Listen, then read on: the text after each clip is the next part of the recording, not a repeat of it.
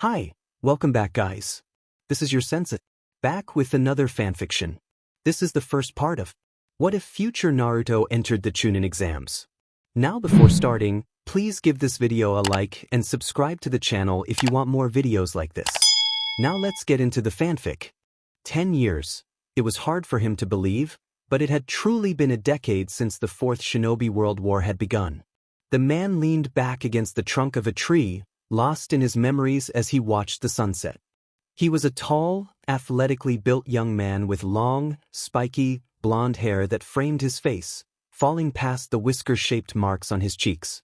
His attire consisted of a simple dark green shirt, dark blue trousers, and a pair of black sandals. His allied shinobi forces Hitayate was worn over his forehead and across the left eye that even the regenerative powers of the Kyuubi were unable to replace after it had been gouged out during one of the more recent battles of the war, though his healing abilities had saved him from carrying any scars. It was a habit, he supposed, that he'd copied from his late teacher. Although he'd long since stopped wearing his leaf Hitayate out of respect for what the Shinobi Alliance had symbolized, he always carried it with him as a reminder of those who had first believed in him, and of his love for a home that he had not seen in years. Over the rest of his attire, he wore a black haori with stylized orange flames across the bottom hem. A swirling whirlpool-like design was emblazoned in red across the back as homage to his maternal clan. Partially concealed beneath his cloak, strapped to his waist, was a pair of combat knives. They were masterfully crafted, among some of Tenten's finest creations. The black hilts had been made with practicality in mind as they were able to be held comfortably in either a normal or reversed hand grip. The blades themselves had wickedly sharp edges concealed within jet black scabbards, each of which was decorated with a detailed image of a fox hidden behind leaves. The material that made up the knives was specially treated to be stronger, more durable and able to channel chakra. The twin knives were the perfect tools to complement his destructive wind affinity and preference for close-quarters combat. If only I had been stronger, thought Uzumaki Naruto, as he let out a deep sigh, none of this would have had to happen. The war, it had gone badly. Naruto and Killer Bee had entered the war against the wishes of the five Kages, turning the tide on multiple fronts of the battlefield. But momentum shifted against them and they were forced into a stalemate once they had come up against the masked man known as Uchiha Madara and the seven-tailed beasts that he had already enslaved to his will. The pair had waged a desperate battle, but just when Naruto appeared to be gaining the upper hand by beginning to free the tailed beast and gain the Kyuubi's trust, Madara played his trump card and revived the Jubi, the ten-tailed beast, using only a fragment of the chakra from Gyuki and Kurama, along with the other seven. He then proceeded to immediately subjugate it, becoming its Jinchuriki. By the time anyone else from the army had arrived, Naruto and Killer Bee had already been defeated effortlessly, so outclassed that they hadn't even been able to put a scratch on the strange mask Madara always wore. The combined might of the allied shinobi forces had simply been blown away after Madara had become a Jinchuriki. In the end, the entire army had been forced to retreat from a single man. Everyone knew that someone would have to stay behind to hold Madara off long enough for the others to get away with the unconscious Naruto and Bee. In the end, it had been the five Kage who had stayed behind. Although they were soundly defeated, they had given their lives to buy enough time for the rest of their forces to escape. The only consolation was that Madara had, for some reason, been unable to enact his plan and cast a genjutsu upon the moon. Shikamaru had surmised that, barring the possibilities that he had either been lying the entire time or had simply switched plans, his inability to cast the genjutsu was due to the fact that the Jubi was still incomplete without the full power of the Hachibi and Kyuubi. From the intensity with which Madara still pursued the last two Jinchuriki to this day, it seemed that this was at least part of the explanation. Naruto had secretly wished that he could simply kill himself to end such a large threat to the world, despite how he knew it would make his friends feel. However, since Kurama would simply be reborn somewhere else where he would be much easier to find and capture, Naruto had to fight back by evading capture and striking back whenever he could. The years had not been kind to the allied forces. What had once been a powerful army of 80,000 warriors had been decimated to fewer than 2,000 in the years following Madara's ascension. Over the years, they'd suffered defeat after crushing defeat, constantly having to fall back and regroup. constantly having to leave their brethren dead or dying on the battlefield, constantly having to watch towns and villages burn to ash. Even though the Allies were still united in their cause, that unity only amounted to so much. For while their army had been weakened, diminished and demoralized over the last decade, Madara's forces only seemed to grow stronger. Despite the loss of Kabuto, who the Allies later learned had been defeated by Sasuke and a reincarnated Itachi, and nearly all of the white Zetsu, Madara still had a massive and powerful army to be reckoned with. He continued to produce white Zetsu through some unknown means, although never on the same scale as the beginning of the war. Furthermore, he had even managed to recruit ninja from some of the smaller hidden villages that were too terrified to resist him after his victory over the 5 great villages that composed the Allied forces. The Allies had tried their best to keep going. They rebuilt their shattered chain of command, Naruto himself eventually rising to become the field commander of what was left of their army. The Alliance harried Madara's forces, constantly staying mobile, while they engaged in guerrilla tactics and sabotage to damage the villages and territories under his control. Unfortunately, this simply wasn't enough, and the Allies continued to lose more ninja as time wore on. These losses were what hurt Naruto the most. He had spent his entire life trying to be recognized and accepted by those around him. He had believed that if he pushed himself enough, believed in himself enough, he could achieve his dreams and protect those precious to him. The losses of Kakashi, Iruka, Sakura and so many others to the war had taught him otherwise. At this point, even though he would never admit it, he was starting to wonder if he would even be able to save any of those who were still left. And now with Madara finally managing to find our base, Naruto reflected wearily, it looks like the rest of US may have finally run out of time. I suppose we should be thankful that it's taken him this long. After their disastrous defeat at the beginning of the war, they'd needed a refuge from which to organize their resistance efforts, as well as a place large enough to protect the civilians that had been evacuated before Madara destroyed the 5 great ninja villages. They decided on using Mount Myaboku, the home of the ninja toads, as their main base. Overall, the sanctuary had served its purpose well, becoming the only true safe haven for the Alliance. They'd had other bases in the beginning, of course, and some had even managed to remain undetected for years, but now this mountain was all that was left. The only reason Myaboku had survived as long as it had was due to the fact that it was so well hidden and at least a few weeks' travel from any human settlements unless there was a toad summoner to facilitate travel. But even the best of secrets can only be kept for so long, and Madara had finally managed to track down their location. It had taken his forces the better part of a year to navigate the uncharted lands around the mountain once they had found the Allies' approximate location. Now, however, the enemy army was finally closing in, a few days away at most. The Allies could try to run, and some would most certainly get away, but there was simply nowhere left to hide. I wish we had more of a plan than what that old toad Fukasaku has cooked up. It's crazy and reckless, even for me, he mused. Shikamaru says that it may be the only choice we have left though. I wish you were still here, father, Jiraiya-sensei. You'd both know what to do, wouldn't you? Despite the hopelessness and adversity of the situation, he knew, deep down, that he would not give up. He couldn't give up. There was still something worth fighting for. As if on cue, Naruto sensed a presence to his right and smiled. Well, at least there's still one good thing left in this world, he thought as he turned towards his wife.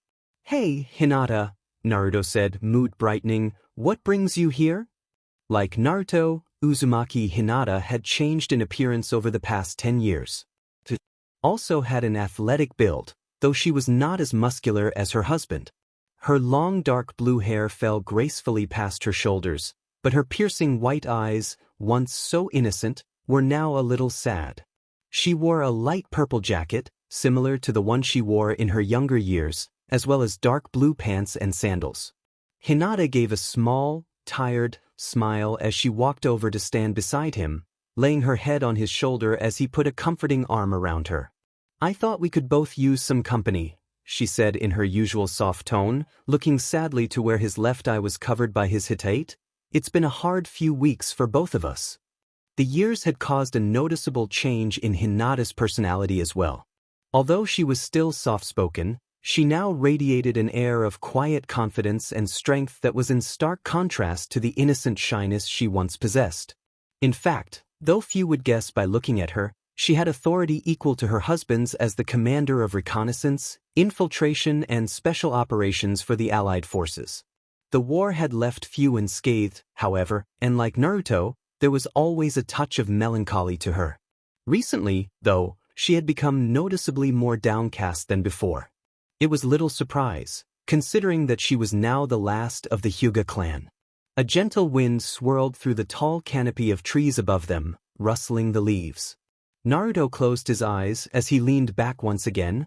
"I was just taking some time to think," he admitted. "But you know I can always use your company," he added teasingly.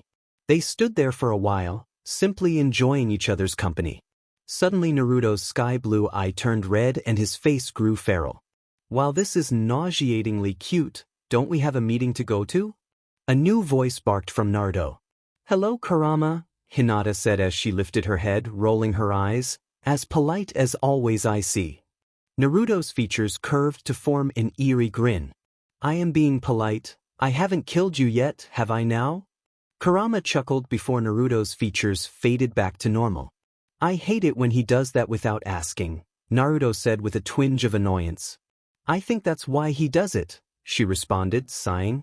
"Even though I'd love to stay here for the rest of the evening, he does have a point. Besides, he sort of ruined the moment." Naruto nodded. "You'd think that becoming friends with us would have improved his attitude a bit more." "Not in your dreams, runt." A voice rumbled within his mind. "Now hurry up." "Stupid fox," Naruto muttered. Then, raising his voice, he said more loudly, "Let's go, Hinata." She nodded and they started off to meet with the others. As the couple walked in silence along the path, they maintained a slow and measured pace, the soft grass crunching underfoot. "So," Hinata began slowly as they neared the building in which they were to meet with the others, "are you still opposed to Shikamaru's recommendation? You know he's going to push it on us again, especially since this will be the last chance we will have to discuss the plan before we commit to it." Naruto gave a curt nod. "Of course. You." Hinata hesitated. "You know how I feel. It's not that I'm against the plan itself, it's just, the cost is so high, and we aren't even sure if it will work." She trailed off. "But it's not like I like your solution any more than his." "I know, Hinata. God knows I wouldn't like this plan if our places were switched." Hinata looked away, hiding the look of helplessness in her eyes. Naruto could sympathize. Time and again, the blonde-haired ninja had pulled off the impossible. He had become a legend because of it. But time travel? At best the idea was a desperate, far-fetched hope, even for him. It wasn't that he didn't think it wasn't worth trying, however. In fact, both he and Hinata agreed that it might be their last and only real hope, despite the seemingly impossible odds. It was only by luck 2 weeks ago that Fukasaku had uncovered a withered, dust-covered scroll lost deep within the Toad's library that detailed how to perform the complex time travel technique. The problem was that the ancient jutsu that he had found required an immense amount of chakra. An entire tailed beast's store of chakra to be exact. This meant that giving the amount of chakra necessary to power the jutsu would be draining to the point that doing so would kill the tailed beast's Jinchuriki host. Even then, there would only be enough energy to send back 2 people at most, with little more than the clothes on their back, and that was only if it even worked in the first place. This chakra cost was the reason why it had never been successfully used. This, in and of itself, wasn't a problem. Naruto was more than willing to make such a sacrifice for even the slightest chance of setting the world right. No, the problem was that Shikamaru had suggested sending Hinata and him back, saying that their strength, skills, and abilities, especially when working together, would offer the best probability of success. But, if he agreed with Shikamaru, then the sacrifice would have to fall to Killer B, and that was something he could not bring himself to allow. Unfortunately for Naruto, neither B, nor Gyuki, the Hachibi, seemed to share this sentiment. Although Hinata was not as close to B as Naruto, she also disliked the idea of their friend having to sacrifice himself to send the couple back in time. Unlike Naruto, however, she was also vehemently against the idea of her husband making the sacrifice. Still, She knew the sobering and inescapable truth. Regardless of her feelings, one life had to be forfeit to power the time travel technique. Naruto knew that she was simply too compassionate, too kind, to advocate that either her friend or her love die for the sake of the other. No, Naruto thought, there's no way I could ever agree if it was Hinata who had to be sacrificed. Still, you should know why this is necessary, why I have to be the one do this. I have to make up for my mistakes. No one else can die for me. No! She snapped, frustration and sadness flaring in equal measures. I know why a sacrifice is necessary. But if I have to watch you die right in front of me, it will not be because of your misplaced sense of guilt. Her voice lowered to a whisper. Our friends' deaths weren't your fault. Her death wasn't your fault. I don't blame you and neither did she. If you'd only open your eyes, both of your eyes, you'd see that you have nothing to atone for. Naruto's shoulders sagged. You're right, Hinata, I know that it's not really my fault, and believe me, I don't want to die. Not yet. It's just that sometimes I just wish I could have saved them. And this, he paused, this may actually be a real second chance to set things right. And I'd pay any price for that. I just want it to be me who pays that price and not another of my friends. I know, she said, I just need you to remember that you have nothing to atone for. We both know who's to blame for this. It was a conversation they'd had several times before, each having been at one time or another the one trying to console the other. Each trying to lighten the other's burden when the deaths of so many friends and loved ones over the years weighed too heavily on their mind. They finally reached the wood and stone meeting building and paused outside of it. Naruto gave her a small smile. What would I possibly do without you? He thought to himself. I'll remember, Hinata, for your sake. As they turned to walk inside, Naruto slowly lifted his hitayate, revealing a white eye exactly like his wife's. So quietly that he could just barely hear, he heard his wife whisper her sister's name. Hinata followed Naruto towards the meeting room, barely paying attention to anything other than her own chaotic thoughts. Despite the front she tried to put up for her husband, she was on the verge of breaking down. She had always known that it was possible for either of them to die any time, especially during the war, but it had always seemed a distant worry somehow. Now, however, her worst fear was staring her right in the face, and she wasn't sure how much longer she could handle it. Her sister's death a month ago had already shaken her to the core, and if she lost Naruto, she would fall apart. She simply wouldn't be able to survive losing him too. Hinata knew that she was the only person who might be able to talk Naruto out of what he was trying to do, but as much as she hated this situation, she couldn't bring herself to persuade him to change his mind. That was the worst part of all for her, the knowledge that she may be able to prevent his death, but that she wouldn't because she simply couldn't bring herself to be selfish enough to stop him from trying to save one of his closest friends. And now, she knew she may have to pay the price.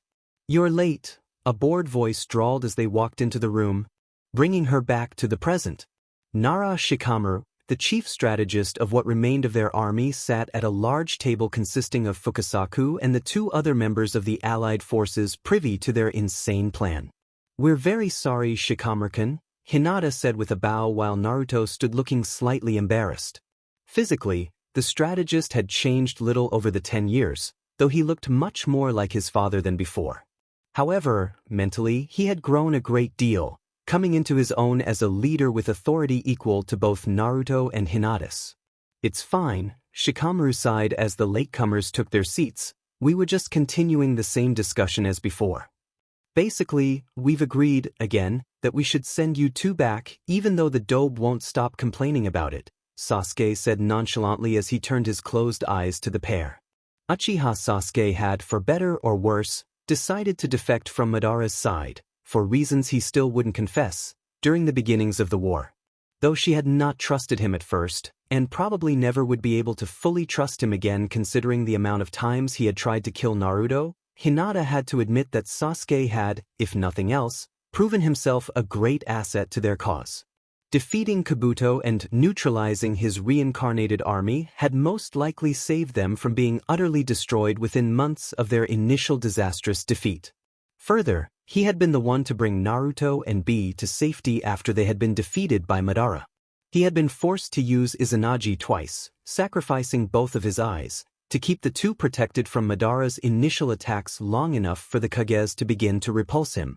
Even without his treasured eyes, however, he was still a formidable fighter and still continued to take on various missions. Not the words I would have used, but the boy is right, croaked the elder toad, Fukasaku. Besides, Naruto boy, you must remember that you are the child of destiny, and I believe the prophecy has not yet come to pass. You must not let your emotions cloud your view of the greater picture. Stop being a fool, it's not cool, Naruto. Killer Bee rapped. Of the 5 ninja present in the room, Bee had seemingly changed the least over the years.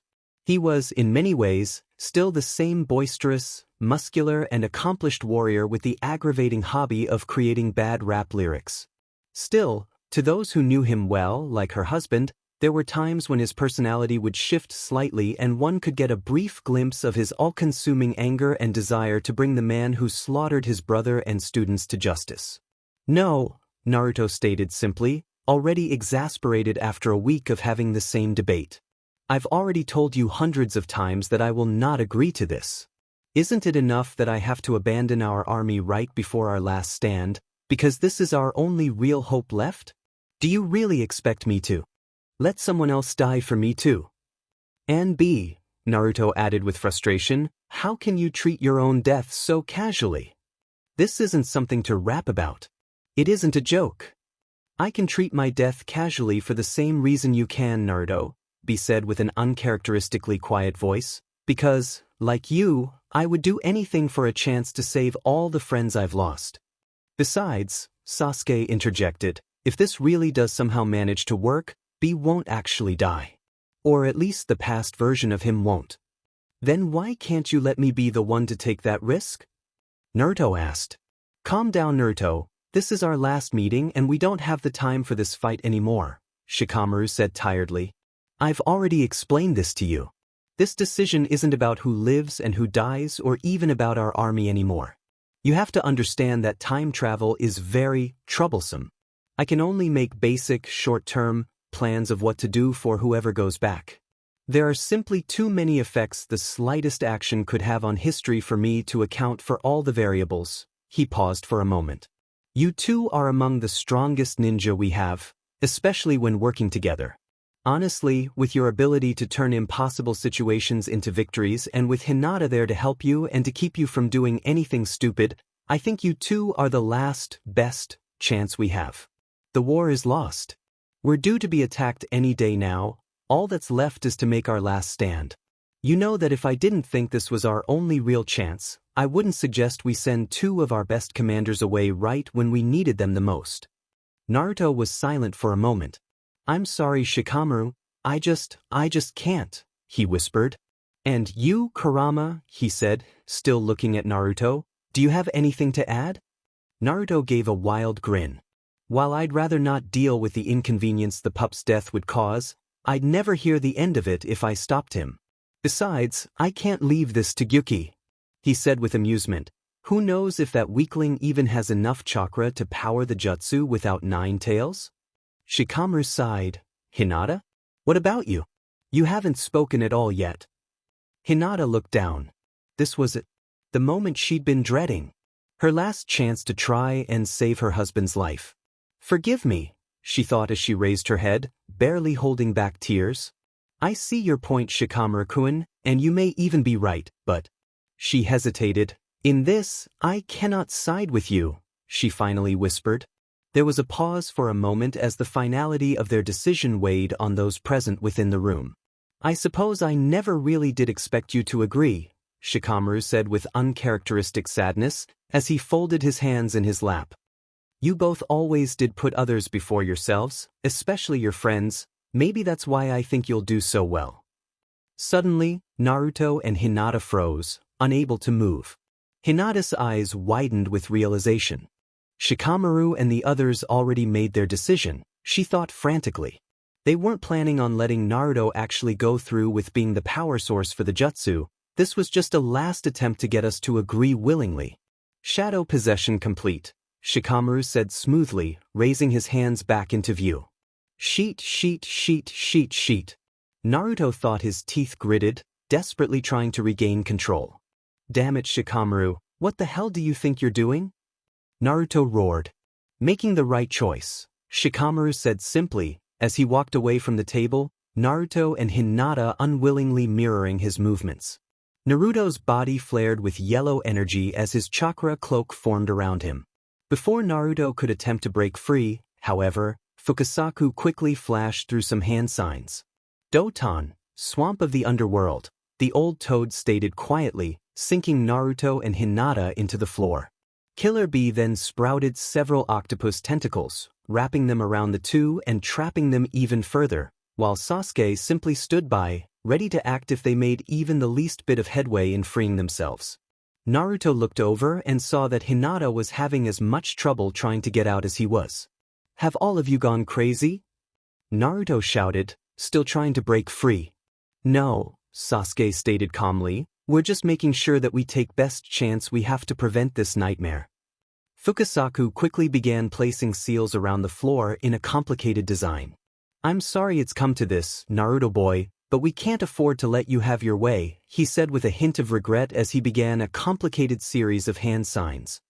Not this time. B began to glow, and then purple chakra shot from him and began to swirl around Hinata and Naruto. Shikamaru and B released their hold on the pair, but they were still trapped within jutsu Fukasaku was performing. Shikamaru, Hinata said softly, as she ceased her now pointless struggling to look into his eyes. To force us to be the ones to do this, to save our lives instead of another's, do you really believe in us that much? I do, Shikamaru responded without hesitation. For what it's worth, I'm sorry we had to take this choice out of your hands. I hate to say it, pup, but I think we may be taking this trip after all, Kurama growled in Naruto's mind. Naruto released his chakra cloak and slumped, defeated. He had been prepared to make one last sacrifice to save his friends, and here he was, forced to let one of them die instead. I may be blind, but I still know that look on your face, Dobe, Sasuke said. This is not you failing to save a friend. This is your friends forcing you to be smart for once. Anyway, he added, like I've already said, if this works out then none of us have to die. Naruto looked toward Sasuke. I don't agree with this, Sasuke, but I understand. B glowed brighter and brighter, flaring like a miniature sun. The amount of chakra being released was incredible. I'm getting close to the end of the jutsu. If you have any last pieces of advice, now's the time, Fukasaku announced gruffly. First, I have warning for you three. I am not certain exactly what state you will be in when you return to the past. However, based upon my research I believe that you will most likely be separate entities from your past selves with all of your abilities intact, except, perhaps for your summoning contracts, which you may have to reobtain. As for the QB, he will most likely survive the ordeal, though beyond that, I cannot predict what effects this jutsu will have upon a tailed beast since it was never designed with one in mind. Lastly, be careful. There's no telling how difficult a trip through time might be. As for my advice, all I have to say is this. Remember the prophecy, Naruto. Remember that you can still change this world for the better. Shikamaru stepped forward resolutely. There's little I can suggest for you to do, Shikamaru began. Like I said, this situation is troublesome.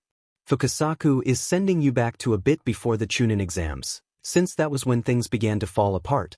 You should start by talking to the third and asking him for help. Remember that since we never did see Madara try to perform that ridiculous genjutsu, we still don't know if that really was his ultimate goal or if he was just lying and had something completely different up his sleeve, but it doesn't really matter.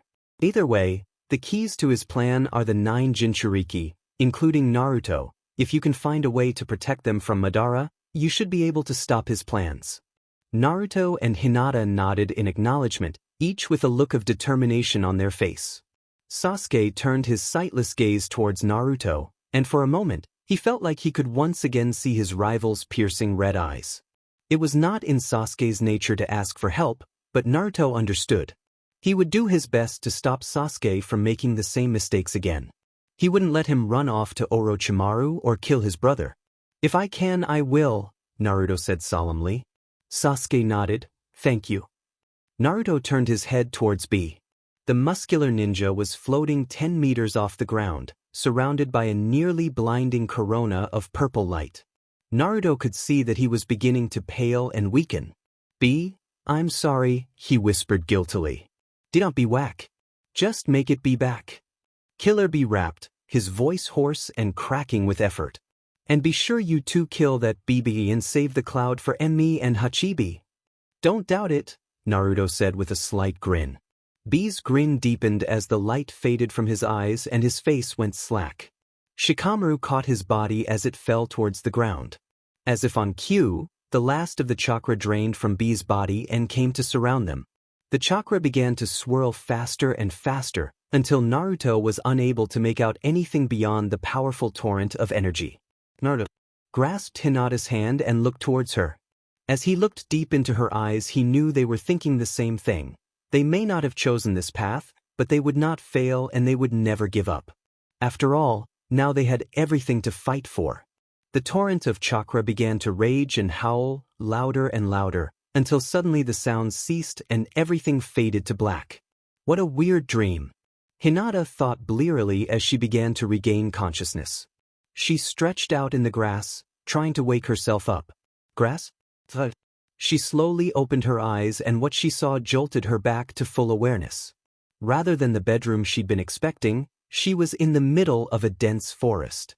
Wait, the jutsu, she thought, scrambling to her feet as her most recent memories surged to the forefront of her mind. Did it work? It definitely did something. Just then, she noticed Naruto beside her, still asleep. She knelt next to him and tried to wake him. Naruto? Naruto, wake up, she insisted as she shook him. Hinata? What is it? He asked groggily.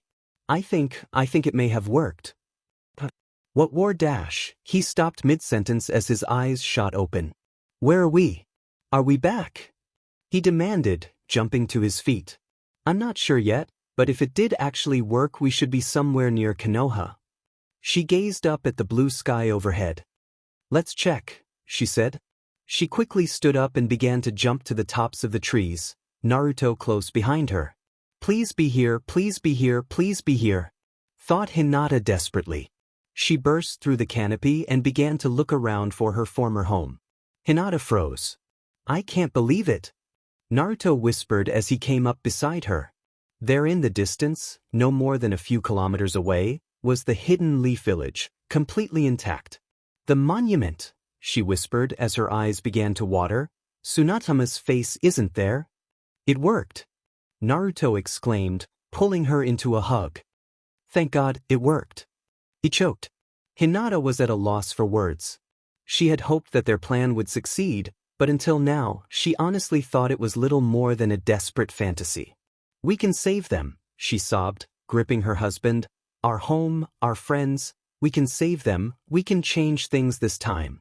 They stayed that way for a few minutes, too stunned to do more than hold on to each other and pray that it wasn't all just a dream. Hinata wiped her eyes, smiling as they pulled apart, truly hopeful for the first time in years. Let's get down from here, the last thing we need is to get spotted now.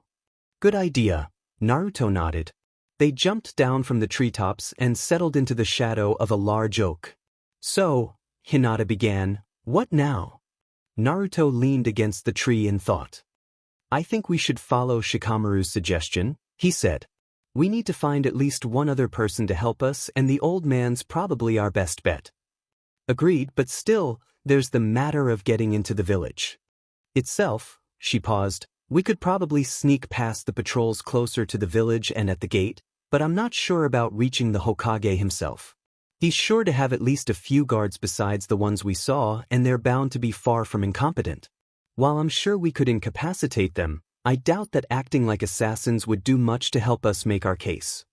You're right, we need to find a way to get a private audience somehow. We also need to figure out exactly when we were sent to. We may be back in the past, but that's no guarantee that we're exactly where Fukasaku aimed to send us. That's a good point too. She hesitated. The biggest problem, though, is our appearance. I doubt anyone would be able to connect us to our past selves. It's just too unrealistic to be believable, even if it is the truth. Still, you look too much like your father, and I look too much like a Hyuga for us to be able to simply ignore it. Most importantly, our eyes, Naruto. We have to hide our eyes. If my father even suspected that the Hyuga's Byakugan had been obtained by anyone outside the clan, he would be furious. And as far as he knows, we're both outside of the clan. Why does everything have to be so difficult? He sighed. At least my mother's clan isn't in Konoha to complicate things as well. Naruto paused. Wait, that's it? Hinata looked at him quizzically. What do you mean? My mother's clan, the Uzumaki, they were one of the most prominent clans of Uzushigakure in the land of whirlpools. The village was destroyed in the Third Shinobi World War, but the village, especially the Uzumaki, had always had close ties to Konoha. If we say that we were survivors from the village that have come to join the Leaf, it should be enough of an excuse to at least get to see the old man. It would also explain why two unknown, highly trained ninja would suddenly want to join the Leaf instead of another village. That's perfect actually, Hinata smiled. I hadn't considered that type of approach, though we will have to be careful when anyone asks what we did during the time between the village's destruction and now. Also, only you should be a hereditary member of the clan. Even though it doesn't affect what we're trying to do, I'd rather our story include the fact that we're married instead of siblings or relatives. She sighed. Still, there's the matter of actually disguising our appearance. A simple transformation would be too unreliable. Actually, I have a solution to that problem as well, Naruto explained with pride.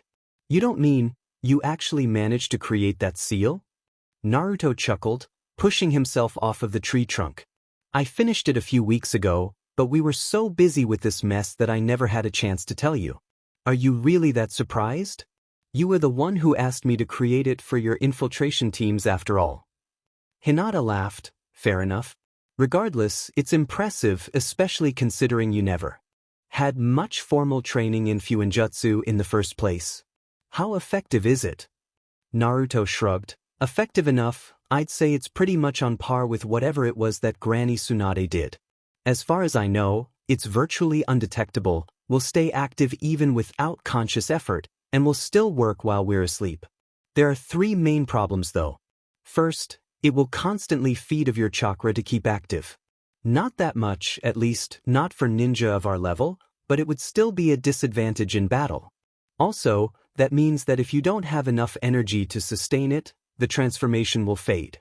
Second, you're limited to only one appearance, so you'd have to remove and reapply the seal to change how you look. Last, the seal will still be visible even during the transformation, though since I invented it, no one will know what its purpose is. He paused. Also, there's one more thing. It wouldn't normally be too much of an issue, but the actual creation of the seal is draining, so it'd be dangerous to do in the field. I see, Hinata said, nodding. Still, even with those drawbacks, that seal should be more than enough. She thought for a moment, recognizing a potential problem. We do have to test it though. If I can see through it with my Byakugan, it may make things more difficult. Naruto nodded. You're right. I guess I didn't have to take the Byakugan into account while I was working on it since your entire clan fought with us. Let's test it before we go any further then. He took a deep breath before beginning a series of hand seals. After about a minute, he finished and his right hand began to glow. Metamorphosis, he whispered as he pressed his hand into his left shoulder. An elaborate circular design began to form, spiraling out from where his palm met his shoulder. The shape shined brightly just as it was completed. After the light faded, it looked like nothing more significant than an intricate tattoo. Here we go, said Naruto, grinning at her. There was an explosion of smoke, but it was much larger and more powerful than the one that accompanied a normal transformation. When the smoke cleared, a new man was in the place of her husband, still wearing the same grin Naruto had seconds earlier. While his clothing was the same, his physical appearance was completely different. The whisker marks that were on his cheeks were now non-existent. His face was slightly different structurally and was a bit more angular and had more softness to it than Naruto had originally had. The most apparent change, however, was his hair. He had straight crimson hair that hung down to his shoulders, a bit of it framing the right side of his face. The only thing consistent with his original appearance, she noticed, were the striking blue eyes that always reminded her of a clear summer day, though now he had two instead of one. Naruto brushed a few strands of his new hair out of his eyes. "So, what do you think?" he asked in a voice that she'd never heard before. "Well," she smirked, "you look handsome. Not as good as the original, of course, but I think I can learn to live with it." Naruto laughed, though the sound had an edge of fatigue to it. "I'm glad you approve. Can you take a look?" "Of course, just a second," Hinata said as she made a hand seal. "Byakugan." Her range of vision increased exponentially, expanding outwards for miles in every direction. She took some time to steady herself against the sense of vertigo and strangeness that accompanied the activation of her eyes before focusing on Naruto. "It's hard to describe. I can't see through your transformation like I would be able to normally, but when I focus intently on you, you become blurry, but only slightly." She paused for a moment. "Considering how proficient I've become with these eyes, I doubt most of my clan would even be capable of noticing it, no matter how hard they tried. Still," she turned towards the direction of the village, "though I doubt they'd activate their eyes within the village just to study us. Be careful of the stronger members of my clan. My father, Niji and Ai-san, and maybe a handful of my other relatives. They may be able to see through our disguise. There's no way they'd guess the truth, but still, I'd rather them not become suspicious of us." "I guess that's not too surprising," Naruto said, face pensive, "but do you think it's worth the risk?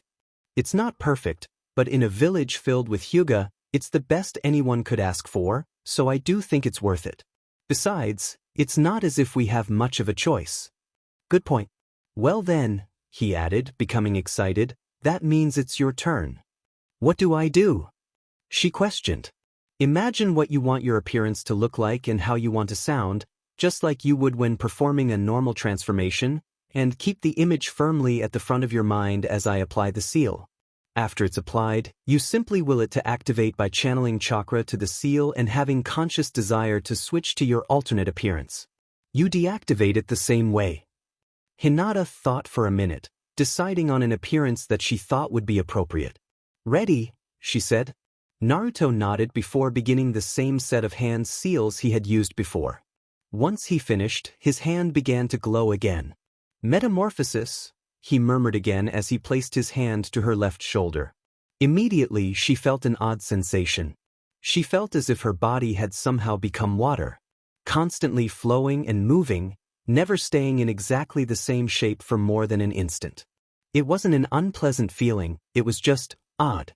And then the feeling suddenly ceased, and as she looked at her shoulder she saw a design identical to her husband's.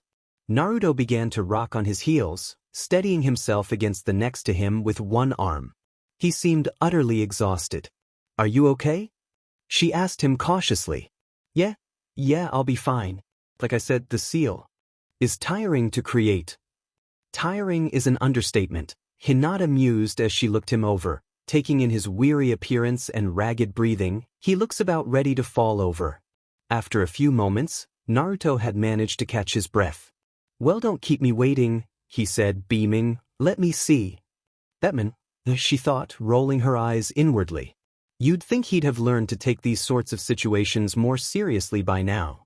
Sighing inwardly, Hinata began her transformation. Around her there was a large explosion of smoke through which she couldn't see. As the smoke cleared, she found Naruto staring at her. "Well, how do I look?" she asked nervously, not missing that her voice had changed to how she had imagined it as well. He seemed to fumble for something to say. "Gorgeous," he whispered, "but not as good as you normally look. I was just caught off guard," he added hurriedly.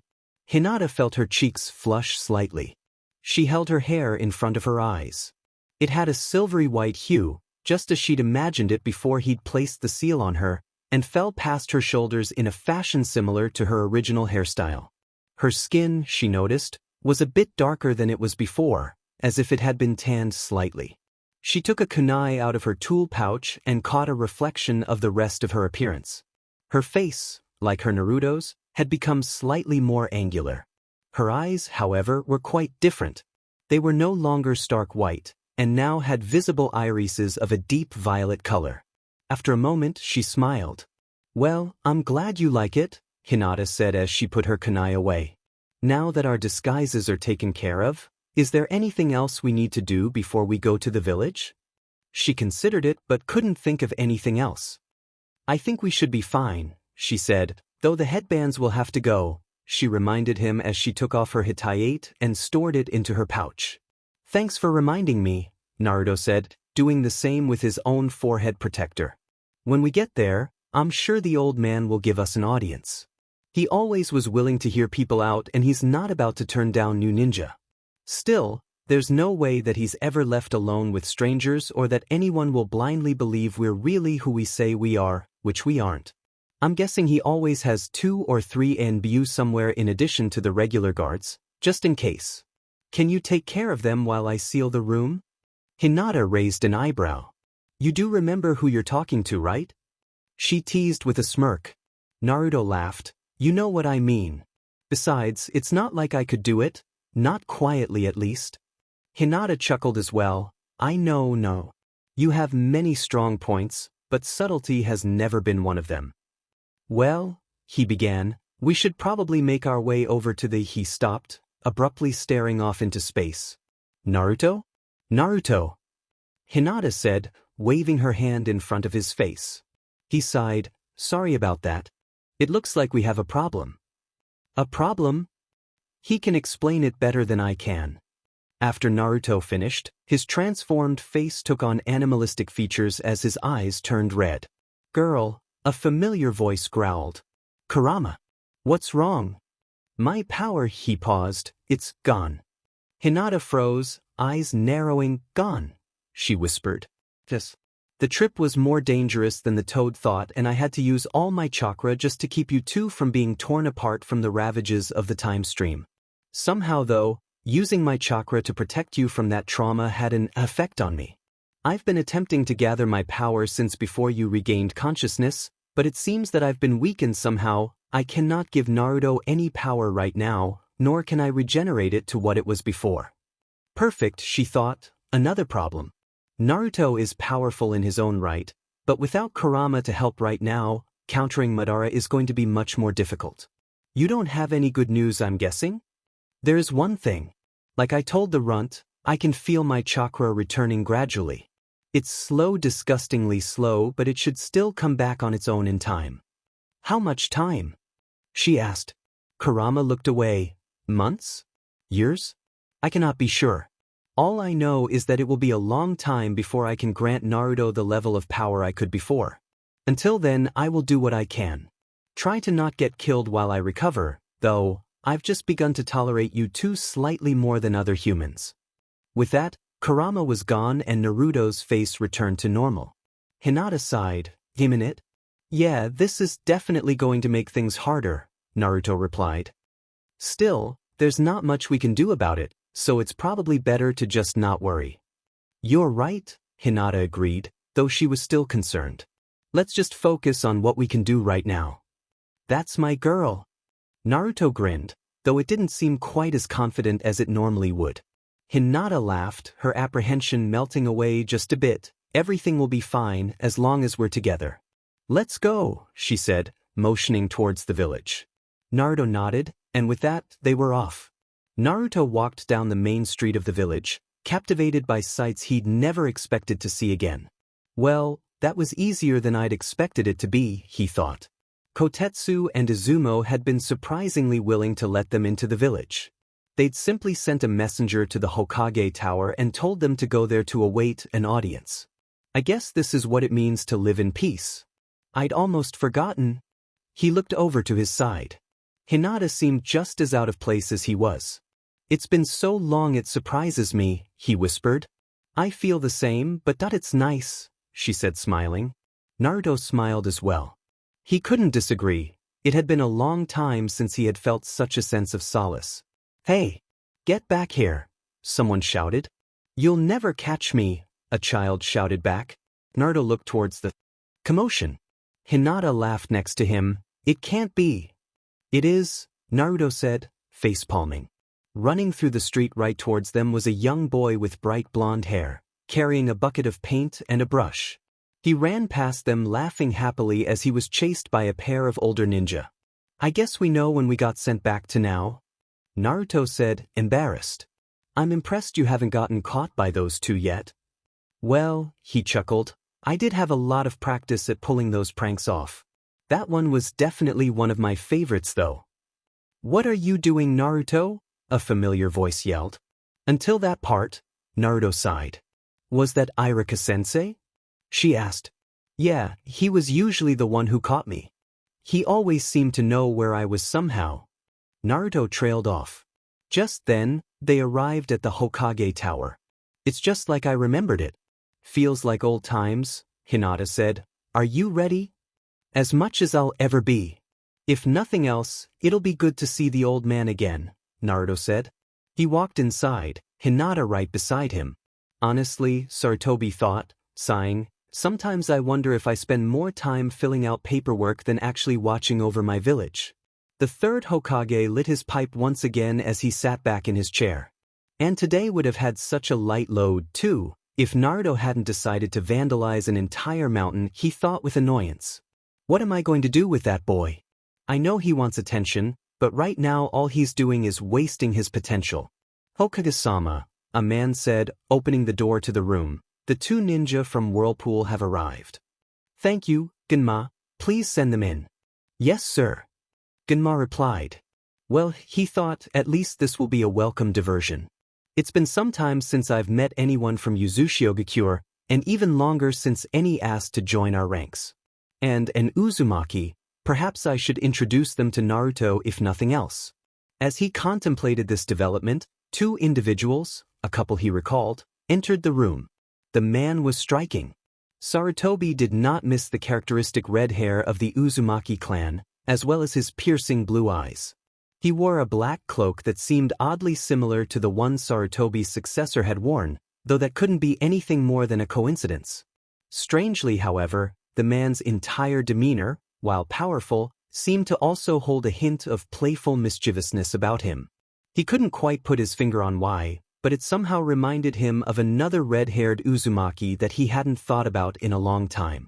The woman, on the other hand, seemed to complement him perfectly. She had flowing, silvery white hair and glowing violet eyes. She was more graceful than he was, but the Hokage had no doubt that she was his equal in strength and ability. Both of them exuded a quiet sense of power and confidence. Furthermore, though he doubted many would be able to notice it, both of those in front of him had the unmistakable bearing of one who was experienced, not just in training or fighting but in war as well. These were individuals who knew the true meaning of loss and sacrifice.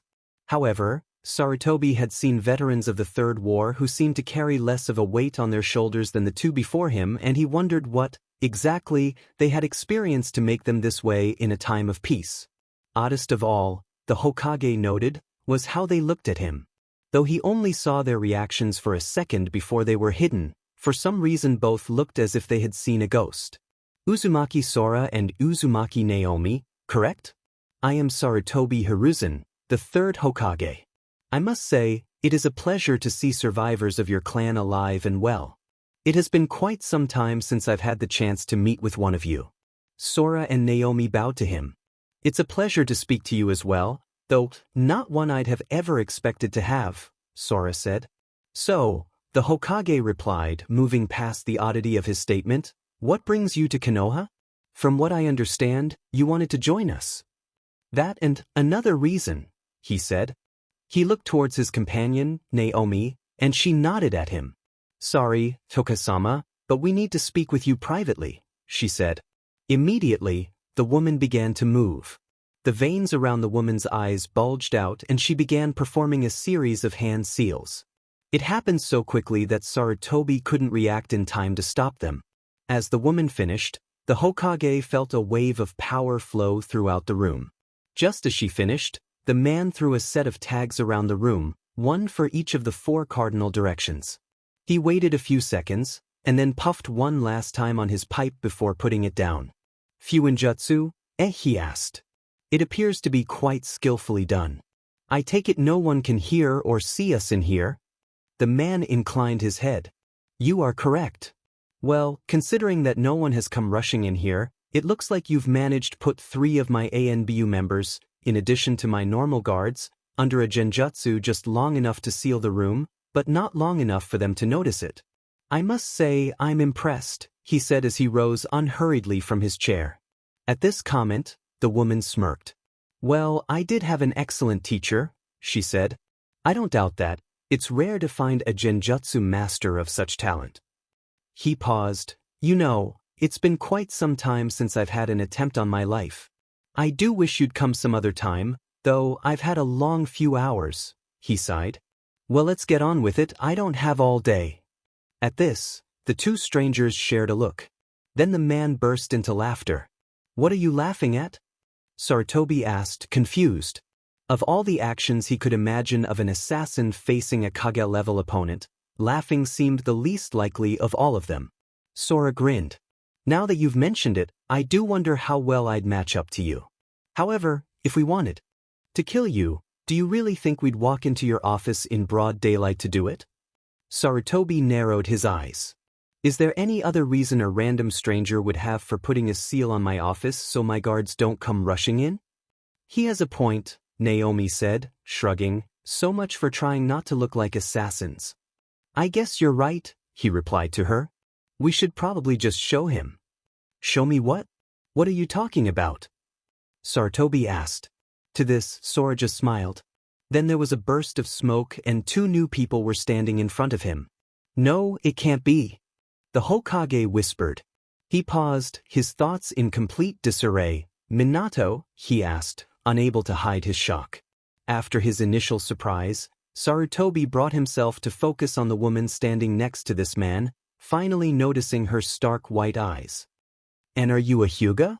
What is the meaning of this? The strange man, for the Hokage was now certain that Sora was not his true name, looked away. Well, you have one of us right, old man, she is a Hyuga, but no, I am not my father. The Hokage frowned at the way he was addressed, trying to mask his confusion. Father? Do you really expect me to believe that Minato had a son? The man turned back towards him, grinning. Of course, old man, you did take care of me for the first 12 years of my life after all. I'm Naruto and this, he said, placing his hand on the woman's shoulder, is Hinata. The Hokage narrowed his eyes once again, not bothering to hide his skepticism. He did see the resemblance. Indeed, the man looked much like what Sarutobi would have imagined Naruto to look within the next 15 years or so. However, ignoring the fact that this man also had what appeared to be a Byakugan for one eye, he was obviously not the same 12-year-old that he constantly had to look after. Furthermore, though he claimed his companion was the Hyuga heiress, she, too, was obviously not the same shy 12-year-old girl he had come to know. Still, he admitted, for this man to know that Naruto is Minato's son, or perhaps he's just making assumptions based on their similar appearances and is fishing for confirmation. Do you really expect me to believe that 2 12-year-olds from my village lied to get an audience with me, placed a genjutsu on all of my guards, and managed to seal this room? Without even the slightest bit of trouble? Sarutobi asked dryly. Not exactly. The man said, looking away again. He is Naruto and I am Hinata, the woman chimed in, but not the ones that you know. It may sound ridiculous, but we're from the future, she said, almost sounding as if she herself was unsure of the truth of what she was saying. The Hokage's first thought was to simply scoff at them and ask for the truth, but for some reason he couldn't do that just yet. He had seen and heard strange things in his life before, though this was without a doubt the most far-fetched. However, if what the woman said was true, then everything that they were saying, all of the inconsistencies, would make sense. Why should I believe you? He hazarded, ignoring the absurdity of even considering their claim. Suddenly, the man's face changed, contorting into a feral snarl, because, Hiruzen, a new voice spoke. If you don't believe them, your precious village will burn. The Hokage froze. This presence, he thought to himself, no genjutsu or ninjutsu would be able to mimic it so perfectly. You're the QB, he stated, taking a step back from the possessed man. So, that really must be Naruto. Then a terrible thought occurred to him. And now you're possessing him. How did you manage to break the seal? At this accusation, the demon just scoffed. Please, he said, rolling his eyes. The brat himself unlocked that seal a decade ago. He turned his head towards Hinata. I've proven your identities, so I'm done talking with this fool. You two can finish dealing with him. With that, the man, who the Hokage now had no choice but to admit was Naruto, returned to normal. Sorry, Naruto apologized. Kurama does that sometimes. At this point, the Hokage could honestly say that he had never been more confused and dumbfounded in his entire life. I believe you, he murmured, slumping back into his chair. You do? Naruto asked, blinking in surprise. Even will admit that this all sounds pretty impossible. Yes, well, impossible or not, there's little other choice considering that the last I heard, the Kyuubi was still locked behind his seal and his Jinchuriki was busy running around vandalizing monuments.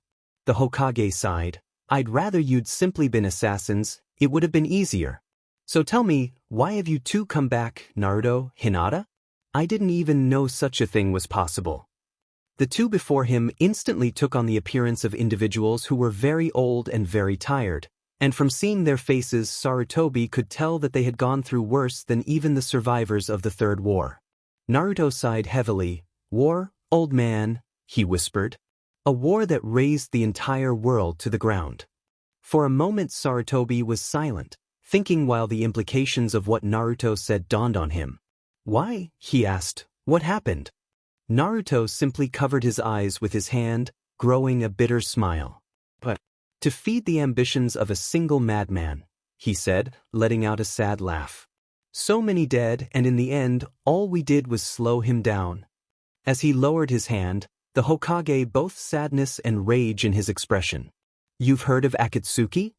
Hinata asked as she looked towards Naruto, laying a hand on his shoulder. Scattered reports, mostly from Jiraiya and... He trailed off. We know the truth about Itachi, Naruto supplied. I suppose I shouldn't be surprised, the Hokage replied. But yes, I've received reports from Jiraiya and the occasional correspondence from Itachi, but other than their major objective I know little about the organization. But what do they have to do with this? They're the cause, Hinata said sadly, looking back towards the Hokage.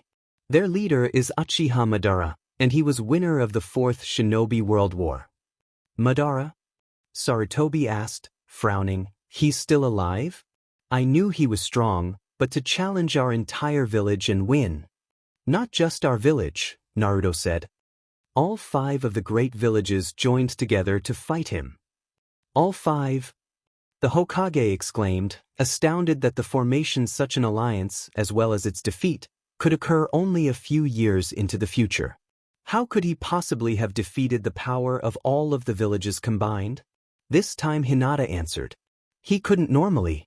Though we'd killed most of the members of Akatsuki by then, they'd still managed to capture the first 7 of the tailed beasts. They'd also managed to obtain portions of the chakra from the Hachibi and Kurama. Somehow Madara was able to combine them to recreate the Jubi and become its Jinchuriki, effectively becoming a second sage of the 6 paths. He claimed his goal was to use all of this power to cast a genjutsu on the entire world, Naruto continued. For some reason though, he was never actually able to do it. Unless he changed his mind or was just lying the entire time, we think it must have had something to do with him being incomplete because he lacked 8 and 9 tails themselves. Either way, for the last 10 years our army struggled to fight back and find some way to defeat him, but we never could. Sending us back in time was the best chance we've had since the war first went downhill. 10 years? The Hokage thought to himself sadly, I became Hokage to protect these children from the horrors of war. It seems that I have failed them terribly on that account. Uchiha Madara, the sage of the 6 paths, the 10 tails.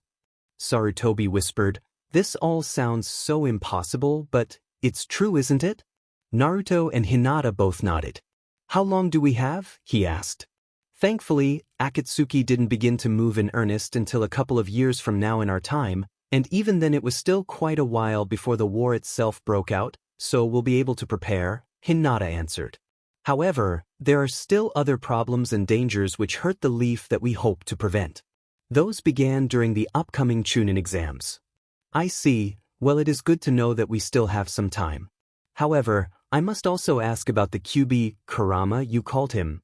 Did you really unlock his seal? I did, Naruto replied. But to be honest, I trust Kurama with my life. There's no way I would have survived this past decade without his help. Then Hinata spoke up.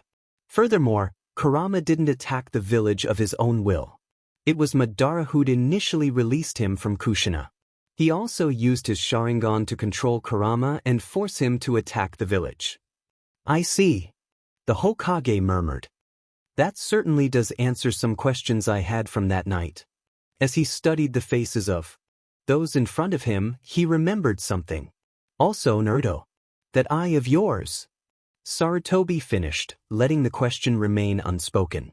Naruto reflexively reached up towards his left eye, before turning away. Hinata looked towards him with a sad expression on her face. It was a parting gift from Hanabi, he answered quietly. Sarutobi was quiet, studying the young man for a moment. His grief is still fresh. He obviously hasn't had that eye for very long, but I can't help but wonder why he seems to feel so guilty. What do you plan to do? The Hokage asked them, changing the subject. Naruto looked towards him resolutely, determination evident on his face. We'll fight. We'll win.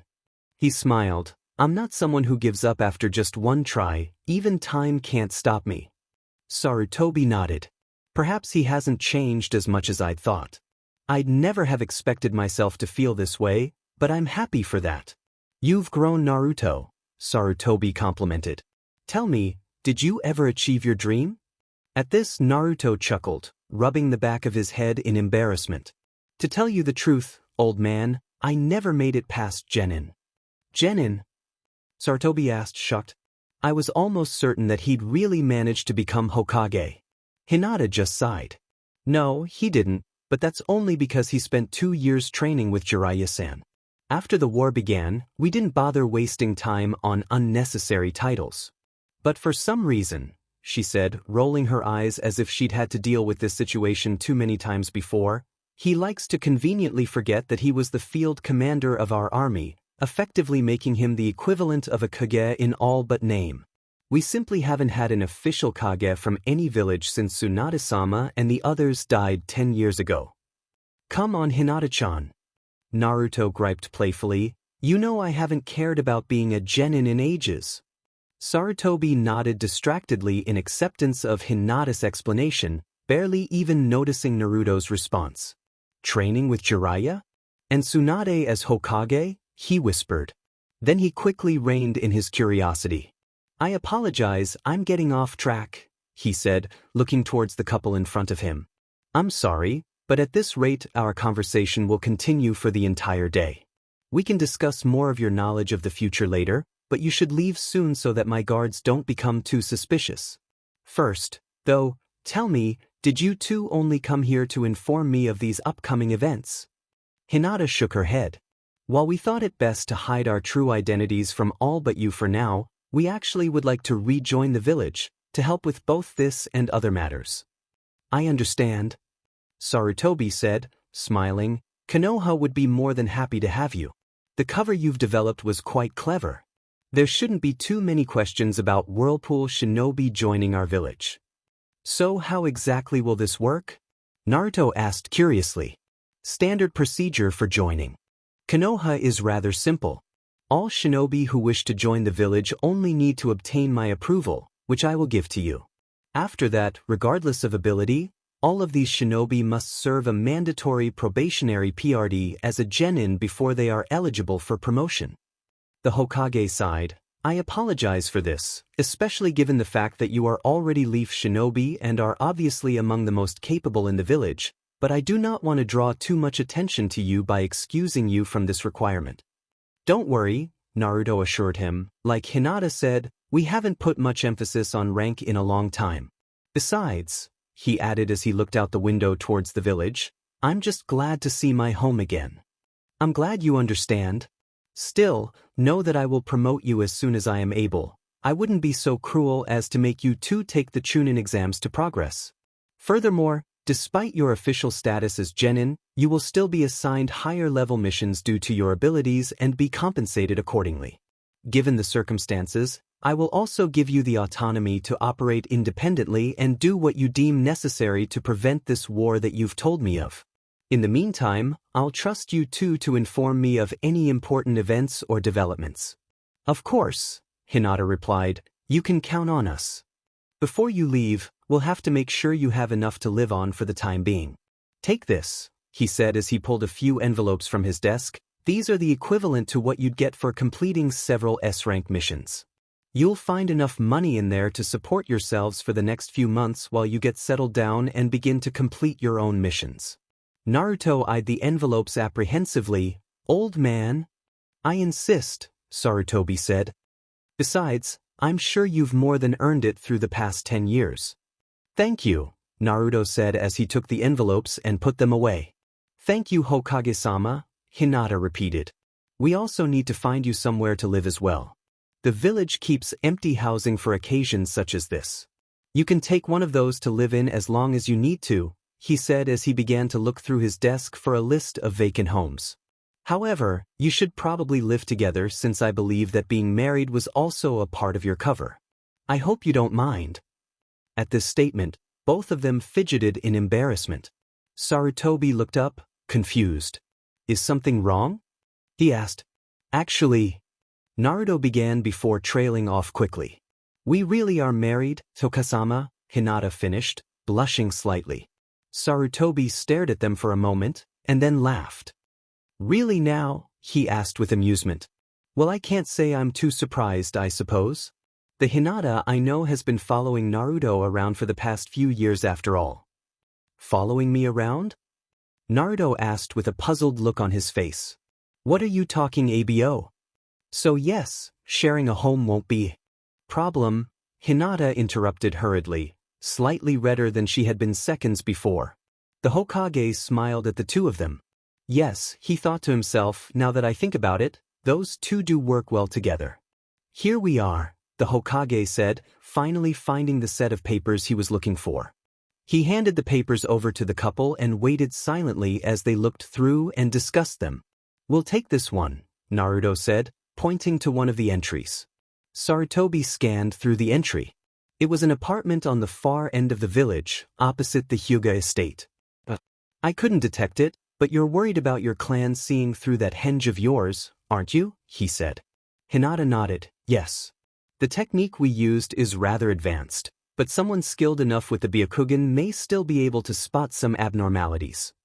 I see, Sarutobi said, understanding her apprehension. That is a danger that is best avoided, especially with your eyes. Very well, this apartment also happens to be fully furnished, so that will make things easier as well. He filled out the necessary paperwork to allow the two ninja to live in the home, as well the forms necessary to grant them the status of genin within the village. These forms contain my approval for you to become ninja of the village and to live in the apartment you chose. Take them to the personnel office downstairs and they will take care of the rest. Thanks for everything you're doing, old man, Naruto answered. We're very grateful, Hinata affirmed. They both bowed. We'll leave for now, Naruto said, but we'll contact you if anything comes up. He paused. Also, it's not much to worry about, but I'm sorry about what my younger self is going to do tomorrow. All right, Sarutobi said warily. I wonder what he means by that. It's probably just some prank to celebrate his final exam.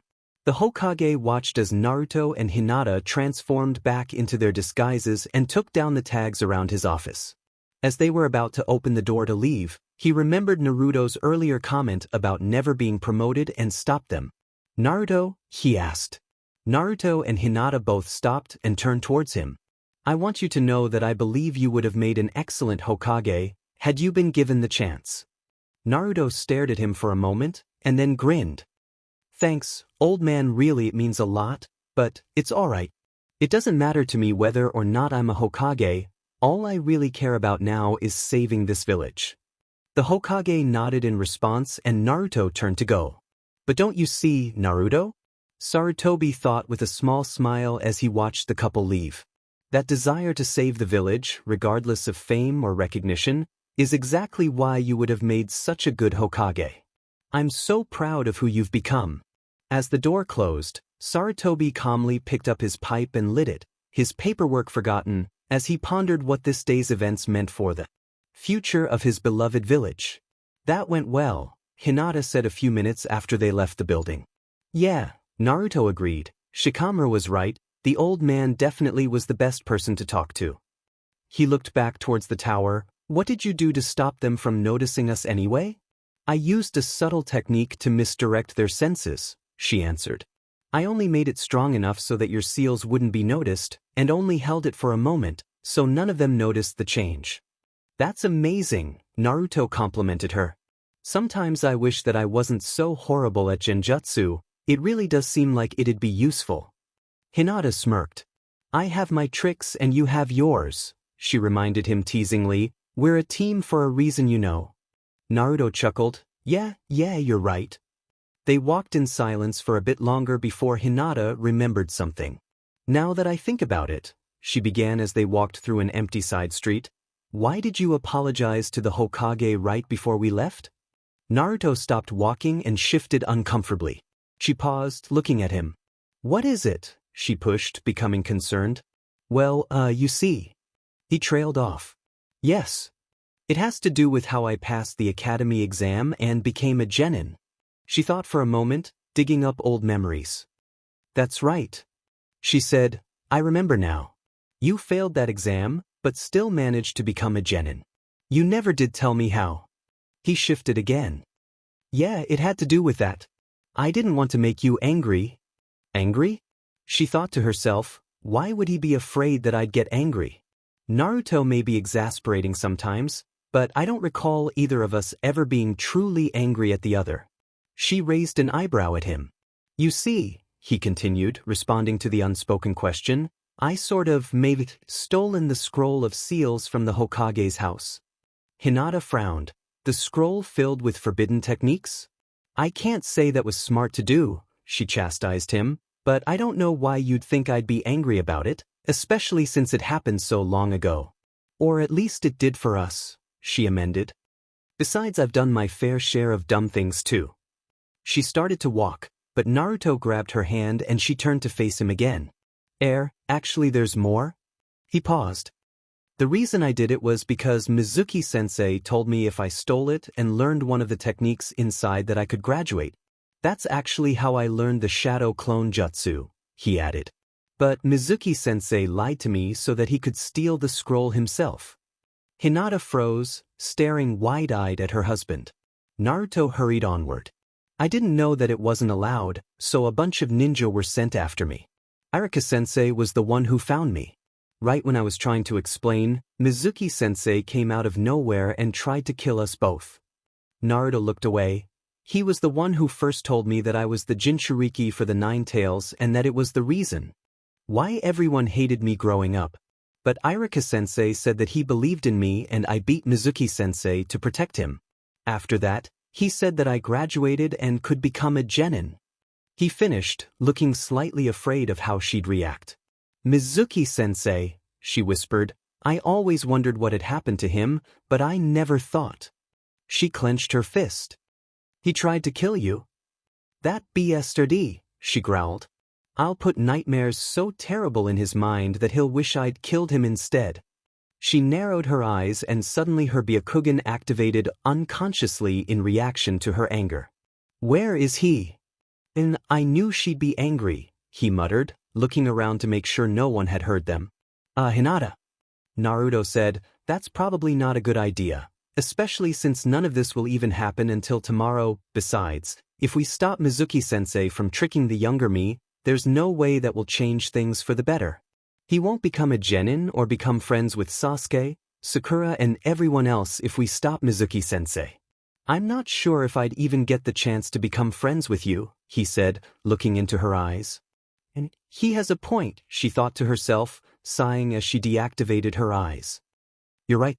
I'm sorry, I didn't really think that through all the way, she admitted, though she was still angry. Naruto took her hand, squeezing it. I understand. I know you're protective of me. After all, I still remember that time you almost got yourself killed saving me from pain, he said with a grimace. But considering how I reacted, I may be even more protective than you are. She nodded, remembering the stories she'd heard of Naruto's rampage after she was struck down. I guess we'll just have to be careful with what we do sometimes, she said. As they began to walk away, Hinata's anger was still simmering despite her acceptance of the situation. Naruto? She asked as a thought came to her. Did you ever see Mizuki-sensei again after that night? No, I didn't. Why? Just because I'm not chasing after him right now doesn't mean I'll forgive him. Make no mistake, if I ever see him again after tomorrow night, I will shatter his mind, she threatened. Remind me never to get on your bad side. She smiled. You could never get on my bad side. She squeezed his hand a bit harder as they continued to walk through the village. As the sun was beginning to set, Naruto and Hinata walked towards the outskirts of the village in a direction leading them away from their new apartment. Neither had actually suggested or commented on their route. There was no need to. Both had felt the same, constant, pull to their destination ever since they had arrived in the village. There it is, Naruto said, seeing their goal as they walked into a clearing. In the center of the area was a large, beautiful, stone memorial. Once they stopped in front of the structure, he watched as Hinata reached out, gently laying her hand on it. Our friends' names may not be on this stone, but still, I'm glad we came here, Naruto thought to himself as he bowed his head. Even if everyone's alive now, it wouldn't be right to just forget the people we knew, the ones who fought and died to give us this chance, he reflected as an image of B flashed through his mind. They stood there for a few minutes before Naruto broke the silence. I think everyone would have laughed at us if they had heard the crazy plan we gambled on, Naruto said, a touch of amusement in his voice. Hinata smiled fondly, shaking her head. I don't. Betting on this might have been foolhardy, even a bit crazy, but still, I'm sure that the others would have been proud knowing that even when things were at their darkest, we still had the courage to keep fighting. To try and defy destiny itself. Naruto chuckled. Well, I guess when you say it that way, it does sound more impressive. Maybe you're right. They continued to watch the monument, content to simply stay lost in their respective thoughts. Well, a familiar voice said, it's rare to see other visitors out here. Naruto turned, smiling at the man. I should have guessed that he might show up here. Yo, the silver-haired man said, I don't think we've met. Hatake Kakashi, at your service. I'm Uzumaki Sora, Naruto answered, and this is my wife, Uzumaki Naomi. We've just joined your village as genin. It's a pleasure to meet you, Hatake-san, Hinata added. The pleasure is all mine, and please feel free to call me Kakashi. We're going to be comrades after all, he replied. Uzumaki? It's been a while since I've met one of your clan, though we do have one of your members in our village. He chuckled. It's also been a while since I've met such obviously skilled genin, I'd forgotten about that rule for new additions. Hinata shrugged, it's just a rank, so we don't particularly care that much about it. We're just happy to have been accepted into the village.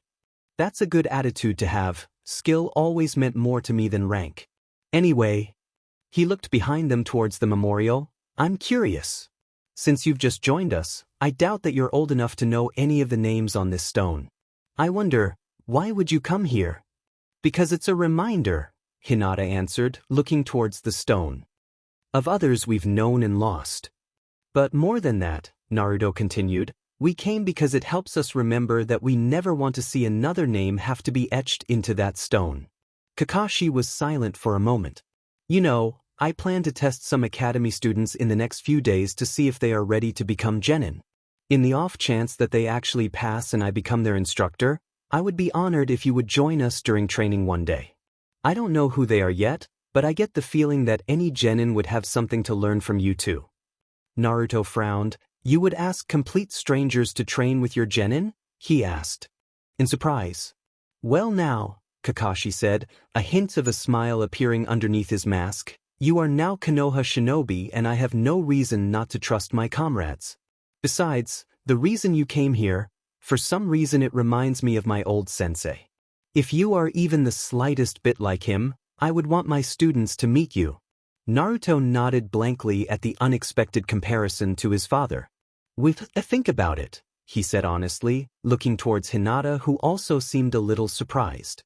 Please do, Kakashi said. If they do pass, we will train in this area on weekdays. If not, he shrugged, you'll probably find me here at least. To be honest, I would like to speak with you again, regardless of whether or not I have genin to train. Naruto smiled, looking back at Kakashi. So would I. He turned towards Hinata and she nodded. Unfortunately, we have to leave now, but I'm sure we'll see you again, Naruto said. It was nice to meet you, Hinata added. Kakashi nodded at them. You as well. Good night. He gave them a lazy salute, then turned back towards the stone to begin his silent vigil. With that, Naruto and Hinata left the clearing, walking in the direction of a home that they'd never dared hope to see again. Again, Naomi instructed him. Sora got up shakily, taking a deep breath. Byakugan, he cried, forming a hand seal. Immediately his sense of perception changed drastically.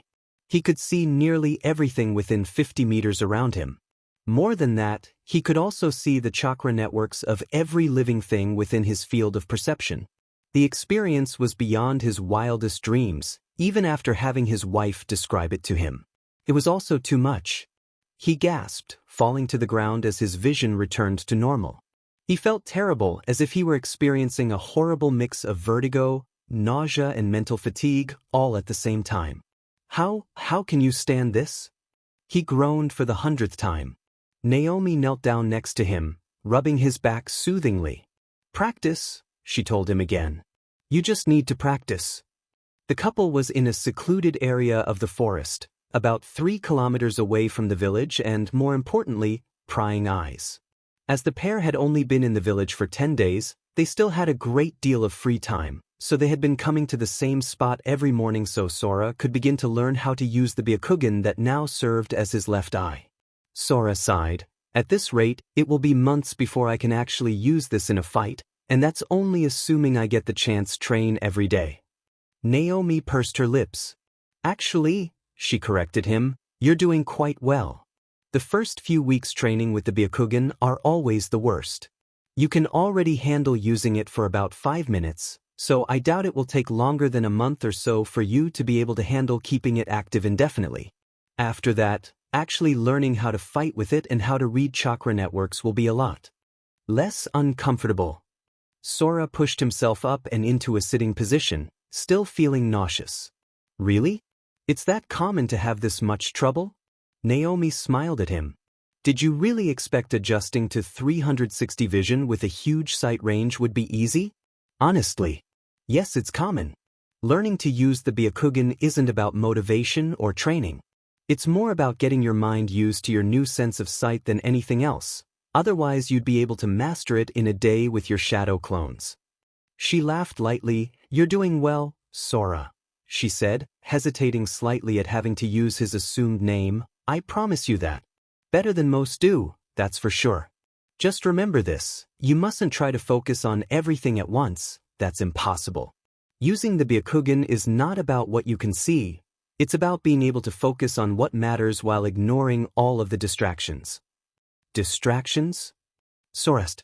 Yes, she answered. While you are able to see everything for an incredible distance, it doesn't matter unless you can ignore what's unnecessary. Otherwise, you'll be too focused on your surroundings to be any use in a fight. That makes sense, he said, getting up and stretching. I guess I just didn't expect this to be so complicated. I figured I would be able to just push through and train like I normally do. How many times do I have to explain that you can't just learn everything by training? Naomi sighed. Sora laughed at her, rubbing his head in embarrassment. Naomi rolled her eyes at him. She looked up towards the sun and saw that it was about an hour before midday. Anyway, we've been here for 5 hours, so that's enough for today. Do you want to go back home now? Or maybe we should stop by the Hokage's office again. I'm sure he's not too mad at you for the scroll anymore. He grimaced at the memory of how annoyed the Hokage had been with him for his younger self's actions when they'd visited 4 days before. Maybe just a couple more days? He thought. Actually, Sora answered, I was thinking about Kakashi's offer again. I think we should go by and see them. Naomi pet her head questioningly. Are you sure? Weren't you the one who said we shouldn't interfere with things, like the other day with Mizuki-sensei? I know, he said, but stopping him would have had many more consequences, most of them bad. It would have changed everything and made the future too unpredictable. Giving our friends a little push, on the other hand, shouldn't change as much or make anything worse. Sasuke especially. He trailed off. Anyway, I didn't mean we should do nothing, just that we need to weigh the consequences before we intervene in the bigger events. Naomi pursed her lips. You have a point, she admitted. I suppose we already started to get involved the second we met with the Hokage. Then she smiled. Okay, let's go. If we're going to see Team 7 though, we might as well try and see everyone else too at some point. Frowned. My younger self, especially, could use a little help. What? Why? Sora asked, confused. I never remember there being anything wrong with you. Naomi laughed and kissed him on the cheek, which only served to confuse him further. What was that for? Not that I mind. For not knowing what I'm talking about, she answered happily. Don't worry, I can handle her. Sora thought, I wonder what she meant by that. Anyway, he said, changing the subject, if we leave now we should be able to get there before they start doing anything too important. Sora, she said, looking puzzled, you know it's around 11, right? Shouldn't your team have started practice hours ago? I don't mind going, but I still don't want to barge in right in the middle of whatever exercise they're doing. He sighed. Don't worry, I doubt they've been doing anything for too long. But, she started, I'm sure I saw all three of you at that training ground hours before this time at some point or another. Sora frowned. Let's just say Kakashi-sensei was never the most punctual of teachers. If you say so, she said, obviously still skeptical. Trust me, he said, starting to leave the clearing.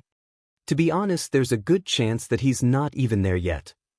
Wow, Naomi said with astonishment. I never thought Kakashi-sensei would be so unreliable. Sora rolled his eyes. Oh, he's reliable when it counts, it's just that when it doesn't matter. He trailed off, letting the implication hang. The pair was hidden in a tree at the third training ground watching three miserable-looking genin complain as they waited for their teacher. What was wrong with your teachers? She teased. First an irresponsible and eccentric flake, then a perverted old man. Ero-Sennin wasn't that bad, Sora insisted. You only say that because Jiraiya-san never peeked into your bathhouses. He chuckled quietly. You know, Naomi said to him, a thought coming to her, when we go down there we'll probably have some trouble with Sasuke-kun, right? Sora sighed. I know. He's actually what I'm worried about the most. Sasuke never was very good about respecting other people's teachings at this age. Even Kakashi-sensei had trouble. It'll be even harder for us once he finds out we're genin. Still, we owe it to him to at least try. Just remember to be forceful, he added. I know you don't like to be that way, but we don't have much choice with Sasuke. Actions will mean more than words ever could to him, so we may end up having to beat some sense into him as a last resort. She smiled at him. It's okay, I don't mind. We'll get through to him somehow. She let the conversation drop and continued to watch the children for a few more minutes. You know, it's hard to believe we were like that all those years ago, she whispered fondly, breaking the silence. They seem so inexperienced, so carefree. He smiled slightly at her, a bit of nostalgia in the expression. It's weird, right? But still, this is the way things should be. They are only 12 after all. I know, she agreed softly. But it's not the way things will be, she thought to herself sadly. They sat there, quietly lost in thought. After about 10 more minutes of watching, however, there was a large puff of smoke in the middle of the field where the three genin were waiting. Yo, Kakashi called out nonchalantly to his students. You're late. Naruto and Sakura yelled. Kakashi looked away. Well, you see, there was a little boy who was looking for his lost dog and... Liar! Sakura interrupted him. You're never on time. Naruto shouted. Sasuke just quietly stared daggers at him. Kakashi laughed sheepishly before noticing their hidden guests. Not bad, he thought to himself. It took me this long to notice them and it doesn't even seem like they're trying. So you came, he said, smiling, which earned looks of confusion from his students. I wasn't sure if you would. He watched as the couple jumped down from their perch, surprising his young students. Well, you did invite us, Kakashi-san, Naomi said to him, a hint of annoyance in her voice. Though you forgot to mention that you weren't going to show up until hours after your students arrived. Well, Kakashi answered quickly. Like I was explaining to them, there was this little boy and… Sora just sighed, rolling his eyes. Don't even try, he said tiredly. It was as if he was far past the point of caring about Kakashi's habit even though Kakashi had only met the pair once before. Kakashi laughed again, embarrassed. Sensei?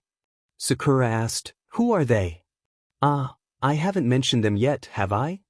Kakashi said. This is Uzumaki Sora and his wife Uzumaki Naomi. They just became genin of this village. What? Naruto shouted towards him. Uzumaki, when did you meet them? Why didn't you tell me about them? Kakashi shrugged. I forgot.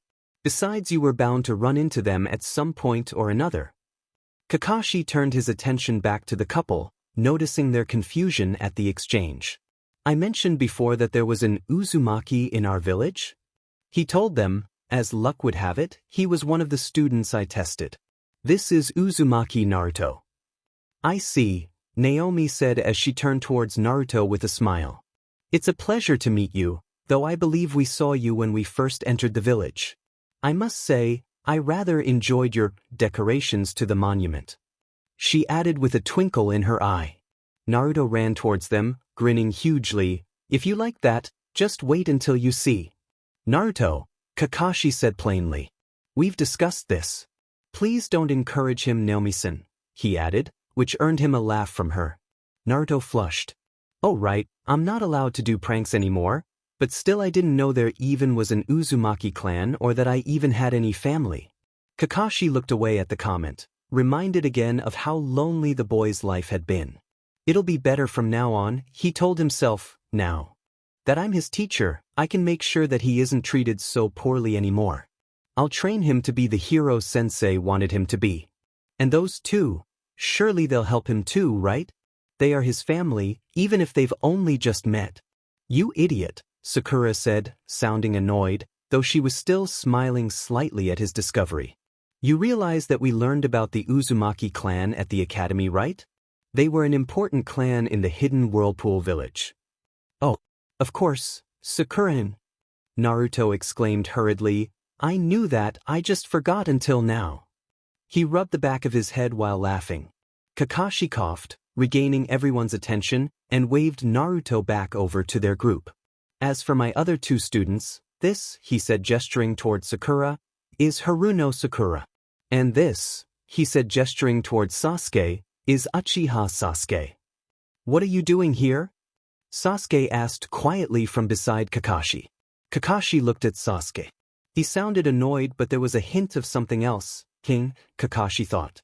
Naruto suddenly having family members appear out of nowhere? I should have known he'd be at least a little jealous.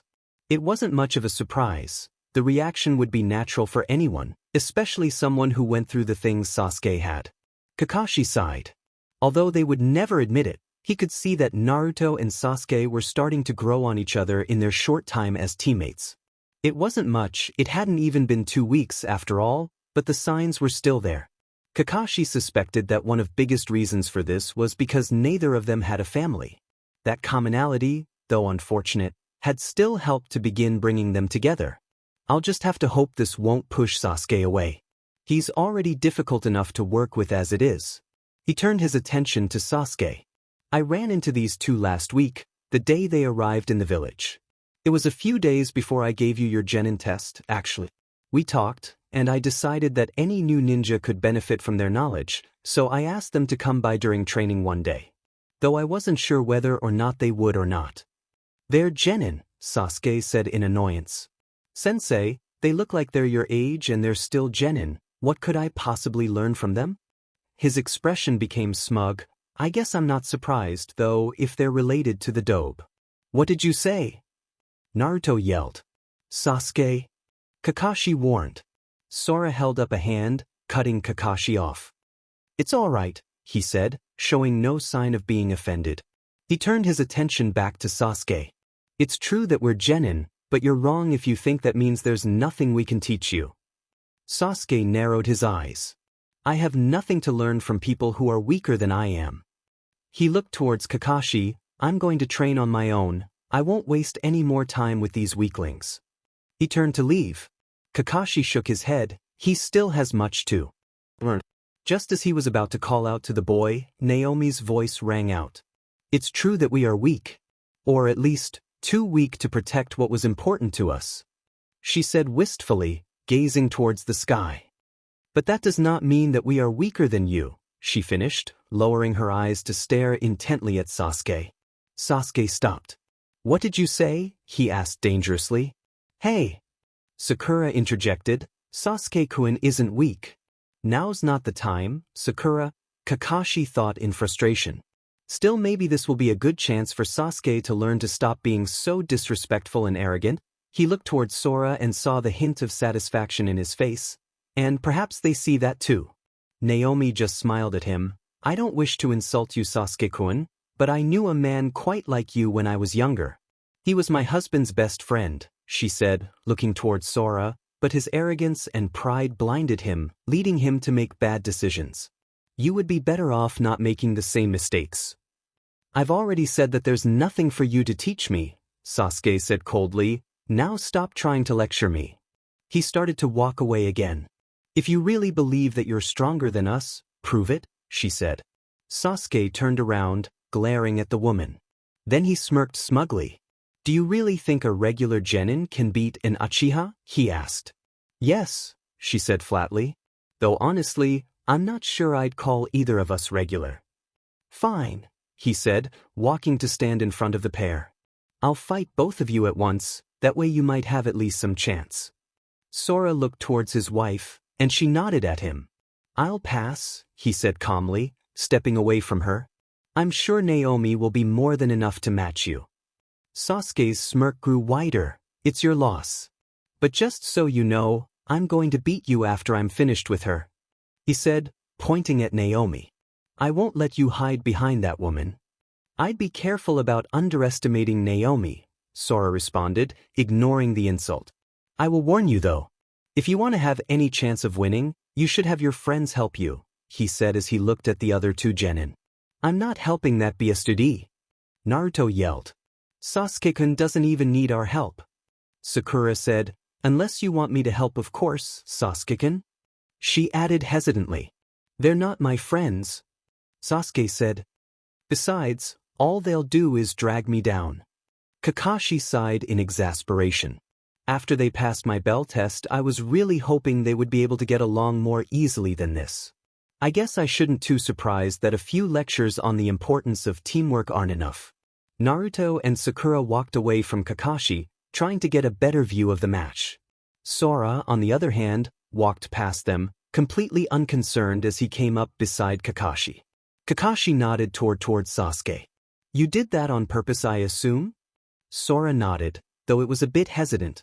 In a way it was. We actually learned a bit about all three of your students before we came here. Sasuke-kun seemed the most difficult to deal with of the three. We didn't plan for things to happen like this, but if we wanted to have any chance of him respecting and listening to us, there wasn't much choice but to do things this way. Though honestly, it may have happened anyway. Naomi, she's never been fond of those who show arrogance. Either way, I'm sorry about this, he finished. Kakashi shook his head. It's fine. Truthfully, it will probably be a good lesson for him. He still doesn't seem to value teamwork as much as he should. Besides, I did ask for you to come as a favor. It would be wrong to question your methods. Thank you, Kakashi-san. Still, he said, I'm curious. If you knew who my genin were beforehand, you must have known you were related to Naruto. Why hadn't you spoken to him yet? This is hardly the place for a family reunion. Sora just closed his eyes. Maybe not, he said with a hint of sadness in his voice, but to someone who has never had a family, I doubt that the setting really matters too much. No, he added, shaking his head, It's better to meet him this way than as some random strangers introducing themselves as your clanmates from another village. I see, Kakashi said quietly. A sad expression flickered across Sora's face.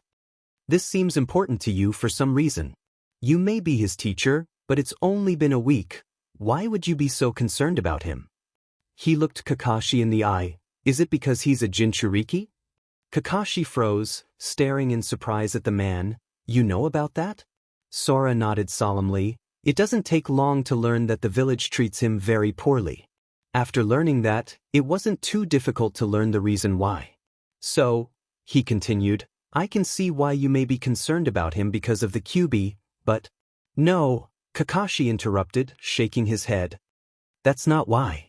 There was little I could do to help him directly as he was growing up.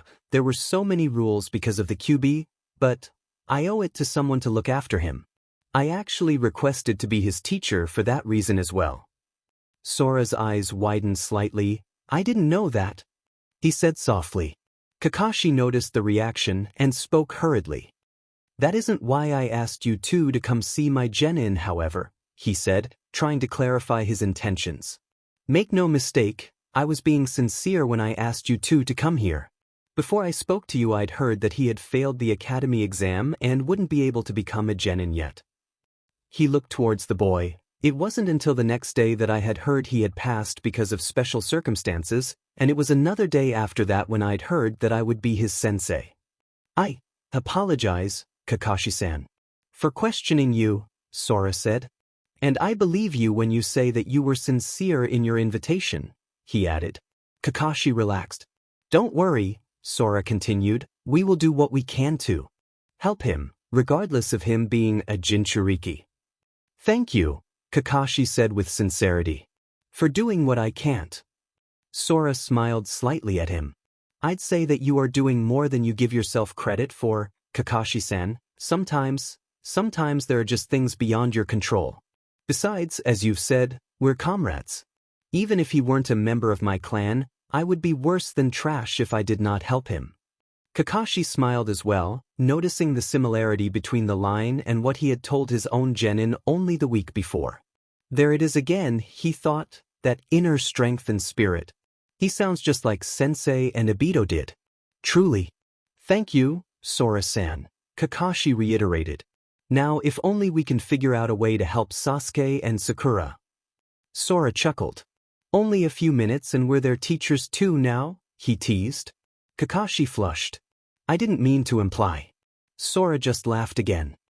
I'm just joking, Kakashi-san, it's fine, we're happy to help. We wouldn't have come otherwise. Besides, he added mischievously, it's been a while since I've seen Naomi have a chance to practice without a bunch of people trying to kill us. Kakashi frowned. Surely wherever you came from can't have been that dangerous? He asked. The man beside him looked away, his eyes dark. It was, he stated simply. Kakashi inwardly cursed his mistake and changed the subject. So what will she do? He asked, noticing that neither Sasuke nor Naomi had moved. Sora looked towards the two, distracted from his thoughts, and smirked. You'll see, he said, an edge of amusement to his voice. Kakashi nodded and turned his attention to the fight. Well? Sasuke asked, obviously impatient. Are you going to do anything? You've just been standing there for the past few minutes ignoring me with that stupid smile on your face. Naomi gave him an innocent look, still smiling as she folded her arms. What are you talking about? She asked. I started a while ago. Hey, Naomi. Sora called loudly from across the clearing. Make sure that everyone can see, all right? I will, she called back to him. What's he talking about? Kakashi thought to himself. As if on cue, he heard a low rumbling noise as the ground began to shake and the sky grew dark. He saw shadows moving from behind the trees and began to notice even stranger noises. Then something stepped into the clearing. A terrible, grotesque monster shambled into the field. It was nearly 8 feet tall, with 3 arms and 4 legs. Its patchy red and black skin flaking off as it walked. This thing's face was terrifying. Its skin was pulled tight against its skull, as if the bones were struggling to get out, and in the center of its forehead was a single, bloodshot The worst part was the noise. That awful, grating, miming noise it made as it moved slowly towards Sasuke. And then more of them emerged from the trees. Kakashi counted 10 of them, each terribly disfigured and monstrous in a different way. All 3 of his genin were frozen in place, obviously disturbed by the sight. Sasuke backed away a few steps. "What the hell are these things?" he cried. He didn't wait for an answer, instead jumping up and attacking them with ball of fire. Kakashi let out a low whistle. "So this is what you meant by letting everyone see genjutsu, I'm guessing? I've never seen summons quite so horrific." "Yeah," Sora confirmed, nodding. "It's genjutsu." Kakashi watched as Sasuke continued to attack the seemingly unstoppable monsters. "This looks like a pretty complex genjutsu," he commented. "She's even having them move when he attacks them, as if they're actually real. And to make it so all of us can see it as well, she must be very skilled." Sora grinned. "Naomi's genjutsu," he said. "She knows the normal things, of course, misdirection, confusion, stealth, but this sort of thing is what she's best at. Monsters, fear, nightmares, worse things." He trailed off. "To be honest, she's being pretty nice if this is the worst she's going to use."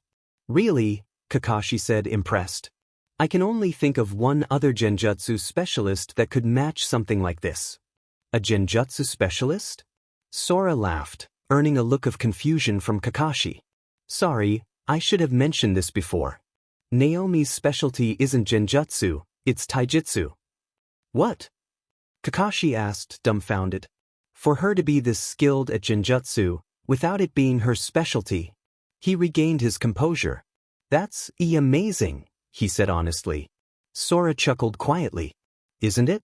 She's so good at genjutsu that when she actually gets serious and starts using her taijutsu, well, let's just say most people don't even have the chance to be surprised. Sasuke made a mistake when he challenged her by himself." "You're right," Kakashi commented quietly as he watched Sasuke continue to struggle. "Sasuke wasn't the only one. I could tell she was strong and still I managed to underestimate her myself," he thought. Sasuke landed away from the illusory monsters, panting heavily. "This can't possibly be real," he muttered. "This has to be an illusion." Naomi smirked at him. "I was waiting for you to figure it out. But just because you know it's an illusion doesn't mean you can stop it." "Release!" Sakura yelled from the side as she made a hand seal. "I'm impressed that one of you already knows how to break genjutsu, but I'm afraid that won't work," Naomi said, shaking her head. "My techniques are too powerful to be broken that easily, even if this one happens to be a bit clunky and obvious." "Who cares?" Sasuke yelled, glaring at the woman. "If this is an illusion it can't hurt me, and without your tricks, you're nothing." Naomi just sighed. "If I wanted to actually hurt you, I'd have done more than make you see fake monsters."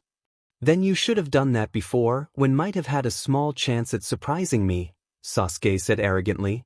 He jumped up, forming hand seals. Great fireball," he yelled, a torrent of flame escaping his mouth.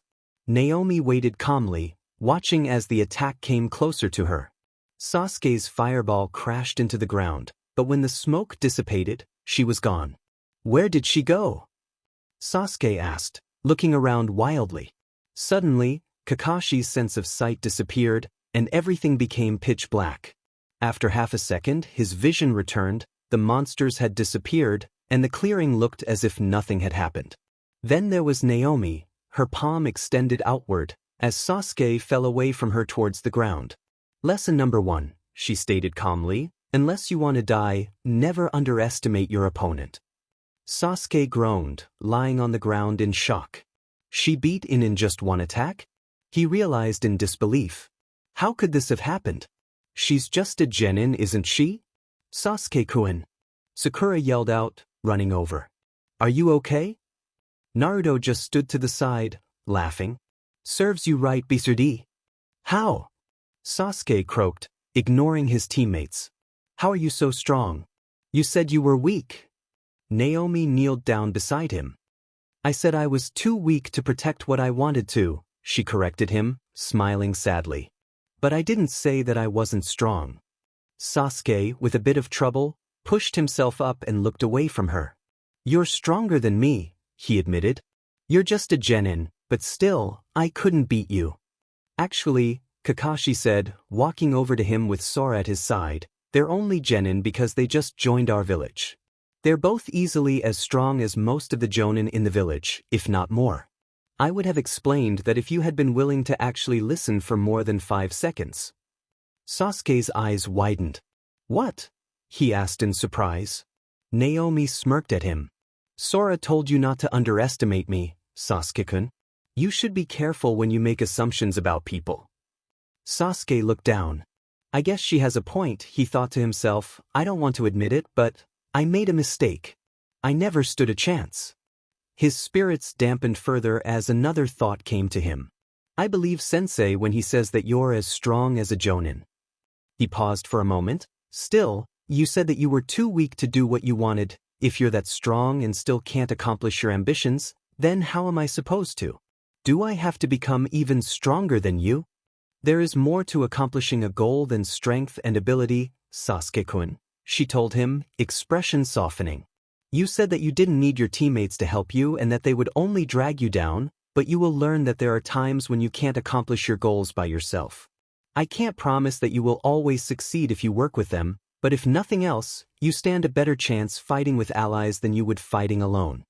She turned, smiling at her husband. "That's one of the reasons we came to your village.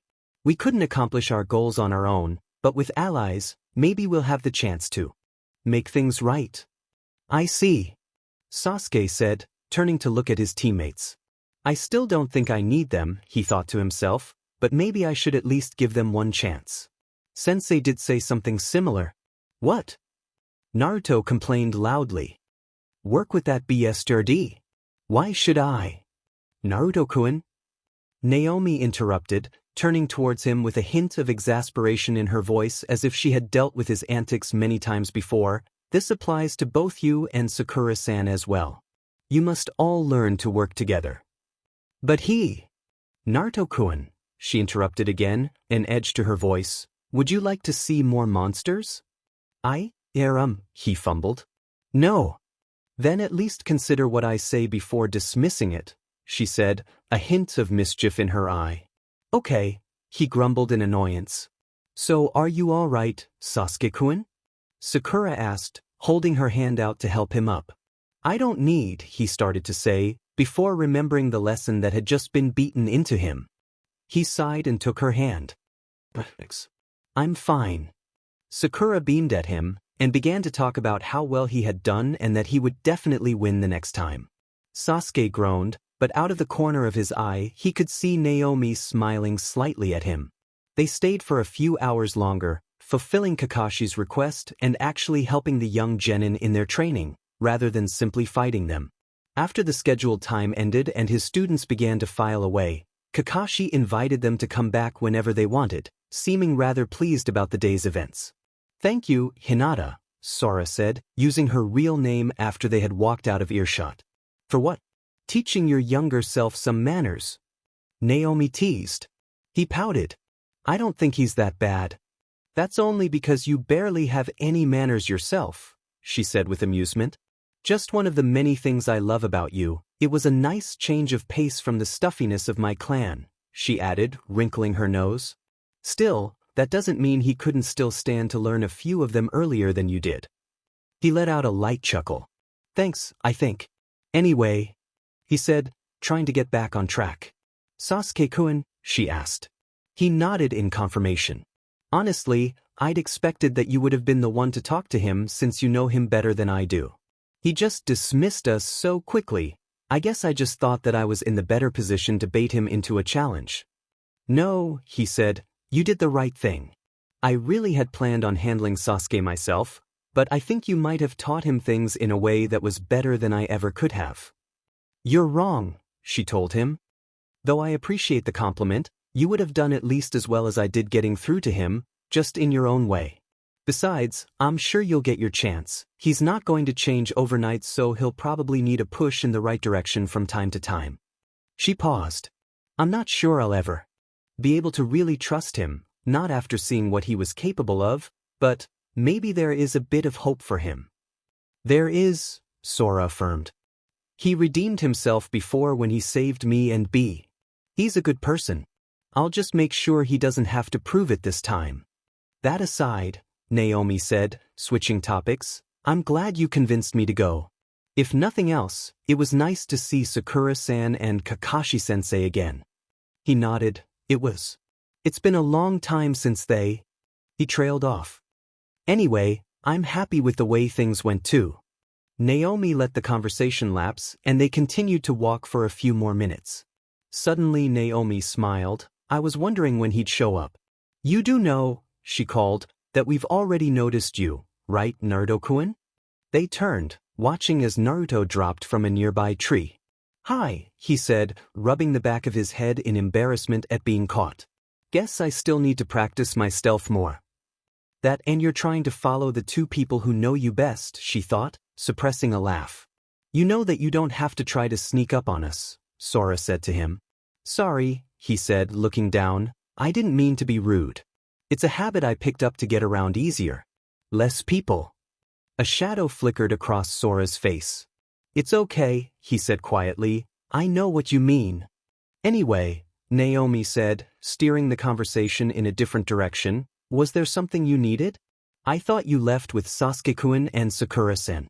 Sort of. I didn't want to ask in front of the others, but...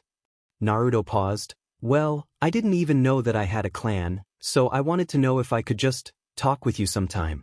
It's okay if you don't want to, he added hurriedly. I'd understand, you barely know me.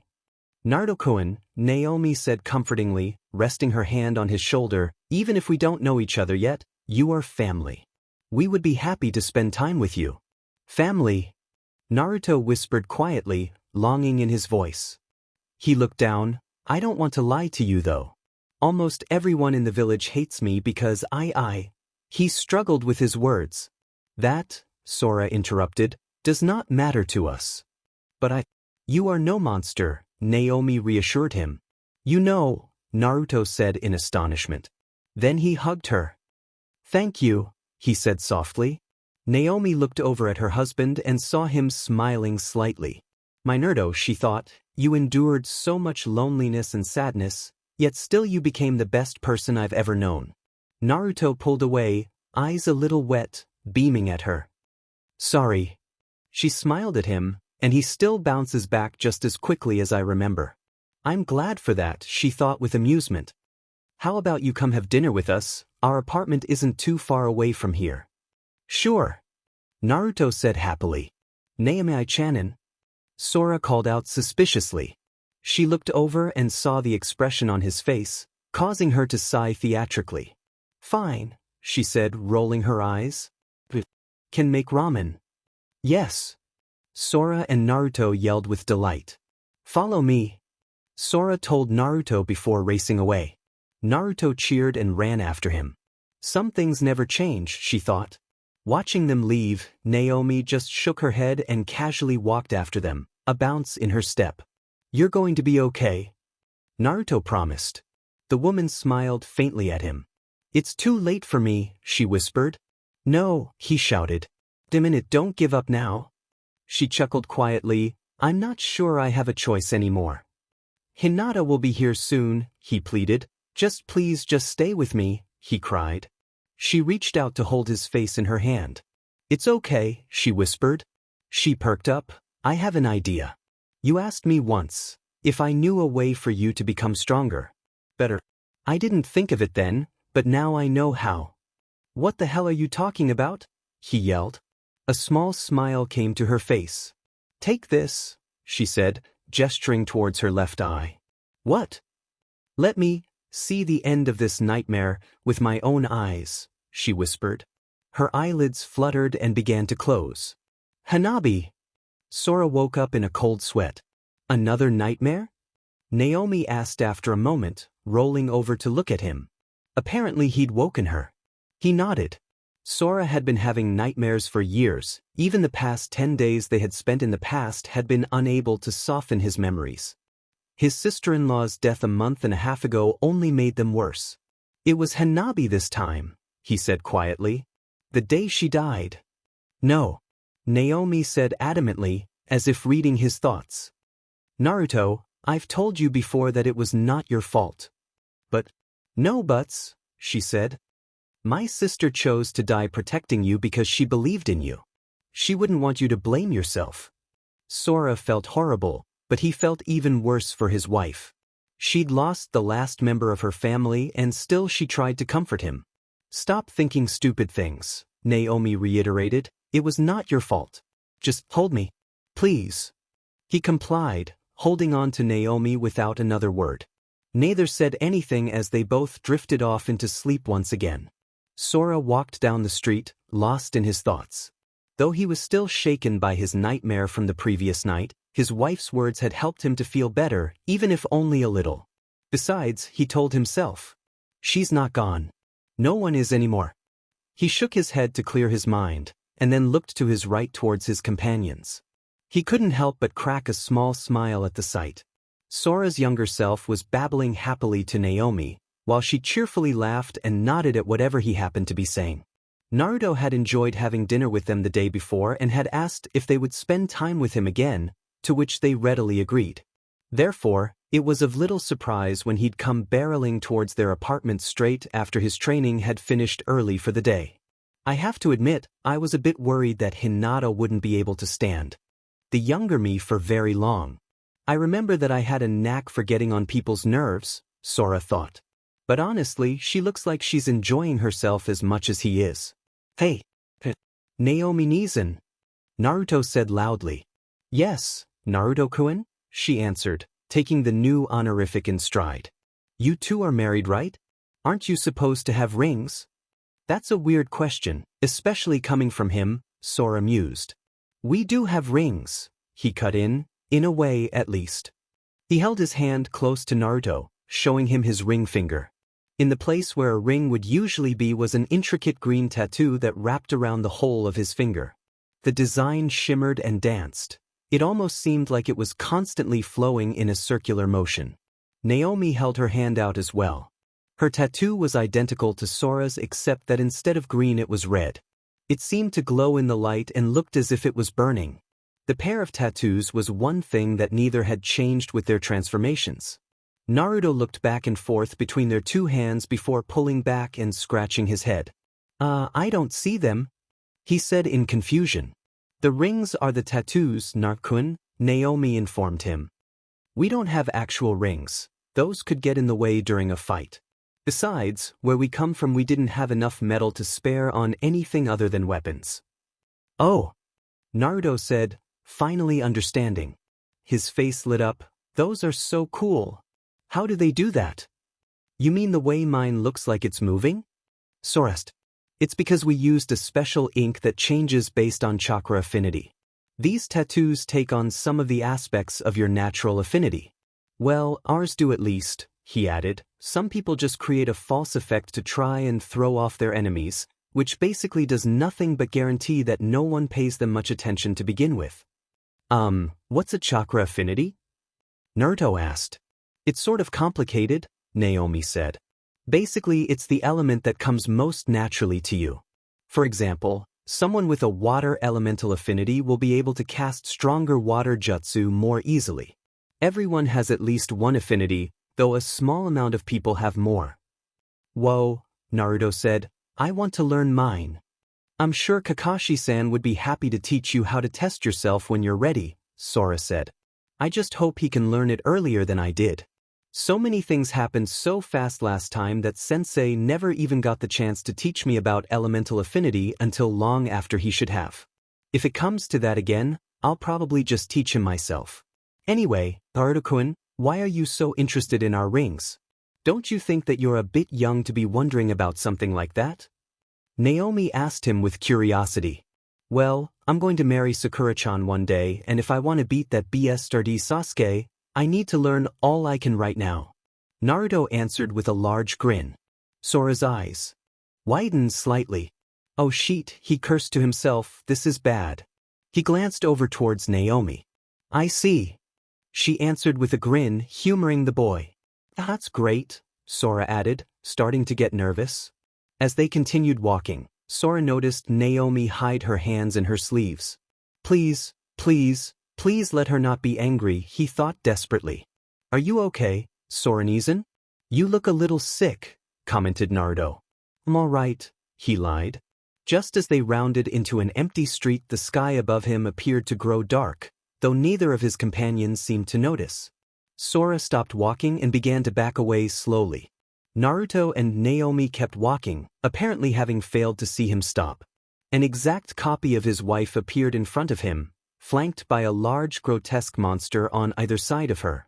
She started to crack her knuckles, an annoyed expression on her face. I'm sorry? Sora said meekly. The copy of Naomi raised her fist. Sora held his hands in front of his face and closed his eyes. He waited a few moments for the onslaught to hit him. It never came. He opened one eye slightly. He saw that the sky was back to normal and the monsters were gone. The copy flicked him on the nose and giggled. Sorry, Naruto, she said, still laughing. Once I saw your face, I just couldn't help myself. You should know by now that I wouldn't hold what your younger self says against you. The copy smirked, most of the time. The illusion broke and the copy of his wife faded away. Soren-san? Naruto asked in confusion, are you all right? You were acting strange for a few seconds, Sora, Naomi added. Her expression was worried, but her eyes had a playful gleam in them. Sora knew she was trying hard not to burst out laughing. He let out a relieved sigh and walked back to the two. I'm fine, he said. I was just a little distracted for a second. It's fine, Naomi assured him, smiling slightly. Not a bad prank, he thought. I guess I've rubbed off on her more than I thought. They continued to walk aimlessly through the village. They passed through the main shopping district and began to walk towards what looked like a park. Unsurprisingly, Naruto had kept talking the entire time. Hey, Soren-san, I still haven't seen you fight yet. Naomi-san is amazing. Are you as strong as her? Naruto asked. Sora pondered the question for a moment. We're about equal in skill and ability, he said truthfully. We are when I don't have Kurama's power, at least, he thought ruefully. I'm a bit stronger, but she has more. A finesse would be a good way to describe it. We haven't sparred in a while, but it's usually close whenever we do. Wow. You've got to help me train again, Naruto said excitedly. Naomi smiled warmly at him. I'm sure we'll fin. She paused, stopping in her tracks. Naruto and Sora stopped as well. Is something wrong? Sorest. She shook her head. Just a moment. Naomi walked forward a few more steps and stopped in front of a tree. What's she doing? Sora thought, puzzled. Then, for some reason, she bowed before it. My name is Uzumaki Naomi, she told the tree. She then gestured towards Sora, and that is my husband, Uzumaki Sora. It's a pleasure to meet you. Before Sora could open his mouth to question her, the tree shimmered and fell away. In its place stood a red-eyed woman, along with a young girl with stark white eyes, who was hiding behind her. He smiled. I guess that answers that question. The woman smirked, looking impressed, before she bowed as well. I am Yuhi Kurenai. It's a pleasure to meet you as well. Kurenai was surprised that this woman had managed to notice her genjutsu at all, let alone so quickly. Kakashi was right, she decided. She is good. If I didn't know better, I'd think that she'd seen my techniques before. Kurenai had gone out for drinks the previous night with Asuma, Guy, and Kakashi, who was, of course, late. While they had often met like this in the past simply to socialize, the gatherings now allowed them to speak with each other about the progress of their students. It especially helped to talk to Guy when he wasn't ranting about something, since he'd been a sensei for just over a year. Last night, however, Kakashi had mentioned that he'd met two intriguing ninja who'd just joined the village. Usually she wouldn't have given them much thought, but they'd seemed to impress Kakashi, which was something that Kurenai had rarely seen. What most intrigued her, though, was the woman whom Kakashi mentioned was a genjutsu user. There were very few genjutsu users in Konoha, and the idea of meeting another excited her. When she had noticed the pair walking towards her, she couldn't help hurting Hinata to the side and testing the silver-haired woman. Though Kakashi did say that her specialty was in taijutsu. For her to be this skilled in genjutsu as well is amazing. She looked from the woman to the red-haired man and the young genin beside them. Ah, She thought, I'm glad to see that they're treating Naruto well. He could probably use the support. I'll make sure to mention it to Kakashi the next time I see him. A genjutsu specialist, I take it? The woman asked, interrupting Kurenai's thoughts. Kurenai nodded.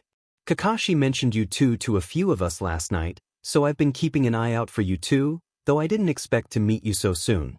I was interested in meeting a fellow genjutsu master, she admitted. I'm not sure I'd call myself a master. Naomi objected. Kurenai smiled. From what Kakashi has said, you aren't giving yourself enough credit. Naomi gave her a wistful, almost sad look. I suppose you would know. What do you mean? Kurenai asked, somewhat confused. Nothing, she said quietly. She pet her head to the side. And who might this be? She asked, changing the subject. Kurenai looked behind herself, seeing that Hinata had not yet moved out of her hiding place. At this question, the younger girl poked her head out to the said, Hey Hinata-chan. Naruto greeted loudly. Eep. Hinata squealed, ducking her head back behind her teacher. Hi, Naruto-kun, she said quietly. All right, I'd forgotten about that, Kurenai thought with amusement. This is Hyuga Hinata, she told them, stepping to the side so that Hinata was in view.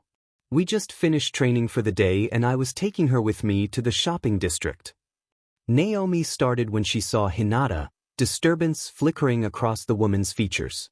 I'm sorry, Hinata said sullenly, bowing her head. It's the eyes. Most people think they look creepy. To her credit, Naomi recovered quickly. Before Kurenai could reassure her student, Naomi simply knelt down and rested a hand on the girl's shoulder. It is I who needs to apologize, Hinata-san, she said in a comforting tone, causing Hinata to look up in surprise. There is nothing wrong with your eyes and you should never let anyone tell you otherwise. She seemed to hesitate for a moment before forging onward.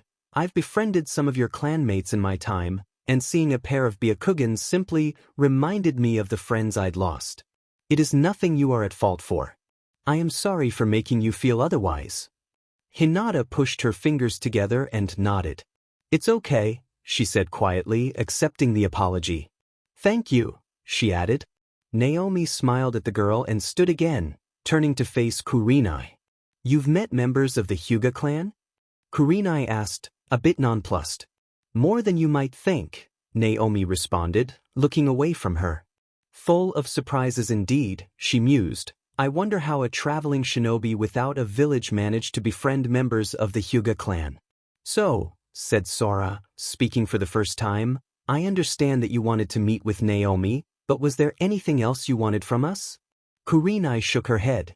Not in particular, she said, though I will extend the same offer as Kakashi regarding meeting my students. She focused on Naomi. You managed to make an impression on that idiot, and you seem interesting for some reason. Then she smiled, especially for Genin. Sora chuckled. We aren't going to hear the end of that until we're promoted, will we? Kurenai laughed in response. Probably not. She looked down to her side to see Hinata watching the pair intently. So you're from the Uzumaki clan? Hinata asked the couple with curiosity. I didn't know there were any in the village other than Naruto-kun. Though her voice was still quiet, Kurenai was sure she heard an inkling of disapproval in her tone. It's not much of a surprise she'd be a little upset. I wonder if she's even realized how protective she is of that boy yet. There weren't until just recently, Kurenai clarified. They arrived less than 2 weeks ago to join the village. I'm not surprised you hadn't heard yet. Oh, Hinata murmured, shrinking in on herself. Kurenai guessed that she felt guilty for judging them so quickly. Aren't they cool? I just met them yesterday. Naruto exclaimed, drawing everyone's attention. You've got to see them, Hinata-chan. They're amazing. Naomi Nizan showed that BSRD Sasuke when she beat him yesterday. Naomi looked down slyly at him. You do know I could beat you just as easily, right? She asked, a bit of exasperation in her voice. I'd still last longer than Sasuke, though, he declared, laughing confidently. I've got an idea. We should all train together, it'd be great. What do you think, Hinata-chan? Hinata started to redden at the sudden question. I think that's a wonderful idea, and Kun, she said, stuttering slightly. She looked up towards Kurenai, obviously nervous. As long as Kurenai-sensei says it's okay. I suppose it can't hurt, Kurenai answered Hinata. I was considering having you three train with Team 10 soon anyway. I'll speak with Kakashi about it. She turned her attention to Sora and Naomi, who both clearly found the situation to be very entertaining. Seeing as how Kakashi and I have both offered you an invitation, you two would be free to come if you wish. If we actually end up going through with this idea, I'm sure Naruto will be happy to tell you when and where to meet us. Right. Naruto affirmed. Naomi smiled. I'm sure we can find the time if we're in the village. Kurenai looked at the two children.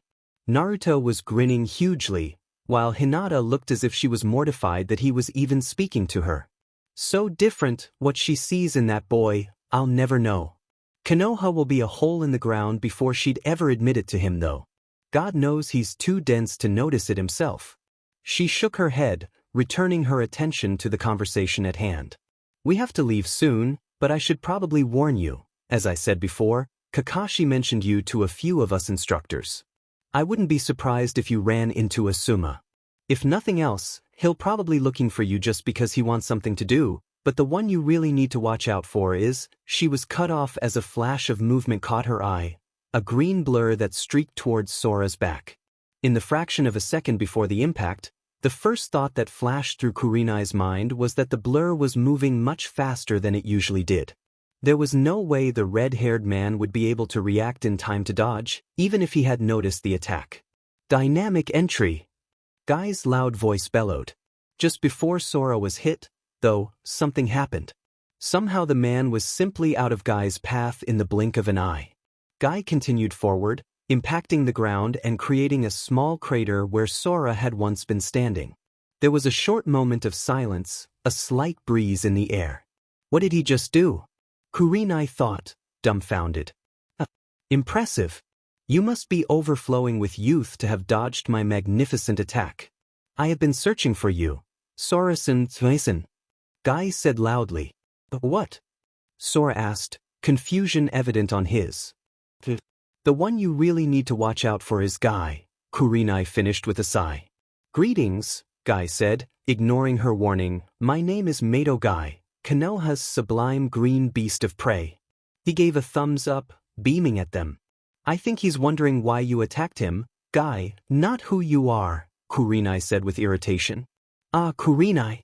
You found them before me? I must do 10,000 push-ups to make up for this loss. What are you talking about? This isn't a contest. Kurenai said in frustration. What an idiot, she thought. Of course it's not, Guy proclaimed, but if I had better fanned my flames of youth I would have found them much earlier than now. There was another moment of silence before Naomi spoke up. Why were you looking for us? Ah yes, Guy said with a laugh. You have gained the respect of my eternal rival Kakashi. You have even helped to train his students. I must not fall behind him. Therefore, I must pit the flames of my youth against yours. Naomi hesitated. That makes no sense at all. Guy, Kurenai snapped, what the hell is wrong with you? Can't you at least try to be polite? It's fine, Kuren-san, Sora said with a grin. He wants a fight, right? It's been a while since I've had a chance to spar with someone, so I don't mind. If you are sure, she said, relenting. Perfect, Guy exclaimed happily. You are truly within your springtime of youth. Let us do battle in the park down the road, he said, pointing towards the end of the street. Guy ran towards the park without another word, Sora walking leisurely behind him. Wait! Naruto yelled, running after them. I want to watch. Kurenai looked towards Naomi with a sigh. I apologize for Guy's eccentricities. Are you sure it's okay? It's fine, the woman assured her. He was telling the truth when he said he didn't mind. Honestly, I think he'll enjoy the chance to practice. If you say so, Kurenai replied. Still, the way he moved out of Guy's attack, what was that? Naomi grinned at her. It's hard to explain. I know you and Hinata-san were about to leave, but if you have the time, I'm sure you'd find this fight interesting. Kurenai looked to the girl beside her. Hinata, she asked, do you want to watch? Hinata started, having been watching Naruto so closely that she hadn't expected the question. She glanced up at Kurenai, then back towards the young boy. "I don't mind going, Kurenai-sensei," she said quietly. Kurenai nodded to Naomi. "Well then, let's go see what your husband can do." As Kurenai and the others arrived, they decided to stand off to the side, next to where Naruto was. She noticed that the match had still yet to begin. Sora was simply standing a short distance away from Guy, watching as he did one-handed push-ups. "I figured you three would want to watch," Sora remarked casually to the girls. "Are you ready?" he asked, turning to face Guy. "Of course. Before we begin, I should warn you. If you don't take off those weights of yours, I'm not sure you'll be able to keep up." Guy gave a hearty laugh. "So you noticed those?" "Thank you, but I must decline. I only allow myself to remove these weights during missions or when I must protect something important. If I am unable to match your speed, it only means I must train harder." Sora smiled slightly, inclining his head. "As you wish." Kurenai looked to Naomi. "I don't mean to be rude, but does Sora-san know what he's gotten into? Even with his weights on, Guy is one of the fastest ninja within our village." To her surprise, Naomi just shook her head. "He's not boasting. I doubt Guy will be able to keep pace with him too." "Really now?" she asked, though she was still skeptical. A breeze began to blow through the park. "Let's see if you can outrun the wind," Sora challenged. The breeze picked up, and Sora rocketed towards Guy at an incredible speed. Though the attack was sudden, Guy smoothly shifted his stance to counter the man's attack.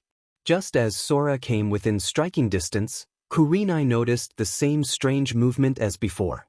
Without even sidestepping, Sora flickered to Guy's right and brought around his leg in a roundhouse kick that swiftly thundered towards his opponent. Guy was caught off guard and was barely able to move his arms in time to block. Still, the kick connected and sent Guy rocketing into a nearby tree. "What?" was all Kurenai could say at the sight. Naomi shrugged. Sora did warn him. Guy recovered, shooting back towards Sora. "Leaf whirlwind!" Guy shouted. Sora blocked the attack, but before Guy could follow up, Sora shifted to Guy's side again, hitting him with another kick, though Guy was able to keep from being thrown back this time. "How is he doing this?" Kurenai asked in astonishment. "You should have felt it by now," Naomi commented. Kurenai frowned for a second, thinking. Then her eyes widened once she noticed what was happening. "The wind," she said quietly. "It's acting oddly." Naomi nodded. "The breezes you notice are the after effects of the technique he's using. Sora uses wind to augment his movements. He constantly generates a tailwind which pushes against his body, increasing his overall speed. He also uses the wind to speed up his arms and legs when he's attacking, which is why his attack speed is so quick." She paused, watching as Sora landed a combo of punches. In addition, Naomi added, he can use the technique in short bursts to move at a very high speed for a fraction of a second. When he shifts to the side without having to take a step, it's because he's using a gust of wind to maneuver himself, though the bursts are too tiring for him to constantly use them. He calls the technique wind walking. Sora and Guy might be about even in their regular movement speeds right now, but with his weights on, Guy has no chance of keeping up with Sora's wind bursts or his attack speed. During the explanation, the battle continued to rage on, with Sora still being able to dodge the majority of Guy's attacks. During a brief lull in the fight, Kurenai responded. "I've never even heard of something like that before. Not with the wind element at least." She turned her gaze on the woman. "Still, should you even trust me enough to explain his technique in such detail? We've only just met." Unexpectedly, the woman smiled slightly. "Perhaps not, but something tells me that you're trustworthy. Besides, it's not as if wind walking is the only trick up his sleeve." Kurenai nodded, noticing Sora dodge another attack with a burst of wind and produce a pair of knives. "I just can't believe it. I've never seen anyone with that much control over an element before. He's one of a kind. I, myself, barely have half as much control over fire that he has over wind." Kurenai raised an eyebrow. "So you have a fire affinity? For you to counter your husband's wind. Fate has a sense of humor, it seems."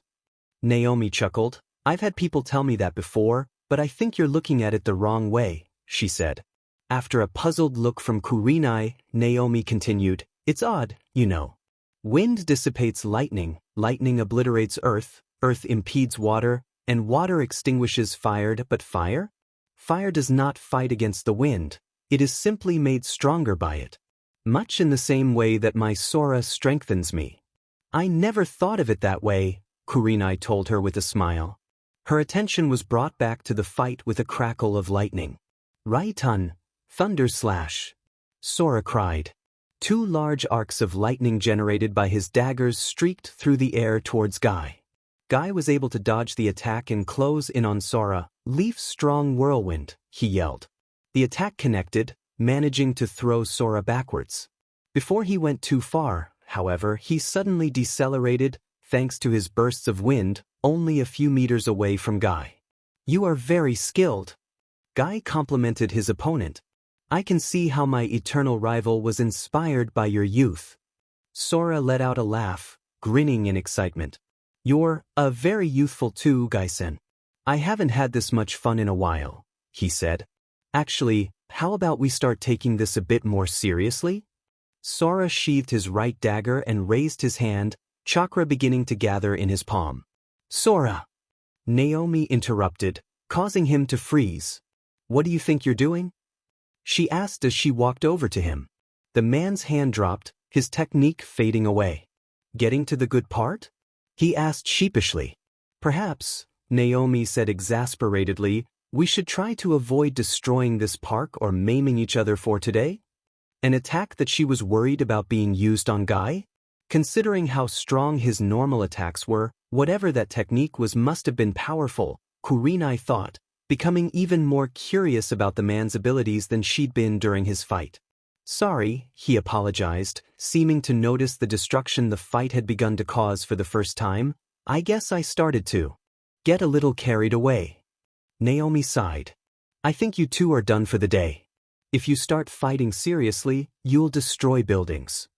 You make a good point, Naomi-sen. Do not worry, Sora-sen.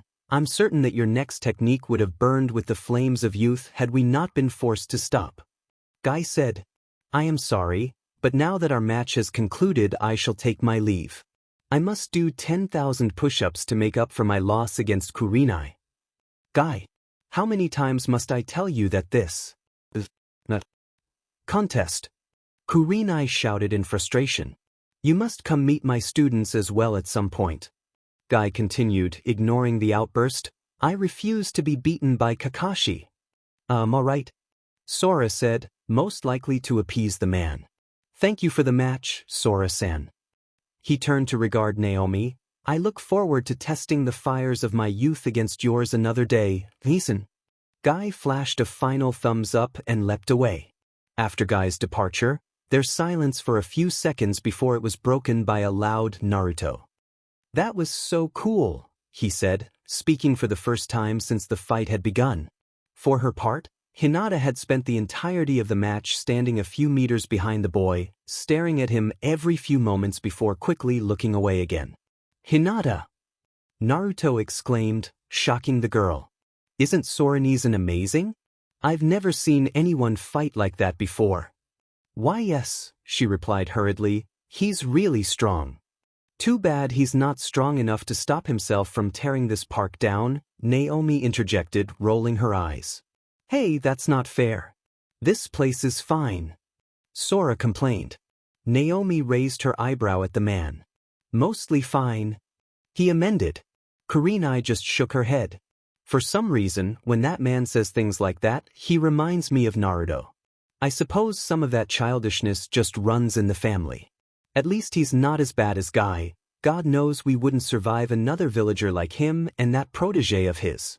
Kurenai continued to watch the couple bicker playfully for another minute. Once they settled down, Naomi looked at her. I suppose we should part ways now, it's starting to get a bit late. You're probably right, she agreed. Are you ready to go, Hinata? If we hurry, we may still be able to get to the market before the shops start to close.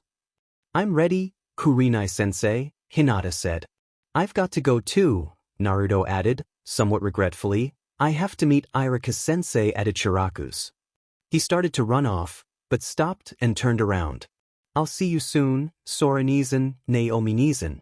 Oh, and bye Hinata-san, see you soon too. Bye, Naruto-kun. Hinata said quietly, while Sora and Naomi gave him a wave of farewell. Kurenai turned to the couple and nodded. Keep my offer in mind. I hope we meet again soon. I'm sure we will, Naomi replied with a smile. And I look forward to it. As Kurenai turned to walk away, her student at her side, she couldn't help but think that she had just made two very interesting friends. So, Kakashi began nonchalantly, switching the topic from their current discussion about their students. I hear two of you met my new friends. The three jonin had been gathered around a table at one of their favorite haunts for the past 15 minutes. Surprisingly, Kakashi wasn't the last person to arrive, even though he'd arrived half an hour late. He was losing his touch. You mean the Uzumakis, yes? I did, Guy answered with a grin. Sora-sen was most impressive. Oh, did you decide that before or after you spontaneously attacked one of them? Kurenai asked with thinly veiled annoyance. Here we go again, Kakashi thought. She's been complaining about this all night. Guy must have really gotten on her nerves yesterday. I already told you that I simply wanted to test their strength. Were you not doing the same thing yourself, Kurenai-san? Guy responded.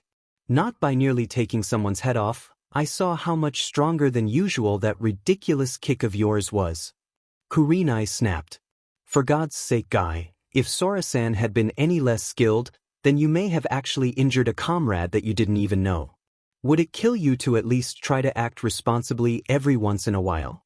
That he managed to avoid me proves the strength of his flames of youth, Guy stated, nodding sagely. I don't even know what that means. Also, can you please stop talking like that in front of people who don't know you? It might be fine around us, but the Uzumakis probably already think that you're some kind of lunatic after that display of yours. Now Kurenai-san, Guy said, flashing a thumbs up. I am certain that I have absolutely no idea what you're referring to. There was a glimmer in his eye that Kakashi recognized as amusement. Guy knew full well what his friend was referring to. Why am I friends with you? Kurenai-emmed, dropping her face to her hand. I'm never quite sure how much that idiot actually believes what he says, Kakashi thought, sighing inwardly. Sometimes I wonder if it's all just an act so we'll forget how intelligent he is. Or maybe I'm overthinking things and he really is just the smartest fool I'll ever meet. He paused for a moment, him and Naruto, that is, he corrected himself. Everyone's attention shifted suddenly at the sound of footsteps approaching their table. Sorry I'm late, Asuma said, taking the empty seat next to Kurenai. Our mission for the day took longer than I thought it would. Though I did just run into that pair of newcomers that Kakashi's been raving about for the past few days, so it's not all bad. They were on their way to meet with my dad. Probably still have a few more things they need to clear up for their security check. Well, that was quick, Kakashi said offhandedly. I didn't actually expect you three to chase after them. I almost feel bad now. What are you talking about? Asuma asked. Kurenai-san and I have met them as well, Guy answered. What? Asuma asked, clearly surprised. It's only been 2 days since Kakashi mentioned them. What can I say?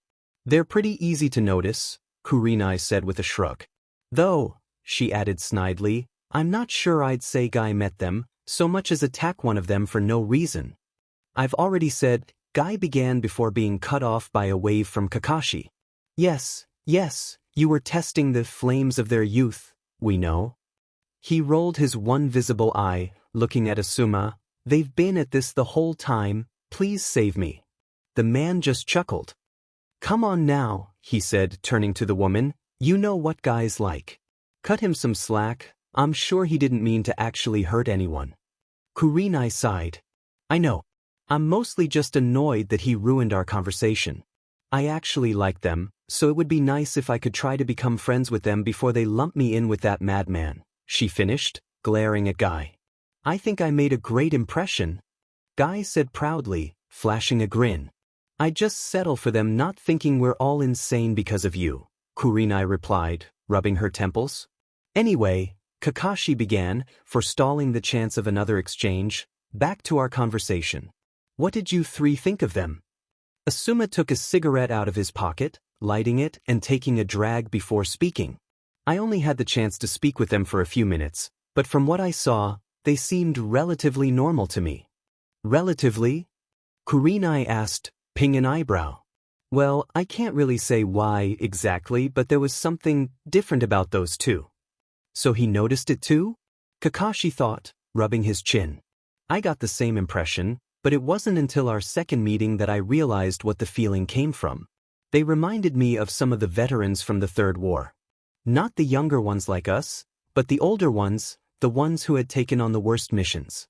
Sora-san hinted that wherever they had come from was dangerous, but that just makes me wonder where in the world could be that dangerous these days. Now that you mention it, Kurenai added, Naomi-san said a few things that struck me as odd. She also seemed to have a great deal of trust in me. Comrade or not, it was surprising considering I've only just met her. Kakashi sighed. I told you they were interesting. Still, as long as they don't pose a threat to the village, and I don't think they do, it's not our place to dig into their past. Not when it seems to be so painful for them whenever they mention it. I suppose you're right, Kurenai agreed. Either way, you were correct about their skills, Kakashi. Guy had mentioned something about a test, Kakashi said, remembering what the man had said. Kurenai nodded. Naomi-san was able to see through a genjutsu I'd created. It wasn't my strongest one, but the ease with which she detected it was remarkable. That truly is impressive, Guy interjected. There are few in this village who could counter your ability with genjutsu. I'm not that surprised, Kakashi told them. After seeing her fight, even if it was only against a fresh genin, I could tell she was talented at genjutsu. Asuma looked at the three of them thoughtfully. Didn't you say that she was a taijutsu specialist, Kakashi? Kakashi nodded. Asuma took another drag from his cigarette. Then we have to assume that she must be even more skilled in that area. If that's the case, she's probably stronger than most of the jonin in our village. For someone that's strong to not already belong to a village is rare. Rare for people aren't a missing nin anyway. I think you're right about that, though we can't say for sure until we've really seen her in action. Though I'm curious about Sora-san, they talk as if they're about equal in strength. He's strong, Guy said, his tone gaining a bit of seriousness. Agreed, Kurenai said. How do you know? Kakashi asked, intrigued. I sparred with him, Guy said simply.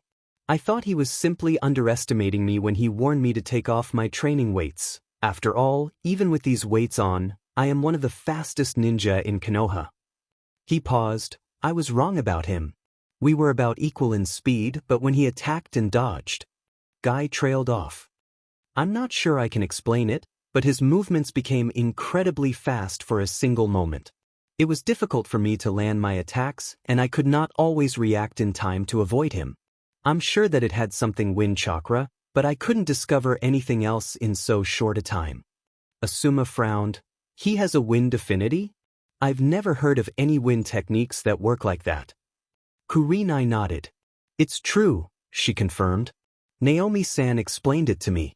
It has something to do with using wind to increase his attack speed and to move himself short distances in only a few instants. He has that much control? Over wind? Kakashi asked, astonished. Fire, water or earth would be one thing. Keeping tight control over those elements is difficult, but still within the realm of possibility. But to control either wind or lightning to that degree, it's almost unthinkable. If I'm to take Naomi-san's word for it, then yes, Kurenai replied. Well then, Asuma said, grinning, it sounds like I should talk to this man again. If he can do that, then I'm certain there are at least a few tips I can learn from him for my own wind techniques. My only regret, Guy said, his voice regaining its usual boisterous joviality, was that I could not continue my wonderful bout with Sora-san any longer. Kurenai chuckled. That's because you two idiots would have demolished a park. It's a good thing Nimi-san was there to rein you both in. It sounds like it's just one surprise after another with those Uzumakis. I'm just happy they're joining our side, Kakashi said. As am I, Kurenai said with a smirk. Looks like you showed us something interesting for once, Kakashi. And before you try to suggest it, No, your disgusting books are not interesting. Guy and Asuma both laughed at him while he tried to hide his embarrassment. Oh, and Kakashi. Kurenai began, I thought you'd like to know that they're treating Naruto kindly. He already appears to be quite attached to them. Kakashi nodded. Thanks for letting me know, that is good to hear. I was hopeful after talking with them, but I wasn't completely sure whether or not they'd treat him well, knowing about the Kyuubi. They already know about that? Asuma said with a frown. They do, Kakashi answered. But I suppose it's not too surprising that they learned about it so quickly.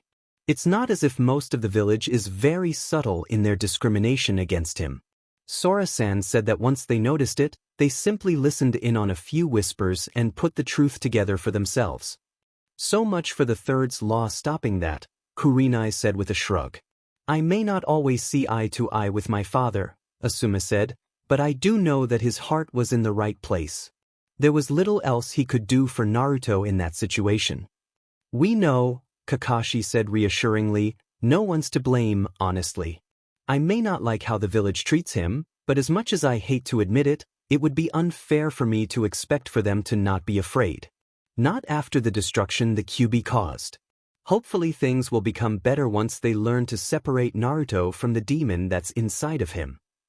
He smiled, though it sounds like things are getting better for him already. Kurenai steepled her fingers as she thought. It's not just him though. I had Hinata with me when I ran into them. The way Naomi-san interacted with her was, well, it was unexpected. How so? Guy asked. Well, by her own admission, Naomi-san had some prior acquaintances who were members of the clan, so I'm guessing that she's somewhat familiar with the Hyuga. Even if she isn't, I wouldn't put it past those two to have found out at least some information about some of our more influential clans like the Hyuga, especially if they have history with some of their members. Asuma snuffed out his cigarette before speaking. What are you getting at? Well, I just would have expected Naomi-san or Sora-san to have become excessively polite or respectful to Hinata since she's supposed to be next Hyuga clan head. Perhaps go out of their way to try and make a connection with her for the sake of ingratiating themselves to her family. She paused. They didn't do anything like that. In fact, they didn't even mention it. I don't really see what the problem is, Kurenai. From what you've told us, that girl would hate people acting like that to her, Asuma said, a puzzled look on his face. We know that, but since I sincerely doubt that they followed a 12-year-old around to learn about their personality, they shouldn't know Hinata so well after just meeting her. Kurenai sighed. I'm not saying it's a bad thing or that I'm suspicious of them. It's just odd that Naomi-san was so good at knowing just what to say to her. Even though Naomi-san barely talked to Hinata, the few times that she did, Hinata really seemed to take her words to heart, and part of me envies that ability. I know I've only just started training that girl, but knowing how many problems she has because of how her father treated her, well, of all of my students, she's the one that I'm most worried about. I think I'm making a little progress, but I'm just not sure that I'll always know how to help her. That sounds a little like when they knew how to get through to Sasuke, even if it was just a little bit, Kakashi mused. There were a few seconds of silence before Kakashi spoke. Trust me, Kurenai, I understand where you're coming from. Dealing with both Naruto and Sasuke is going to be a challenge, and I'm guessing that Guy and Asuma have their own worries as well. You have to remember that this is a learning process for us too. It's not as if any of us except for Guy even has a clue on how to best teach our students yet. No one's expecting you to change all of your genin overnight, or even to solve all of their problems in the first place. I know, she said, biting her lip. If you think Naomi-san can get through to Hinata, why don't you just ask her for help from time to time?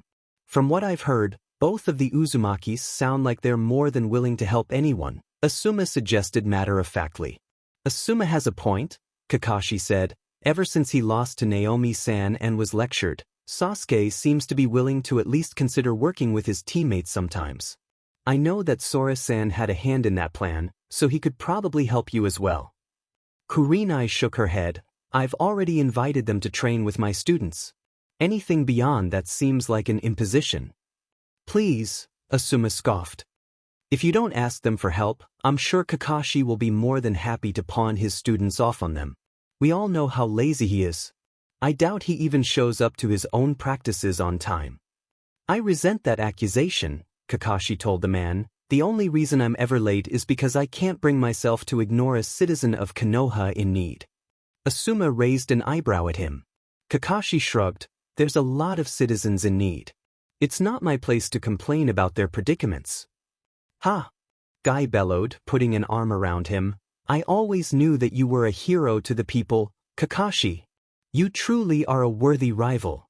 Asuma waved them off. I'm not even going to dignify that with a response, Kakashi. Isn't saying that technically a response? Kakashi asked as he attempted to free himself from Guy's grasp. Smartus, Asuma muttered, turning towards Kurenai. Anyway, Kurenai, there's no harm in just talking to them. I know asking for a favor isn't usually the best way to start a friendship, but I don't think they'll resent you for trying your best to help one of your students. Kurenai looked upwards, blowing out a deep breath. Maybe you're right, Asuma. I don't like it, but I'll think about it. Thanks, she added, smiling as she placed a hand over Asuma's. Then she blushed slightly, taking the hand away. Ah, Kurenai, I'm not sure why she's so embarrassed. Does she really think that no one's seen this coming? Kakashi thought, suppressing a laugh. Kurenai cleared her throat, bringing Kakashi out of his reverie. That reminds me, I wanted to discuss some joint training exercises with you three. Kurenai began to ask questions and outline some ideas as they continued to talk into the evening. Sora sat quietly with Naomi in a small lobby, awaiting a meeting with the third Hokage. He was tapping his foot, becoming increasingly restless and fidgety as time went by. Though he'd gotten better over the years, it wasn't in his nature to be patient. In fact, there were only 3 instances wherein he was able to bring himself to be still: when he was on a mission, during a battle, and while he was gathering natural energy. Unfortunately, sitting in a waiting room fit none of those criteria. How much longer is this going to take? He asked aloud. Naomi rolled her eyes at him. You asked that 2 minutes ago. But this is taking forever, he complained. His wife fixed him with a flat stare. It's been 20 minutes, she reminded him, pointing to a clock on the wall. It feels like longer, he replied in annoyance. Would you stop complaining? I'm trying to take a nap. A loud voice rumbled within his mind. Quiet you, he said in his mind. Go eat a squirrel or something. If you don't show me some more respect, I'll eat you soon, the fox growled. Humans, he muttered. Naomi just chuckled at Sora, unaware of the exchange. I will always wonder how a grown man that is capable of splitting waterfalls can have so much trouble sitting in a chair. It's because splitting waterfalls is much more entertaining, he joked. She smiled at him. Then her expression became thoughtful, and she hid her hands within her sleeves and looked away. A few seconds later, an exact replica of Naomi appeared before him. Sora had to admit that despite the fact that she might use the technique to tease him occasionally, it was one of the most useful genjutsus that she knew. By casting a genjutsu on him, she would be able to talk to him without any possibility of another person listening in on whatever she had to say. He couldn't respond openly, of course, nor was he skilled enough to reply with a genjutsu of his own, but he could still react to whatever she said with subtle gestures or simple words. Either way, whatever he did would unintelligible to any outside observer on the off chance that they thought the couple was trying to communicate in the first place. That reminds me of something I wanted to tell you, the illusion said. Sora ped his head slightly in question. I know that we've talked about hiding our Byakugan, but we have to be careful to avoid using some of our other techniques unless it's necessary or possible for us to hide the truth. The last thing we need is to have to explain how we know the Rasengan or Kaiten. That's the main reason why I stopped your fight with Guy yesterday. That's a good point, Sora thought. It's something that we both already knew, but we haven't actually said it out loud until now. Still, even though it might take me a little while to adapt my fighting style, I'm more worried about Hinata. Her taijutsu style revolves around the use of gentle fist. Without it, I'm sure you knew to be careful already. The apparition reassured him with a smile, as if she had heard his first thoughts. I just wanted to remind you. You have a tendency to go overboard sometimes. He looked over towards the real version of his wife, frowning slightly. The woman met his gaze and smiled warmly at him. It was the almost exactly same expression that her illusionary self was wearing. "Don't worry," the illusion told him confidently, placing a hand over his cheek. "I can fight without using the gentle fist. Besides," she added, "I'll have you there to help me." Sora watched as the genjutsu faded away. He turned to face Naomi, who was looking at him expectantly. After a moment he grinned slightly, nodding. Her response was to simply reach over and grasp his hand. After a few minutes, however, her grip tightened at the sound of an unexpected voice. "Was there any point to that meeting at all, father?" a child asked. "As the clan head, I am obligated to meet with the Hokage regularly. You should know this by now," an older man informed the child. Of all of the people that could have been here, Sora thought sorrowfully. Hyuga Hayashi and his daughter Hanabi strode into the room as they talked. Thankfully their eyes weren't activated, so there was little chance of them noticing the couple's transformation. Not that there would have been much of a reason for the two Hyugas to have used their Byakugan in the first place. "But father," she insisted, "wouldn't your time be better spent elsewhere?" "No," he said firmly. "It matters not what I discuss with the Hokage. What is important is that he is reminded that he must keep our clan in mind during all important decisions concerning the village. To ignore that responsibility is to do all of the Hyuga a great disservice." "Do you really believe that it's possible that the Hokage would ignore the needs of our clan?" Hanabi asked. "You would be surprised," Hayashi responded coolly, a hint of annoyance in his tone. The pair walked past Sora and Naomi with barely a glance, though Sora could feel the tension radiating from his wife. "She's always so kind and level-headed that sometimes I forget. Just because she doesn't blame me for her sister's death, doesn't mean that she doesn't blame herself for so much more than that." "Uzumaki Sora? Uzumaki Naomi?" a voice called. Shiranui Genma appeared from the hallway leading to the Hokage's office. "The Hokage is ready to meet with you. Now." Naomi rose stiffly before Sora could even think of what to say to her. She quickly brushed past Genma, walking towards the Hokage's office without a word. The third Hokage watched silently as the couple calmly walked into his office. As the door closed, he performed a few hand signs to activate the various seals that would protect his office from eavesdropping and make sure that his guards didn't hear anything they shouldn't. Sarutobi took a deep breath as he watched his guests walk further into the room. "Perhaps my worries were Miss Black." As soon as she noticed that the seals were activated, Naomi made a hand seal of her own, creating a single shadow clone. "Naomi-san," the Hokage began. She ignored him, slamming a palm into the clone's chest before he even had the time to be surprised. The clone flew away from her, disappearing into a cloud of smoke as it crashed into a wall. "Hinata," he said worriedly. "Sorry," she whispered. Sora looked at her, a sad expression on his face. "Or perhaps not," he sighed. "My apologies," he began, looking at the pair. "I did not mean for you to see your father or sister here. Especially not without warning. I understand that you did not have the best of relationships with them." Naomi scoffed, shaking her head. "You misunderstand. I made peace with my father over a decade ago, before that blasted war even began. And Hanabi..." She paused. "She may seem cold sometimes, but we were never on bad terms with each other. We were always close." Hiruzen simply waited, not wanting to push her. She would say more if she wanted to. "Would you have guessed that none of my clanmates would care that I married Naruto? That my father wouldn't?" Naomi asked the Hokage, a wistful smile appearing on her face. "I wouldn't have. I'll never forget the day I tried to tell my father that I could no longer be his heiress because I was going to marry Naruto. He surprised me when he just calmly looked at me and said, 'No. You are the best choice and you will be the next leader of the Hyuga. Because of this war, the clan will need you more than ever when I am gone.'" The woman sighed. "I was confused. By the Hyuga's own laws, I knew that I was giving up my right to even be considered a member of the clan. I thought that he was trying to change my mind, so I told him that the decision was already made, that there was no point in even trying to argue over it. But he only smiled at me, saying, 'You should know that the Hyuga have more important concerns right now than antiquated rules or procedures. Who you marry or what you call yourself doesn't matter, you will always be one of us.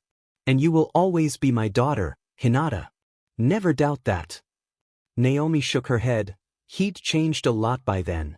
More than I would have ever thought possible. And the rest of the clan agreed with his decision. Everyone told me that they had faith in me. She chuckled. The stuffy and inflexible Hyuga clan had just flown in the face of tradition for my sake. I couldn't believe it. She paused for a moment and her bleak smile faded. Soon after that, my father was killed. I honored his wishes by taking up his position. The woman stopped talking for a moment, mustering the will to keep speaking. She seems so remorseful, so full of regret, Hiruzen realized as he studied her. He already knew that her story would not end happily. Naomi looked down, but not before the Hokage noticed the tear rolling down her cheek. I was supposed to protect and lead my clan. For years they believed in me, believed that I would make the right decisions, believed that I would save them. In the beginning I thought that I could do it. I thought I could keep them safe. I tried so hard. She covered her face with a hand, voice lowering to a whisper, but I was a fool. Instead I only got them all killed.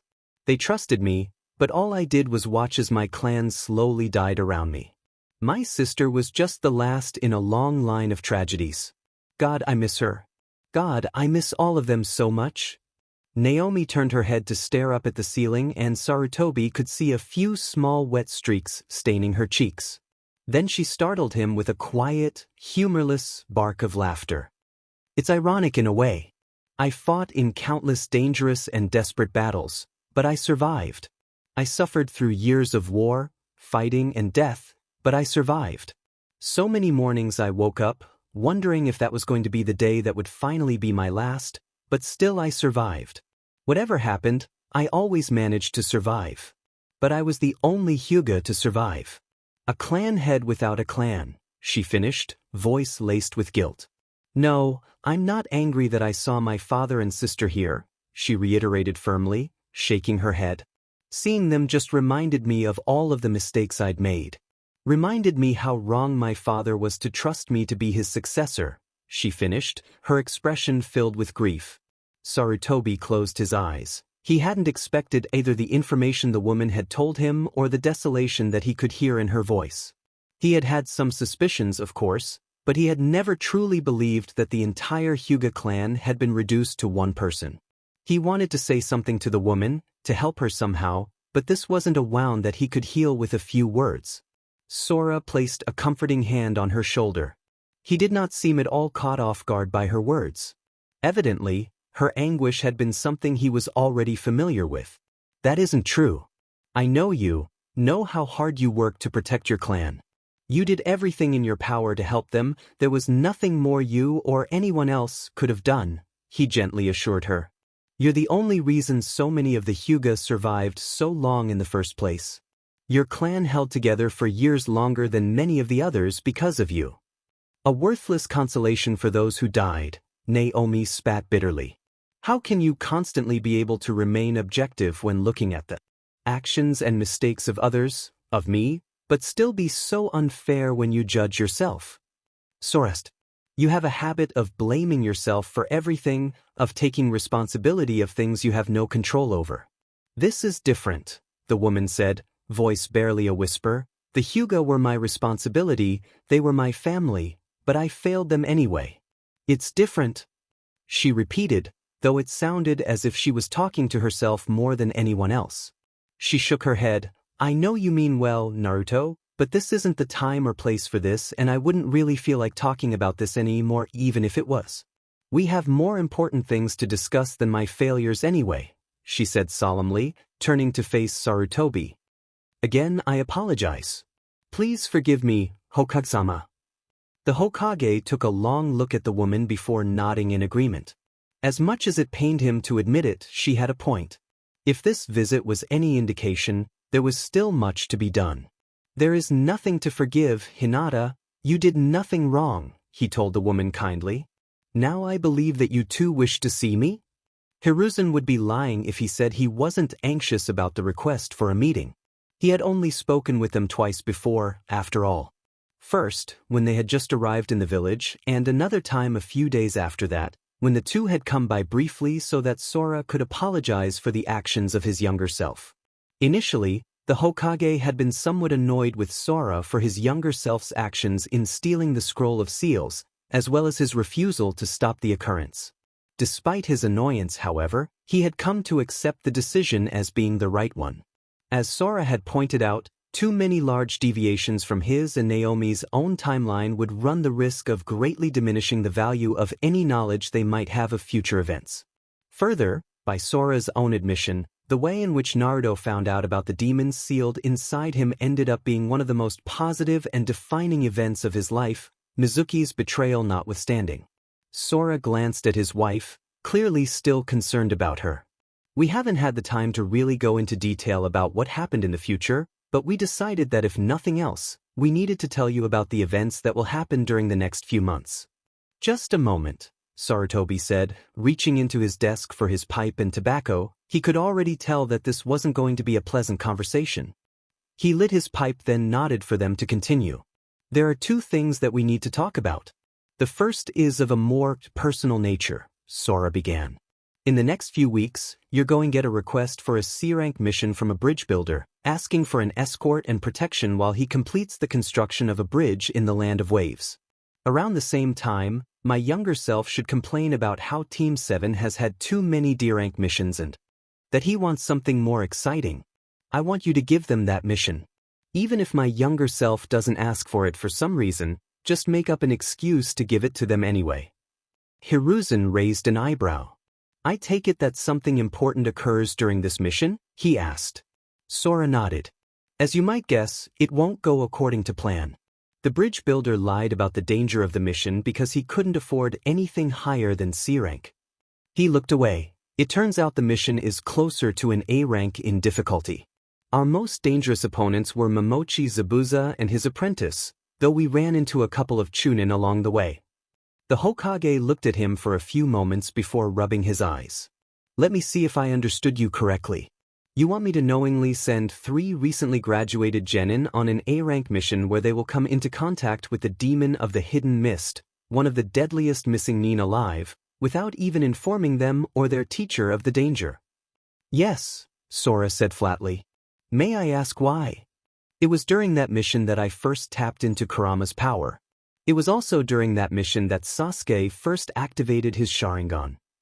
Sora hesitated. I won't say that I like having them go in blind when it's avoidable, but do I think it would be better to make sure that those children improve as quickly as possible when we know that Akatsuki is going to try to attack them eventually? Sometimes I hate this job, Hiruzen thought with a sigh.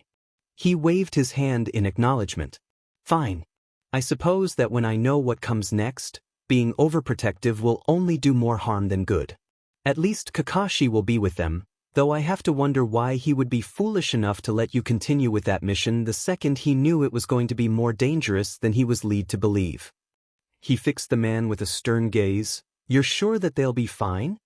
To be honest, we were the ones who asked Kakashi-sensei to continue, though I'll admit that I never really understood why he let us go through with it either. Still, I doubt he expected to run into one of the 7 swordsmen. Knowing him, he probably just lied to keep us happy and sent a reinforcements request to the village that was blocked by Zabuza's men or something. As for my squad's safety, Sora shrugged, we were fine when I went on the mission. But since we've already come into contact with Team 7 and some of the other villagers, I can't say that I'm 100% sure. He paused. I won't pretend that I even have the slightest clue exactly how our presence will affect everything. A word here, a chance meeting there. For all I know, it will completely change how the team acts when they run into Zabuza, though I doubt we've affected things to that degree. He met Sarutobi's stare with a look of his own. If it makes you feel any better, I'm planning on tailing them. Hinata says that I'll start getting used to this. New eye of mine within the next few weeks. I won't have mastered it, but I should be able to keep track of 5 people walking down a road without too much trouble. I see. That does give me some relief. Are you sure you don't want me to just send you along with them officially? Sora shook his head. I'd prefer not to interfere unless it's necessary.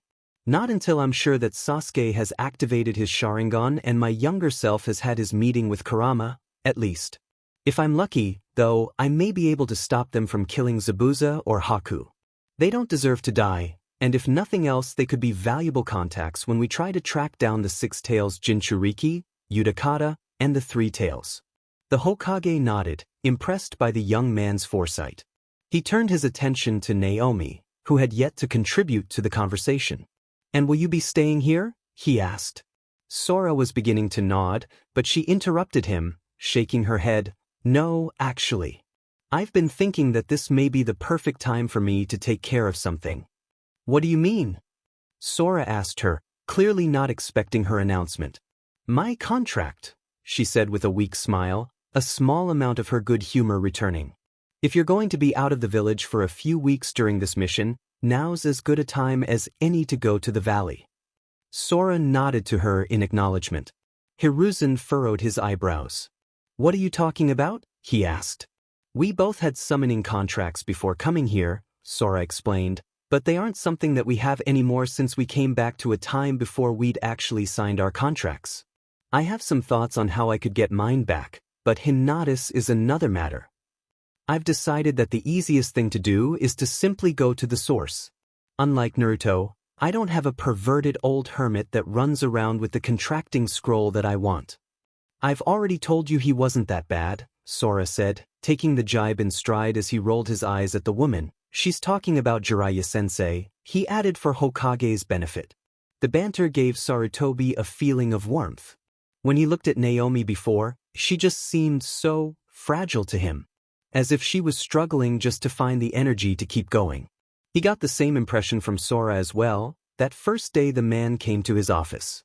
But whenever he began to worry, the Hokage saw them like this, laughing or smiling as if they hadn't spent nearly half of their lives on the battlefield, as if they were still able to believe in the possibility of a brighter future. It was of little surprise in Sora's case. The boy would never let events crush his spirit completely, no matter how horrible they were. And given that Naomi seemed to hold that same fire within her, it seemed to Sarutobi that some of Sora's stubbornness might have rubbed off on his wife. Or perhaps it was simply that she had always stronger than he had given her credit for under the shy exterior of the young girl he knew.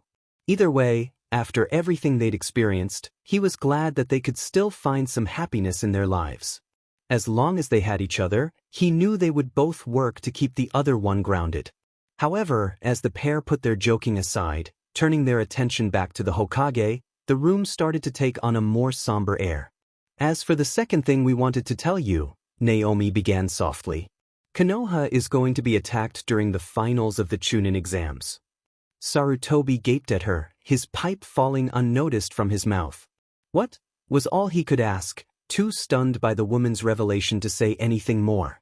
Then his mind caught up and he glared at his guests. His earlier positive thoughts disappeared in a flash of anger as his temper flared. "And you couldn't mention this during our first meeting?" he yelled. To his credit, Sora didn't appear to be the least bit offended. He only looked away sadly. "I hate to tell you this, old man, but after seeing Madara annihilate all 5 of the great villages, this became little more than a footnote for us. Besides, Konoha fared better during this first invasion than it did during the next 2 times. "Next 2 times?" the Hokage whispered dully. "The second time was a couple of years from now by a member of Akatsuki," Sora said with a wave of his hand. "He turned the entire village to rubble by himself. Thankfully, after I talked some sense into him, he saw fit to bring everyone back to life." He glanced at the Hokage. "Don't ask, it was so complicated that I still don't really get how he did it. Anyway, for the most part that whole situation worked out in the end. As for the third time," he said, expression becoming dark, "that was Madara. It was a slaughter." Sarutobi covered his eyes with a hand, shaking his head. "I knew things were going to be bad, but how am I supposed to be prepared for them telling me that our village is going to be attacked 3 separate times?" He thought. "It," he cursed. Sora looked at him sympathetically. "It's not that we don't care, it's just that there isn't much we can really do to stop this from happening. If we start to prepare too much, he'll know something is wrong and just attack some other time when don't expect it." "Who is this he?" Sarutobi asked, sighing heavily. "Madara again?" Naomi shook her head. "It's Orochimaru." Hiruzen wanted to be angry, but at that moment he only felt very old and very tired. "Let me guess. He wants revenge? After all these years, he still can't understand that it was his own twisted nature that precluded from becoming Hokage and got him exiled in the first place, he said regretfully. And the worst part is that this is my fault. What a failure of a teacher I am. It's more complicated than just Orochimaru, Sora added. I'm assuming you've heard of the Hidden Sound Village? It's nothing more than a cover for him and his followers. To make matters worse, he'll ally with the Hidden Sand to attack us. The Hokage closed his eyes, gathering his thoughts. It was in situations like these that he had to be strong. He couldn't afford to waste any more time being surprised. What details can you give me? Not much more, I'm afraid, Naomi said. Temari once told me, she stopped herself. Sorry, I'm not sure whether or not you know who that is yet.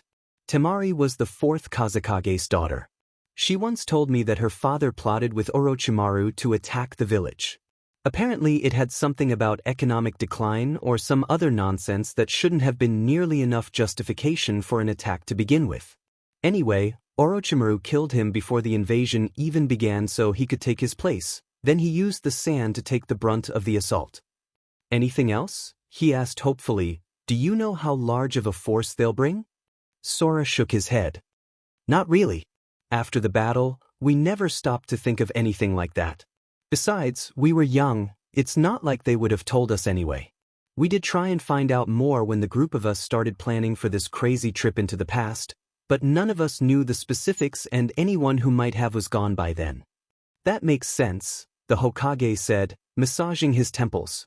We know a little bit about their strategy, though, Naomi clarified.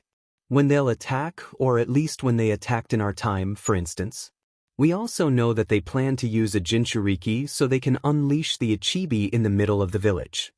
She saw the look on his face. Don't worry, she reassured him, they didn't really have much control over him so he never actually ended up attacking the village. In the end Naruto was able to take him and the One-Tails down. That Jinchuriki Hinata mentioned, he really was a nice guy, Sora chimed in. After he stopped trying to kill everyone, that is, but that was his village's fault more than his own, given how they treated him. Hiruzen raised an eyebrow. I know a bit about the children of the Kazekage, but not much. I'm impressed that you managed to fight off another Jinchuriki though, Naruto. Especially because from what you've said, it sounds like you had to face the Ichibi as well. Sora shrugged. Gamabunta helped, and it's not like I really had to beat the Ichibi himself. I only had to snap Gaara out of a sleep trance so the One-Tails couldn't control him anymore. I believe you're selling yourself short. Either way, I'm glad to hear that it did not take you very long to begin to live up to the potential I've always known you had. Thanks, old man, Sora said as a faint grin formed on his lips. Sarutobi studied them. For the most part they seemed to be completely calm, but something about their demeanor bothered him. Could it be that they seemed just a little bit too calm? They're nervous about something, he realized.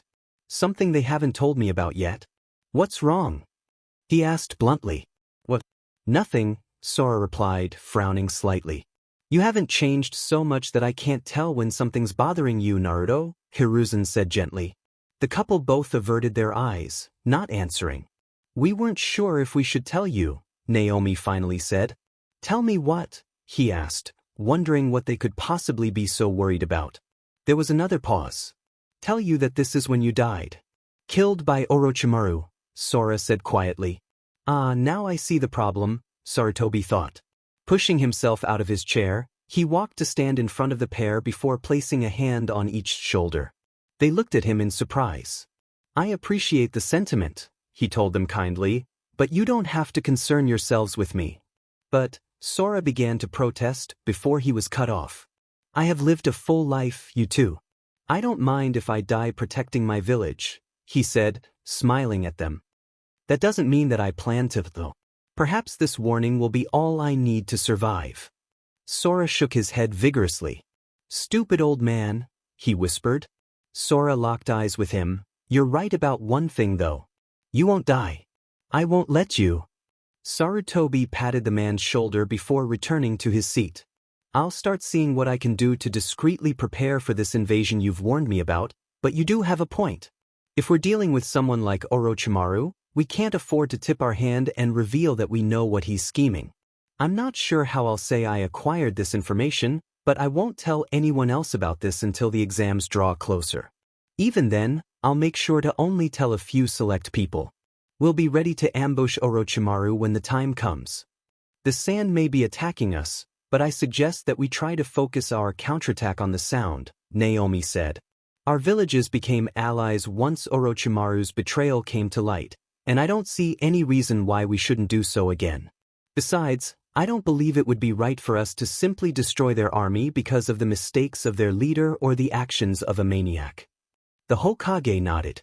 Usually I would not be so merciful to an army that set out to attack my village, but given the circumstances and motivations surrounding the attack, I believe you may be correct.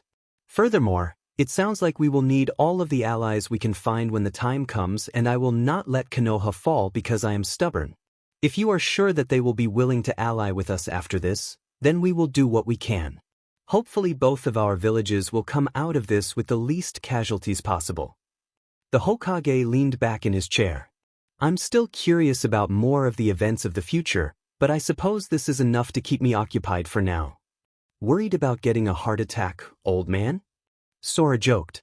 Hiruzen raised an eyebrow. I see that you still haven't learned to respect your elders, he chided.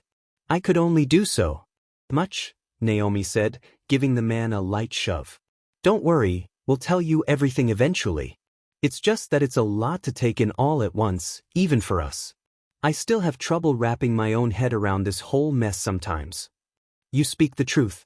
And to think, before you two appeared at my doorstep, I had actually come to believe that I had already seen too much to be surprised anymore. The Hokage said, chuckling. His laughter faded and he looked squarely at the couple. I've only seen you a few times and already I'm starting to rely on you. Thank you for helping me. For what you are doing for this village, the Hokage said genuinely. Of course, Sora said with a grin. Old man, for my entire life, you protected and believed in me, even if I didn't know it. Helping you like this? That doesn't even begin to pay back what you did for me. For the entire village, really, Naomi added. I'm not sure if you even realize just how important you are to the people Konoha. More than that, Konoha has always been our home, even after it was destroyed. We are proud to protect it. There is no need to thank us. With that, they waved at him and exited the room. The Hokage picked his fallen pipe up from the table and relit it. It had been a long meeting, full of more revelations than he could count. Strangely, however, he wasn't very worried. True, he had just heard of an impending attack on his village. And true, it would be led by one of the most dangerous ninja alive. But for some reason, the individuals that had delivered the news had him feeling hopeful. And now it falls to me to make the best of their knowledge, he thought with determination. He took out a stack of papers and a pen, beginning to write down ideas on how to weather the coming storm. Are you sure you're okay? Sora asked her again. I think so. I'm okay as I can be given what happened at least. While it was beginning to get late and she was starting to feel tired, they were still awake. The couple was sitting together on a couch in the living room of their apartment and Naomi was leaning against her husband, his arm around her. The apartment was rather nice and quite a bit larger than the cramped Spartan quarters that they had been expecting. It had a fairly spacious living room, a main bedroom, a smaller additional bedroom, a medium-sized kitchen with a dining table and a medium-sized room for training and exercise. Finally, it was fully furnished, so there was very little they had needed to do, besides buying some basic necessities and equipment, before they settled in. However, Sora had taken the liberty of setting up seals around their home, so they were able to talk freely there when they wanted to. Overall, they were pleasantly surprised with their accommodations. Over the past 2 weeks, they'd come to the conclusion the Hokage had purposely gone out of his way to only show them a list of nicer apartments in the village so that they wouldn't have the chance to protest his generosity.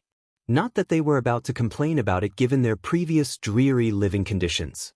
Despite the coziness and warmth of her position, she couldn't help but feel a little melancholy. Still, she was doing better than before when she'd nearly broken down in the Hokage's office. She shook her head. I'm sorry I fell apart like that, she told him. His grip around her tightened. I've already told you that you don't need to apologize for what happened. I understand. I know, she said quietly as she snuggled further into his embrace. But I'm apologizing anyway. She paused. It's just seeing those two? I knew I would have to eventually, but I didn't expect to run into them like that. It was harder than I thought it would be, she admitted with a sigh. Even though I know everyone that died is alive now, it still hurts to remember the people they will become. The people that we lost. I can't help but feel these aren't quite the same people we knew. I know. I feel the same way, he said softly. But I think it might be better that way. We shouldn't just forget about the people we knew because we're seeing their past selves again. It wouldn't be right. I could never forget them even if I wanted to, she whispered. But I agree. To forget our loved ones or ignore their sacrifices would be an insult to their memories, even if we do get to see them alive again.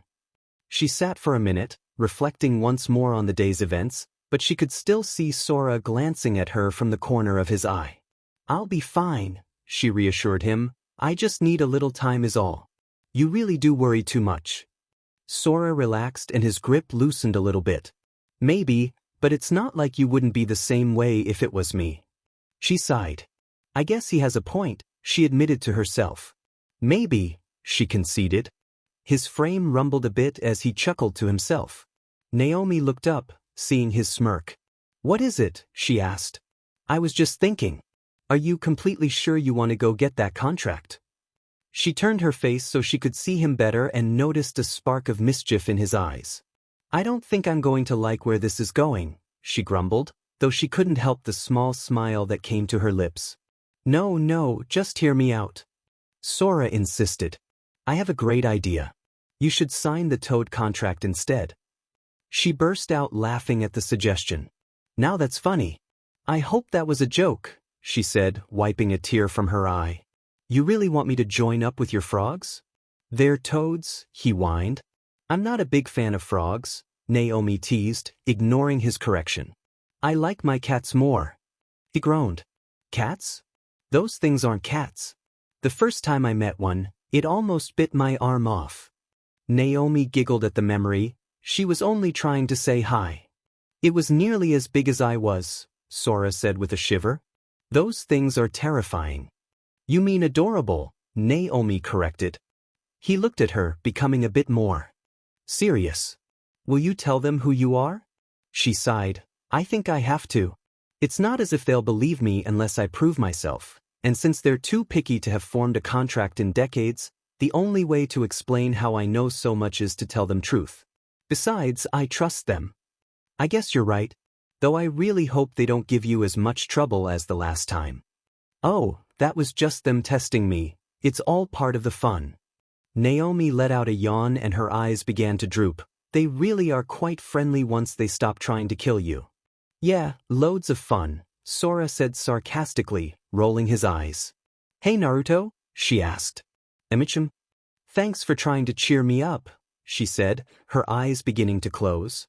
It really did help, even if that suggestion of yours was stupid. She snorted. Frogs? Please. He just grinned at her. I'm glad. But I still think it would be a good idea. Also, they're toads. She chuckled, and her words coming out sluggishly. If I didn't have my cats, though, she murmured, voice becoming faint, I guess, just maybe, I could partner up with those frogs for your sake. Love you. She finished. I love you too, he replied, not even bothering to correct her again as she drifted off to sleep. Where are we going, Sorenisen? Well, you did say you were going on your first C rank tomorrow, right? I thought we should get you some supplies, he answered. But I've already got food and some weapons, Naruto protested. What else could I need? When's the last time you replaced your kunai or shuriken? Sora asked, raising an eyebrow at the boy. Maybe a year or two ago. I can't really remember. Also, the Land of Waves is pretty far, especially when you're only walking. Do you have a sleeping bag for the trip? The boy's cheeks flushed slightly. Maybe. Sora chuckled. Come on, I think the shop is over this way. I'll even buy you some new toys. He rubbed his hands together in anticipation, and since Naomi's off training with Kurenai-san's team, she can't stop us from getting any fun stuff. I've already got a couple of ideas on what to get. A sly grin forming on Naruto's face. I like the sound of that. After another minute of walking, Sora spotted their destination.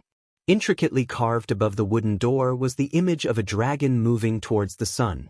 A bell rang as the two stepped inside. They had come during off hours, so he wasn't surprised to see that there weren't any other customers around. "Welcome to the Rising Dragon." A voice chirped cheerfully. "Can I help you?" Sora turned and smiled warmly at the girl. He walked up to the counter, Naruto following behind him. Even though he hadn't been to the shop in years, he still remembered that the shop had the best quality and selection of ninja supplies in the entire village. It was a little more on the expensive side, but Sora believed it was better to spend more money and not need something than to spend less and wind up. "Yes, I'm looking for a few general supplies for this boy here," he answered, putting a hand on Naruto's shoulder. "Replacement shuriken, kunai, a sleeping bag, those sorts of things." "Of course." She turned her head behind her and raised her voice towards the door behind the counter. "Niji, please, can one of you grab me a starter kit from back there?" "Yash. Of course, Tendon." An exuberant voice replied from behind a door. "Is there anything else you require?" "Don't encourage her, Lee," another voice chided. "We're not her servants." "I heard that, Niji.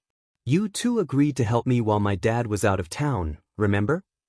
"We would never forget the oath we made to you," Lee proclaimed. Niji sighed. "Just give me a second to find it. I don't want Lee to tear down the store." "I challenge you, Niji. The first one to find the supplies is the victor. And the loser must do 500 one-fingered push-ups." "No," Niji replied flatly. All three of them?" Sora thought. "I didn't expect the entire team to be here." "Sorry about that," Tenten said, rolling her eyes as she turned back to him. "Was there anything else?" She paused, seeming to focus on Naruto for the first time. Then she pointed at him, starting to look worried. "Wait a second, I know who you are now." "You do?" Naruto said, beginning to look away. "Sorry. You're that kid who's always vandalizing everything," she said, her expression turning into a smile. "I remember seeing you run away from the guards a few weeks ago. Not a bad job with that redecoration of the monument, but if you even think of doing anything like that to my family's shop, I'll kill you," she warned, her smile turning deadly. "It's okay, I don't do that much," the boy said, breaking out in a grin. "But if you liked what I did last time, I've been thinking about." Sora cuffed him lightly on the head. "No more pranks on the monument." "Don't worry, I'm not going to do anything to the mountain again. I was only gonna. Or the Hokage's tower." "Never mind." At that moment Niji opened the door behind Tenten and walked into the room. "Here you go," he said, dropping the box onto the counter. "Again, you have bested me, Niji. However, I will surpass you one day, my rival," Lee announced, striding into the room behind his teammate. "As soon as we have finished aiding Tenten, I will train to make up for my defeat." Out of the corner of his eye, Sora noticed Naruto scrunch his eyebrows in confusion. Niji scoffed. "I wasn't competing with you and we aren't rivals. Someone who fate has determined will never be my equal, can never be called my rival." Sora sighed inwardly. "I can't wait until the Chunin exams. I couldn't stand Niji when he was like this." "Niji!" Tenten scolded. "Don't talk like that. Lee is our equal and more importantly our teammate." "I do not insult his skill, Tenten, nor do I take pleasure in the situation. It is simply the will of fate." Tenten waved a hand up in frustration at the reply. "Whatever you say, Niji." "Niji-kun, was it? You should be careful about surrendering yourself to fate," Sora whispered, causing the boy to look at him. "If one blames all of the misfortune in their life on destiny, there will come a point where they will no longer be able to move forward." He closed his eyes, letting out a deep breath. "And if I had left everything to fate, we would all be dead 14 years from now," he added to himself, though he couldn't say it out loud. Niji glared at him with narrowed eyes. "And what would you know of misfortune?" Sora gave him a sad smile. "More than I would hope for any of you children to know." The boy continued to eye him and was about to open his mouth again when Tenten interrupted him. "Don't mind him," she said, shoving Niji out of the way. "He doesn't have any manners." Sora shook his head. It's fine. I'm sorry, I shouldn't have intruded in the first place. No need to apologize, she assured him. Either of these idiots could use a lecture from time to time. Anyway, she began, clapping her hands together, is there anything else I can help you with? Actually, I was looking for. Now I remember you. Naruto suddenly said triumphantly, snapping his fingers and causing the two to face him. Huh, said Tenten. Naruto pointed towards Lee. You're the guy who fought Soranesen a few weeks ago. I wasn't sure because you got so much smaller, but it was definitely you. He nodded confidently. Sora? Who's that? Lee asked puzzled. Sora raised his hand with a smirk. That would be me. I assure you I have never met nor fought with this man in my life, Lee told Naruto. But it had to be you. Who else has eyebrows that big or clothes that weird? I believe his name was Guy, Naruto-kun, not Lee, Sora informed the boy. Ah crap, Tenten ummed, dropping her face into her hand. You must be the one Sensei mentioned the other day. I am so sorry about him. Oh, Lee exclaimed, his eyes lighting up. Yes, Sensei described your battle to us. He said it was a true display of the power of youth. Yeah. Sora managed to say, the spar was very, youthful.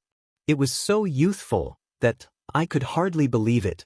Yeah, that's it, he finished with a weak laugh. Truly, I wish I had been able to see it with my own eyes. I'm still confused, Naruto said, squinting at Lee. Why do you look like a smaller version of that bushy-brows guy? I don't know what you mean. I don't look much like Guy-sensei, though I appreciate the compliment. Naruto frowned at him. Are you joking? He asked. Of course I'm not, Lee paused. Oh, I see you meant my clothes, right? This uniform was specially tailored to allow for free movement and protect from wind resistance during a fight. Guy-sensei gave me one as a reward for all my hard work. But your hair, Naruto insisted, pointing at Lee. He flashed a thumbs up and beamed our Naruto. It's cool, isn't it? I'm not surprised you like it. If you'd like I can show you how to do. Yours this way too. Naruto's eyes opened wide. I think I'm fine right now. Let me know if you ever change your mind. Right. Naruto answered half-heartedly. Tenten, I will go sort the entire storage room now. Lee shouted. Then he ran back through the door he'd come through before. Naruto looked like he was at a loss for words, and Sora laughed. Tenten giggled, evidently as amused by the exchange as he was. Don't mind Lee, he's always like that. But I'm surprised, she added, looking at Sora. Not many people can hold their own against Guy-sensei. Niji shook his head. While he appeared stoic, there was still a slight pull on the edge of his lips that betrayed the fact that he was amused by the situation as well. True. Even if he is eccentric, Guy-sensei is incredibly skilled. I'm impressed by your abilities, though I still think you are foolish for not understanding the power of fate. Your beliefs will be your undoing if you meet with someone blessed with skills beyond your own. Niji, Tenten warned. Niji looked away. I apologize for my impertinence. I simply do not want anyone to struggle needlessly when it is avoidable. Especially not someone with the ability to match Guy-sensei. He turned around and headed towards the door to the back of the shop as well. I'm going to go make sure that Lee doesn't destroy anything, he announced, waving his hand in farewell. Tenten fumed as the door closed behind him. That boy is so arg. She looked at Sora and bowed her head. Sorry. I do my best to keep him and Lee in line, but it can be hard sometimes. What was that guy's problem anyway? Naruto grumbled. She sighed. Niji isn't a bad guy. He's just had too many things go wrong for him in his life. But I understand if this has given you a bad impression of this shop. Tenten apologized with a bow. I shouldn't let them talk to customers, she muttered. It's really all right, Sora reassured her. To be honest, I'm grateful for the conversation. Usually I can't stand shopping. He paused. And I wasn't offended by Niji-san. I know what it's like to have a hard life and I don't resent him for being bitter. I appreciate your kindness, she thanked him, inclining her head. Still, I hope he gets better someday. Oh, don't worry, he will. I'm sure of it. Tenten smiled at him. Well, if we haven't run you out yet, I'm happy to help you. You said there was something else you needed, right? Oh yeah, I'd almost forgotten about that, Sora replied as he unlatched his 2 knives sheaths from his belt and laid them on the counter. I need a whetstone to sharpen these, but the metal is specially treated, so I need something superior to the normal ones. I see, Tenten said. She reached out to one of the knives, but paused. Do you mind? When Sora gestured his approval, she picked the knife up and studied it. She traced the images carved into the blade's scabbard with her finger for a moment. This piece is beautiful. The fox design especially. She complimented before pulling the blade free. Whoa, said Naruto in awe. When I saw you use those against Bushibrow-sensei, I thought they were just regular knives or kunai, but those are way better. After a moment of inspecting the knife, Tenten's eyes widened in astonishment. This isn't just better than a regular knife. I'm not sure if I've ever seen craftsmanship of this quality. She experimentally slashed the blade through the air a few times before sheathing it. I'm jealous. If you don't mind me asking, where did you get these? The question brought forth old unbidden memories. A woman sparring with him, teaching him the basics of the weapon he'd resolved to master. The same woman's smiling face as she hugged him and congratulated him on his marriage, giving him a box with 2 flawless daggers inside. Running towards her, trying to stop the attack he knew she couldn't avoid. Being too slow to stop it from killing her. He was always too slow. He looked away. It was a gift. From a good friend of mine, he said after a moment. Must have been one talented friend, Tenten said, turning the sheath around in her hands as she continued to admire its decorations. I've learned some basic smithing and would love to craft weapons someday, but I'm not sure I'll ever be talented enough to create something quite like this. Even my father couldn't make something this fine, and he's been making weapons all his life. Maybe, but then again maybe not. You may surprise yourself, Sora told her. Especially since you were the one that made these in the first place, he thought wistfully. Oh, I never said I'd give up, she replied with a smirk. Anyway, it's about time I actually did my job instead of admiring your weapons.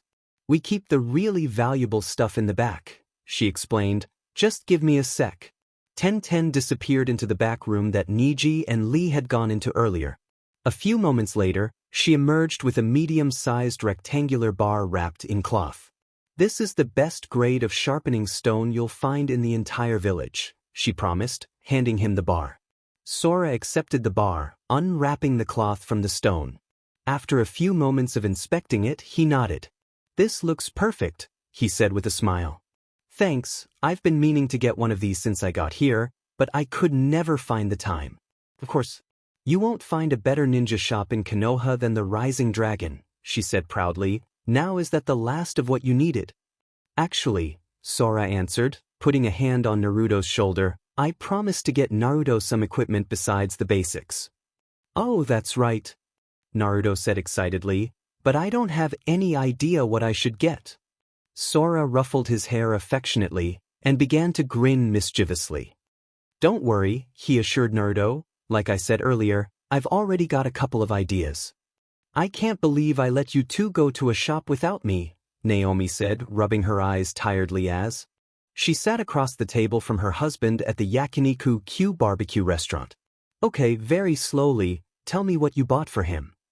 Well, after he got all of his basics, I didn't want to get anything too flashy, Sora insisted. First off, I got him some smoke bombs. Smoke bombs, she said flatly. Well, at least they're not dangerous, but what could possibly be the point in buying smoke bombs? I don't think those would be very useful for this mission. Smoke bombs make for great entrances. You just burst through the smoke and be instant recognition. Naomi rolled her eyes. I can't even believe I have to ask this, but you realize that's not what smoke bombs are for, right? You use them to escape enemies, not announce yourself to people. Well, yeah, of course I do. But that's why no one expects you to use a smoke bomb for an entrance. It's brilliant. Well, you're right that most people wouldn't expect it, so I guess I have to give you that. Did you get him anything else? Well, there was one other thing. I might have gotten him some explosive tags. Sora said sheepishly, avoiding Naomi's eyes. Naomi dropped her face into her palm and sighed. Yes, I definitely regret letting you two go anywhere without me now. I hope he doesn't get himself killed using those things. Maybe I should just steal all of them until someone has actually taught him how to use those things without blowing himself up. Hey, don't do that, Sora pleaded. He was so happy to get them. Don't worry, he's responsible. Naomi raised an eyebrow. When it counts? He added hesitantly. Naomi blew a loose strand of hair out of her face. Fine, she relented. I guess I shouldn't worry so much. And I do trust you both. She paused. When you don't go shopping together at least. She looked him straight in the eye. Still, should he really bring those things with him? Or in other words, is it worth risking a change in what Naruto does during this mission by giving him more equipment? Sora nodded, understanding her underlying meaning. I gave him some basic instruction, but I made him promise not to use either the smoke bombs or explosive tags unless he absolutely needed to. He probably won't have to use them, but there's no harm in giving him the option if he needs it. I see. He gave those tools to him in case our own presence in this timeline has an effect on the mission. It looks like I have to give him credit for preparing for any possibility. Naomi smiled. I suppose that's fair. Like I said, I trust you, so I'll respect this. Just, please try not to give him explosives next time, okay? Sora rubbed the back of his head, embarrassed. Sorry, I guess maybe I did go a little overboard. I'll make sure to be better about it next time. I already said it was okay. Besides, I can't say I'm that surprised. You've always been impulsive like this after all, so I'm used to this sort of thing by now, she said with a laugh. So how was the rest of your day? I miss anything. Good. Sora shrugged. Not much. I met Gai-san students while I was at the tool shop. They seemed like an interesting bunch. Is that so? She said quietly. Nijinizan? How about you? He asked, moving the conversation away from her cousin. Nothing too exciting. I met Kurinai-san's other two students, Kiba-kun and Shino-kun, though I'm sure you could have guessed that. It's an odd experience, helping to teach that team. Sora nodded. I know what you mean. At that moment, a waitress came and set down their orders at their table. They thanked her and she retreated. You know, Sora said as she began to cut her meal into smaller pieces, if you wanted barbecue, you only had to ask. I could have made this at home. She paused, taking her eyes from her plate to look at him. I feel bad making you cook all of the time, she replied simply. You cook a lot, he insisted. That's just because ramen is the only thing you ever want to eat, she countered, shaking her head. Face it, Sora, I'm a terrible cook. We both know it. The only thing I can make that's actually edible is ramen. You cook literally everything else, she reminded him. That's what happens when you grow up as the heir to a powerful clan. No one makes you learn how to cook things for yourself, she thought in annoyance. At least I learned how to do everything else I need to get by. I swear if I didn't constantly repair all of that man's clothes, he'd be walking around naked by now. You say that like there's something wrong with always eating ramen, he replied. There is for people who don't want to eat the same thing for every meal. Huh, something must be wrong with them. She sighed at him, right? Because clearly they're the ones who aren't normal, she agreed sarcastically. Anyway, it isn't just about the food. I also think that sometimes it's nice to leave the apartment and be like regular people for a little while. Regular people, huh? I guess we haven't really had a chance to be regular in a while, have we? It does sound nice. She smiled, but before she could say any more, she noticed something out of the corner of her eye. And there's the other reason I wanted to come here. I'm glad I remembered the right restaurant name, she thought. Sora noticed as well, and waved as Asuma and his students came into view. Sora-san, Naomi-san. It's good to see you two again, Asuma said as he walked up to their table with his genin in tow. Asuma-san, she greeted with a nod. And these are your students, I take it? That's right. These are Nara Shikamaru, Akimichi Choji, and Yamanaka Ino, he answered, introducing each in turn. It's nice to meet you, Sora said. After everything I keep hearing from Kakashi and Kurinai, I've been meaning to talk to you some more. I was especially curious when I heard you had a wind affinity, Sora-san, so I wanted to trade some tips with you since I'm a wind user myself. But He looked around the room. I don't think a crowded restaurant is a great place for a conversation. Shikamaru yawned. People are already starting to give us odd looks, he confirmed. Also, we're hungry, sensei. Choji complained. You're hungry, Ino corrected. I'm on a diet. And even if we were somewhere better, Asuma continued with a sigh, I doubt these three would leave me alone long enough to have a conversation with you anyway. Sora chuckled. It's okay. I'd be happy to trade some ideas for wind techniques with you, Asuma-san. I haven't met anyone else in the village with a wind affinity, so that actually sounds really helpful. We're both leaving on missions tomorrow, though, so it may have to wait for a while. Asuma grinned. So you're finally starting on missions, then? I understand. Good luck. I hope we'll speak again when you two return. We will, Sora confirmed. With that, Asuma nodded and herded his team further into the restaurant. Naomi giggled once they were out of earshot. Looks like we're getting popular. You're right, he agreed, though I'm not really sure why. They're probably curious, she replied with a shrug. It's not often that skilled ninja just show up unannounced at a village and offer their services with no strings attached. But if nothing else, at least it makes life more interesting to talk to everyone instead of hiding away at home. Sora smirked. It definitely does make things interesting, but I get the feeling that this is only the beginning. The next day, Sora knelt in the living room, preparing his traveling supplies as Naomi did the same at his side. So I guess this is where things really start for us, isn't it? His wife nodded. It is, she answered curtly. Are you ready? Naomi paused, then nodded slowly. I think so. It's not that I'm really worried or anything. I just regret that I'm going to have to force my way inside. She sighed. Unfortunately, it can't be helped. Maybe the guards will listen to you and let you inside without a fight? He ventured hopefully. Maybe, she conceded, but I won't hold my breath. Naomi glanced to her side at Sora. What about you? She asked.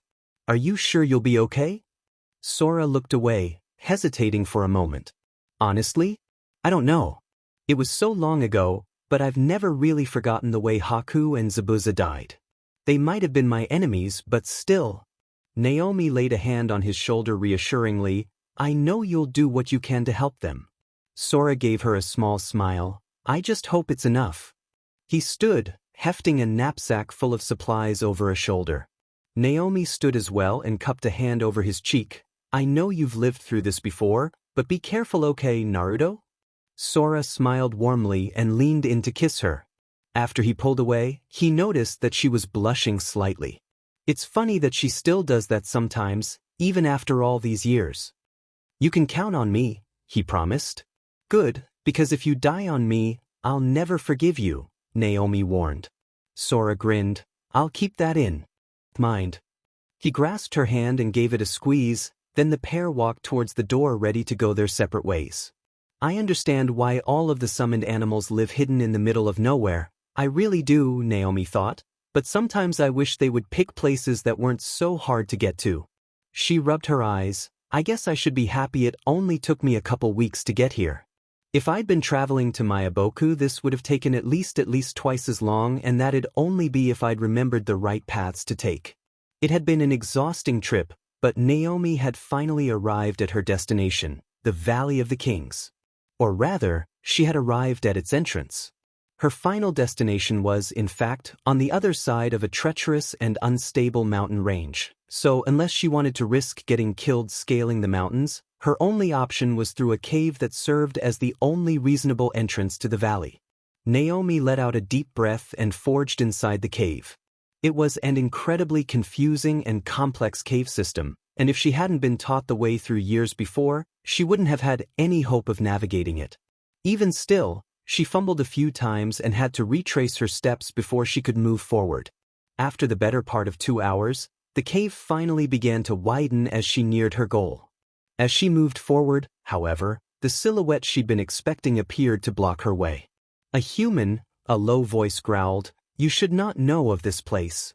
The creature that stalked into view stood at a height that was slightly taller than her own with majestic gold fur.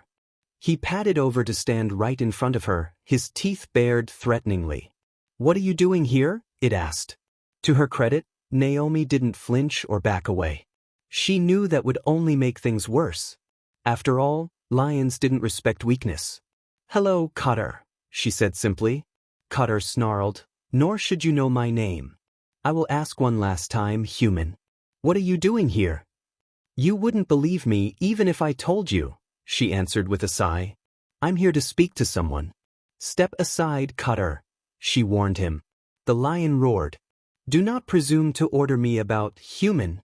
I will give you this one chance to leave. If you do not take it, I will gut you for your insolence."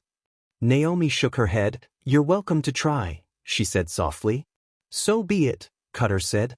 He took a few steps back, then pounced at her. She dodged to the side. "You always were too stubborn for your own good," she admonished him. The lion snarled and lunged at her again, this time his claw grazing her right arm as she jumped away. She continued to dodge, careful to avoid his paws and teeth. "It's a good thing I've fought with Cutter before," she decided, "otherwise this would be a lot harder." She flipped away from him and took a stance as he turned to face her, activating her Byakugan at the same time. As soon as Cutter was within range, she struck out. 8 trigrams 64 palms, lion dance. She flexed her hands, and chakra in the form of a lion surrounded both of her arms. 2 palms. 4 palms. 8 palms. 16 palms. 32 palms. Lion dance, final step, 64 palms, she finished, driving both of her hands into the lion's chest as the chakra surrounding her arms exploded forward. Cutter was blasted into the cave wall and dropped to the ground with a thud. "Dimenu," he said weakly as he struggled and failed to stand back up. Naomi walked past him and raised a hand in farewell. "It was nice to see you again, Cutter," she told the lion. "Don't worry, I know the way." After that, she continued onward, walking boldly into the lion's den. So far, so good, Sora thought as he studied his past self's team fighting against Zabuza. Although Sora was intently focused on the battle, he was watching it in a way that he still wasn't accustomed to. Instead of watching from the safety of the treetops, Sora was hidden in some shrubs behind the cover of 10 meters of trees with his Byakugan activated. Naomi had been correct in her prediction that he would become proficient enough to keep the eye activated for long periods of time by the time he took on this mission.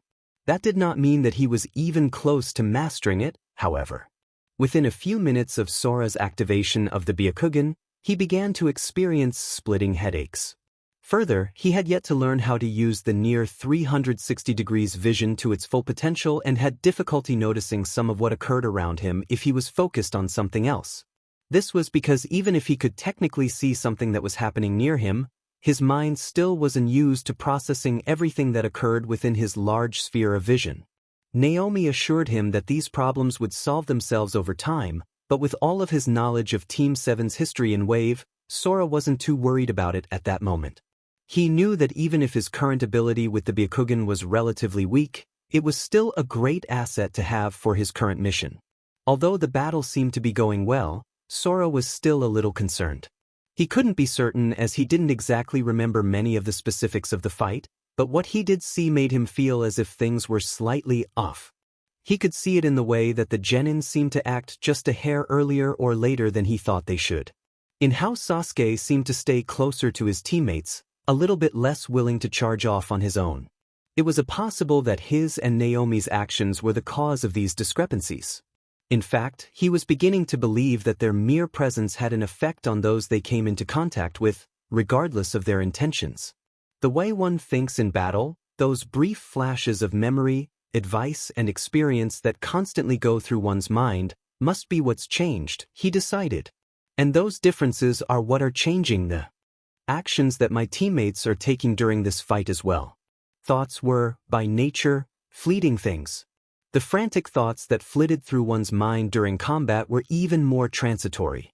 Because of the sheer magnitude of ideas that constantly raced through one's head at any given time, a few differences here or there would have very little impact on the outcome of any situation, especially if it was a battle.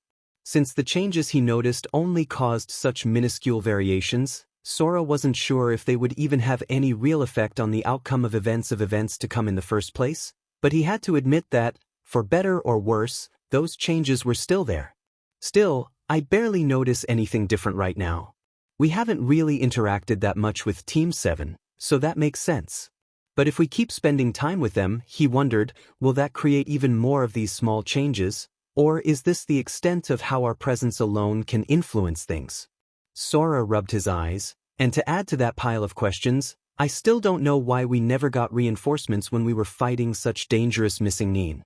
I saw Kakashi-sensei send messages a few times when no one was looking, so why didn't anyone come help us in my time? All of the other changes are so small, I'm not sure they're even there. Could we really have affected a decision as important as Sensei asking for help on a dangerous mission without even realizing it? Sora sighed, maybe I'll learn more after this fight now that they've come into contact with Zabuza. It's just too complicated to try and figure this all out by myself in the middle of this mission. As far as I can tell, this fight is going almost exactly like I remember it, so at the moment it doesn't really look like it matters that much anyway. Maybe Hinata can help me figure it out when I get back. Hopefully she's all right. Sora pushed his doubts to the corner of his mind and continued to watch the scene unfolding before him. I'm tired of this forest and its trees, Lia decided, they're far too constrictive. The lioness quietly prowled through the undergrowth of the dense forest that covered the southern part of the Valley of the Kings, waiting for a chance to strike at the human. Unfortunately, even after the past half an hour, no opportunity had presented itself. That didn't stop others from trying, however. For members of her pride had already noticed and brazenly attacked the human. None had achieved much success. Somehow, this strange woman seemed to be able to see them before they even struck. It was almost as if the human had eyes in the back of her head. But Lia was far too clever to make the mistake of attacking foolishly like the others. So she followed her, cool and calculating. Suddenly the human let out an audible sigh, turning towards Lia's direction. That's not going to work, you know, the woman said with a raised voice. Lia paused in confusion. Who is she talking to? Can't have possibly noticed me. Come out, Lia, the woman called. She did notice me, and somehow she even knows my name, Lia realized with a start. Lia had noticed that the woman acted as if she knew the other lion she'd fought, however Lia had assumed that it's some sort of trick. The lioness continued to wait for a few moments, just to be safe, before walking out of her hiding place to confront the human. How did you know? And for how long? She purred. The entire time, the human answered, and I saw you. Impossible. I made no mistakes, you should not have been able to see me. The woman just gestured to her eye and Lia noted the prominent veins sticking out around them. I see everything, she said with a smirk. It doesn't matter how well you hide. Lia paused and then cautiously padded forward a few more steps. Even if she was lying to Lia, this human was not to be underestimated. Her defeat of the previous lions was evidence enough of that fact. I'm going to kill you now, she informed the human bluntly. By all means, the woman shrugged, you're welcome to try. She turned on her heels and began to walk in the direction she was heading in before at an unhurried pace. Lia pet her head. Is this human mocking me or is she just arrogant? Lia questioned. Though she was annoyed, she followed her instincts which warned her against immediately attacking. Lia padded after the human. Unwilling to let the insult go completely unchallenged, she spoke again. You turn your back on an enemy? You must be either very confident or very foolish. I can still see you, Lia. Do not think that I've lowered my guard. Like I said before, you're welcome to try to attack me like the others did. The human shook her head in a rueful manner, and for your information, this human has a name. I am Uzumaki Hinata, she began before pausing in thought. Though perhaps it would be best if you called me Naomi for now. To Lia's surprise, a small grin crossed the woman's face, and even though everyone has been threatening to kill me, I must admit that it had been nice to see all of you again. Especially you. Stop speaking in riddles. I have never met you before, nor have any of the others, Lia growled. I apologize. I didn't mean to upset you. Naomi said quickly. Her tone became wistful. I know you've never met me and don't know who I am, but still, I've met you. Or at least a girl very much like me would have met you if I did not come here first. This human disturbed our home, attacked anyone who got in her way, and sounds like a madwoman. Yet for some reason she speaks as if she's still our ally and apologizes for angering me. I do not understand. Confused by Naomi's odd statements, Lia continued to follow after the woman for a few minutes. As Lia was still skeptical of Naomi's true intentions, she was careful to continue searching for any openings she may be able to exploit if she needed to attack. Where are you going? Lia finally asked once her curiosity became too much to ignore. To talk to your brother, Naomi replied curtly. The lioness snorted. You're looking for Zane? If you seek our alpha willingly, you truly are a fool after all. If I do not kill you first, he most certainly will, Lia warned. Naomi chuckled. Again with the death threats? Sometimes I forget how blunt you can be. She shrugged. We both know that since he's your leader, your brother will speak with me so long as I don't attack him first. If nothing else, he has a responsibility to learn how I know so much about your pride. Naomi turned to look at her. So we're clear, I don't actually plan to fight you too. I really did just come here to talk. Tell that to Kadar and the others, Lia shot back. I told them not to attack me, Naomi said, shaking her head. If it makes you feel better, I avoided hurting any of them too badly. They'll be fine within a day or two. After some hesitation, Lia nodded. Since she hadn't had time to check on any of her friends after they were defeated, Lia had been worried about their injuries. Honestly, despite Naomi's seemingly kind words during their conversation, the lioness had not expected this human to be so merciful to those who attacked her. Naomi stopped halfway towards the part of the valley that Lia's brother lived in and began to smile. It looks like he caught wind of me faster than I expected. Lia stopped a few meters behind Naomi, frowning for a few moments until she noticed a large shadow moving towards them. The lion that appeared before the pair was completely different from the ones that had recklessly attacked Naomi before. He was strong, of that there was no doubt, but there was something more to him that had nothing to do with raw power. He had a talent for command and an air of regality that Lia had seen few others come even close to matching during her lifetime. Human, Zane addressed Naomi, foregoing any pleasantries. He turned his gaze to the lioness, and Lia? Are you unharmed? She nodded in answer to his question. I am. I thought it best not to attack like the others. A wise choice, he agreed. Zane stepped closer to Naomi before speaking again. Human, you have trespassed in our home, a place none should know about. Furthermore, you have fought and incapacitated my brethren. These actions are enough to gain a measure of my respect. However, he leaned in closer to Naomi, baring his teeth, I would know how you have gained this knowledge and why you are here. Lia was impressed when Naomi did not back away. It would have been a sign of weakness, true, but she knew of few who were brave enough to stand their ground against her brother. Naomi's head bobbed in acknowledgement and there was a burst of smoke. In the place of the silver-haired woman from before was a completely different person. Lia could not tell all of the changes from behind the woman, but she could not help but notice the dark blue hair that now graced Naomi's back. Very well. Introduce myself, I am Uzumaki Hinata, though for now you would be better off calling me Naomi, the woman began. Since I know that none of us enjoy wasting our time, I'll get right to the point. The reason why I know so much about your pride and of the location of this valley is that I signed a summoning contract with you. Zane eyed her. We have not forged a contract with any of your kind in decades. Nor would you for a few more years if I had not come here myself. I signed a contract with you about 6 years from now in the future. Lia shook her head. And so what? You're trying to tell us you can predict the future? No, she said.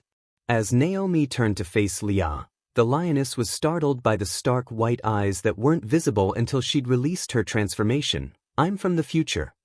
Ridiculous, Lia thought. That entire explanation is absurd. There would be no reason for us to create a contract with a human in the future, and that's not even taking into account the impossibility of you traveling through time in the first place. A few months ago, I would have agreed with you about this entire situation being impossible, Naomi said with a sigh, but for better or worse, here I am. Even if the specifics are a bit complex, she added, as for the reason the lions would form a contract with me, let's just say that many things change when the world is falling apart. Liao was about to respond to Naomi when her brother held up a paw to silence her. To her surprise, Zane didn't scoff at the impossibility of the human's declaration as she had. He brought his head in front of Naomi, stared at her for a few long moments, and whispered, "Prove it." For several long minutes nothing else was said. As she was still behind Naomi, Liao couldn't even read the woman's facial expressions. After another few moments, however, something Liao would have never predicted happened. Zane's eyes grew wide and he slowly backed away in shock. "This is Tao?" Zane struggled to form a response. "I take it this proves my point?" Naomi asked, though her voice sounded slightly different than before. It sounded more animalistic, almost like Leah's own voice. "It does. It would have been impossible for you to take that form without our help." Leah frowned, Zane surprised. "And he believes her?" What in the world did she? Naomi turned to face her, and Leah was frozen by shock as well. The woman's eyes, which had previously been completely white, were now entirely gold, with the exception of a solid black pupil in their center. Covering the bottom of each of her eyes was a distinctive, light blue, markings in the shape of a crescent. Leah backed away. "What the hell are you?" she asked, bewildered. "I think you know," Naomi purred. She sniffed the air for a moment, taking advantage of the enhanced sense of smell Leah knew the human now possessed. "Is that the scent of fear in the air? Come now, there's no need to be worried." "It is not you that worries me." "Human," Leah countered. "It is what your existence means for my pride that scares me."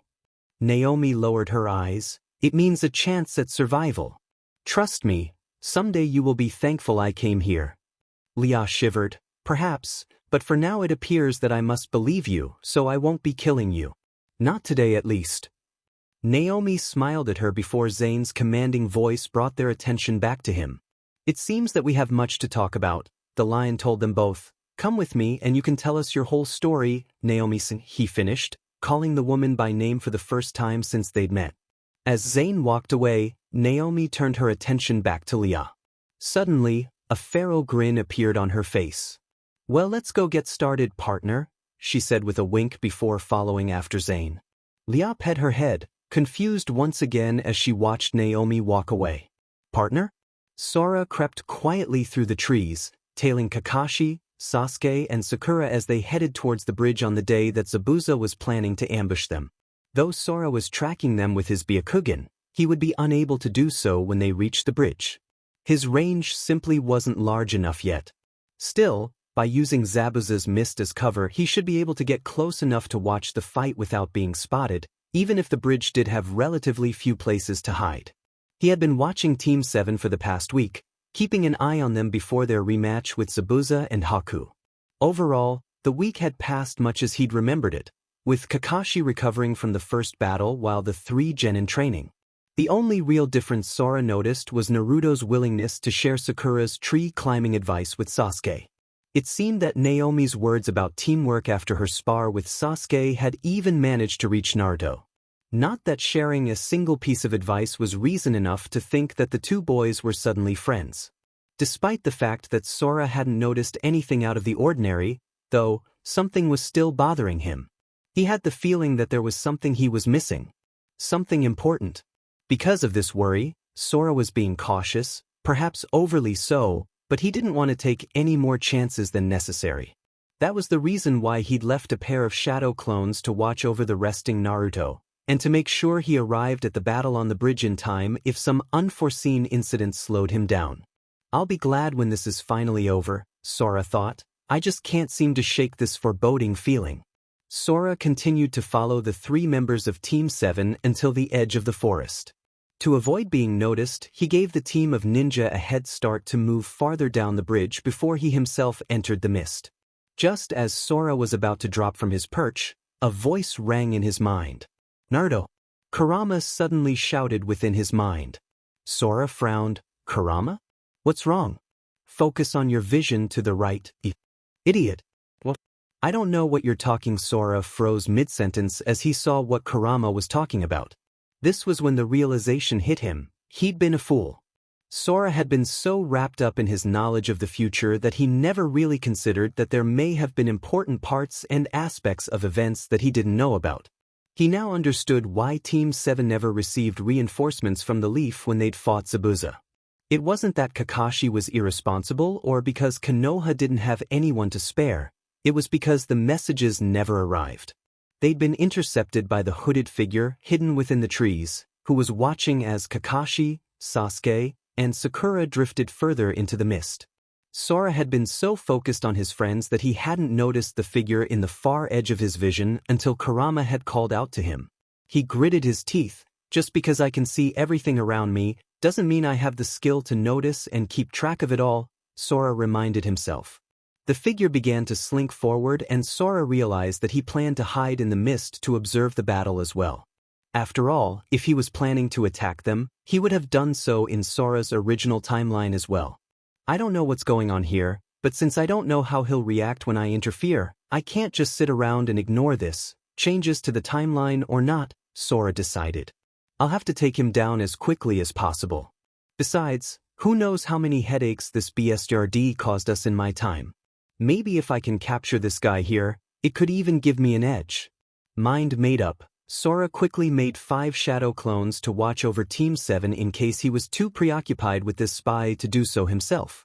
He flew from his perch, quietly rushing to stop the figure from getting out of the forest where he could keep a potential fight hidden more easily. Sora reached the figure in less than 10 seconds, dropping silently to the ground behind them. The redhead deactivated his Byakugan, then he flipped out his daggers and surged forward, determined to incapacitate the figure before they could react. Just as he got within striking range, however, a pair of spears shot out of the figure's back. Sora twisted in the air and used a burst of wind to throw himself to the right moments before he would have been impaled. Sora skidded along the ground as he was blown away from the counterattack. He looked up, and his eyes widened in surprise. Those aren't spears, they're bones. The figure turned around slowly, removing the hood from his head.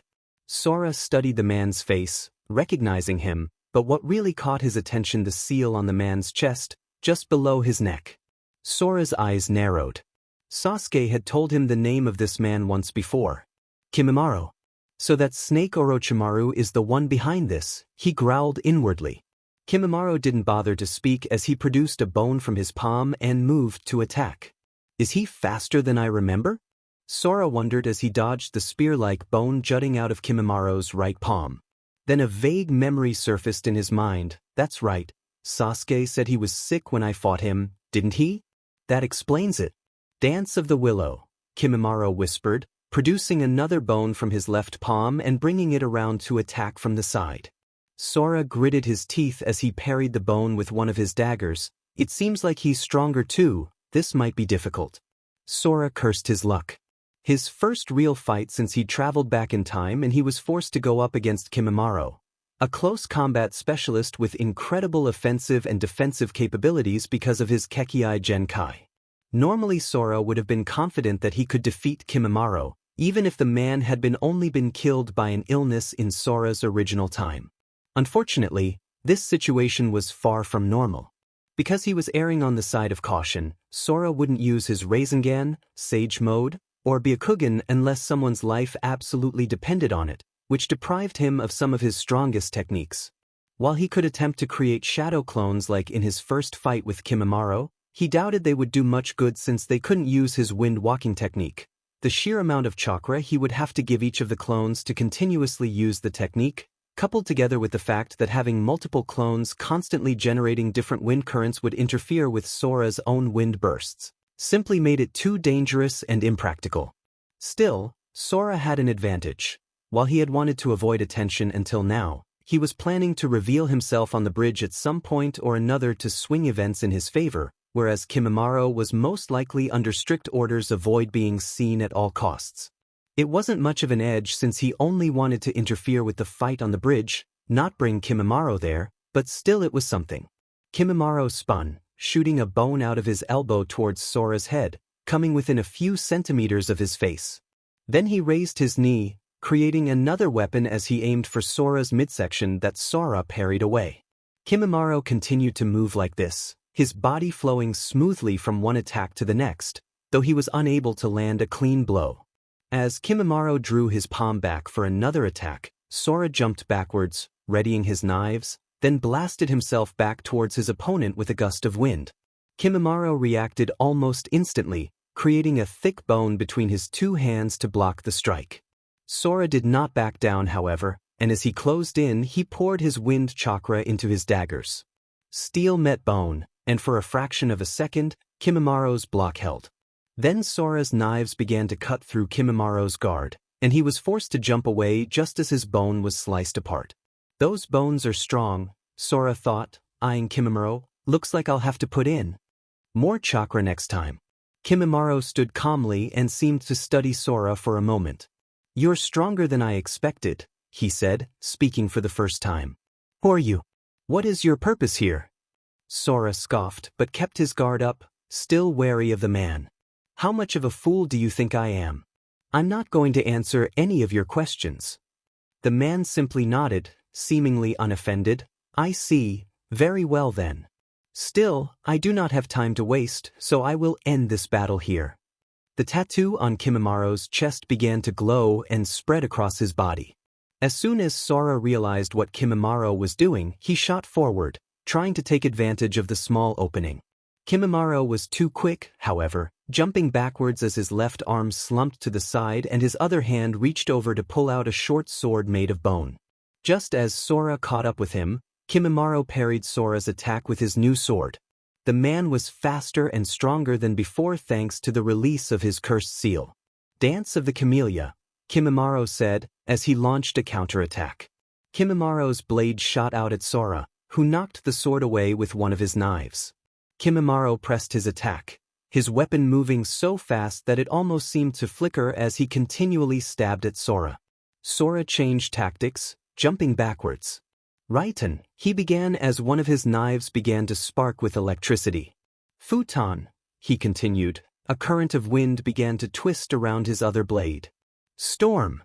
Sora yelled, slashing forward with both of his knives in the direction Kimimaro. Twin arcs, one of electricity and another of wind, flew into Kimimaro, who was barely able to block with his sword, knocking him backwards. Sora didn't let up as Kimimaro regained his footing. He continued to hurl deadly crescents of wind and electricity at his opponent. Kimimaro was forced onto the defensive and he backed away, dodging and blocking the attacks, though he was still clipped by a few of them. After nearly a minute, Kimimaro was finally made a mistake. The man was caught in the midsection by one of the arcs of wind and he was thrown into a tree, his sword flying out of his hand. Seeing an opportunity, Sora ceased his long-ranged attacks and he ran towards Kimimaro, reaching him just before he recovered. Sora slashed downward at Kimimaro, but his blade was caught on one of the many bones that suddenly shot out of Kimimaro's body with no warning. Dance of the Larch, Kimimaro said. Though he'd managed to avoid a finishing blow, the man was hurt. He was bleeding and singed in several places. It appeared, however, that he had avoided any significant injuries as Sora could see a shield of bone covering his innards, visible underneath the tears in his skin. I underestimated you, Kimimaro admitted, but this ends now. Kimimaro's curse mark began to glow once again as it spread even further across his body, causing Sora to back away cautiously. Kimimaro's body began to change, his skin darkening to a purplish gray and prominent markings appearing around his eyes. His eyes themselves changed as well, the sclera becoming black while his irises changed to a golden color. Finally, his body began to contort slightly as large bones began to jut out of his back and even more noticeably, a large tail began to grow from the base of his spine and extended until it was 1.5 meters long. He's releasing his seal again? Sora thought, Demenit. The fight on the bridge will be ending soon and I don't know if a few clones can stop it without anyone dying. There's no more time to deal with this BSRD anymore, but I can't just let him get away. Dance of the Clematis. Flower, Kimimaro said, a drill-like weapon forming around his hand. Then the man began to charge. Sora made a choice, took a deep breath, and readied himself.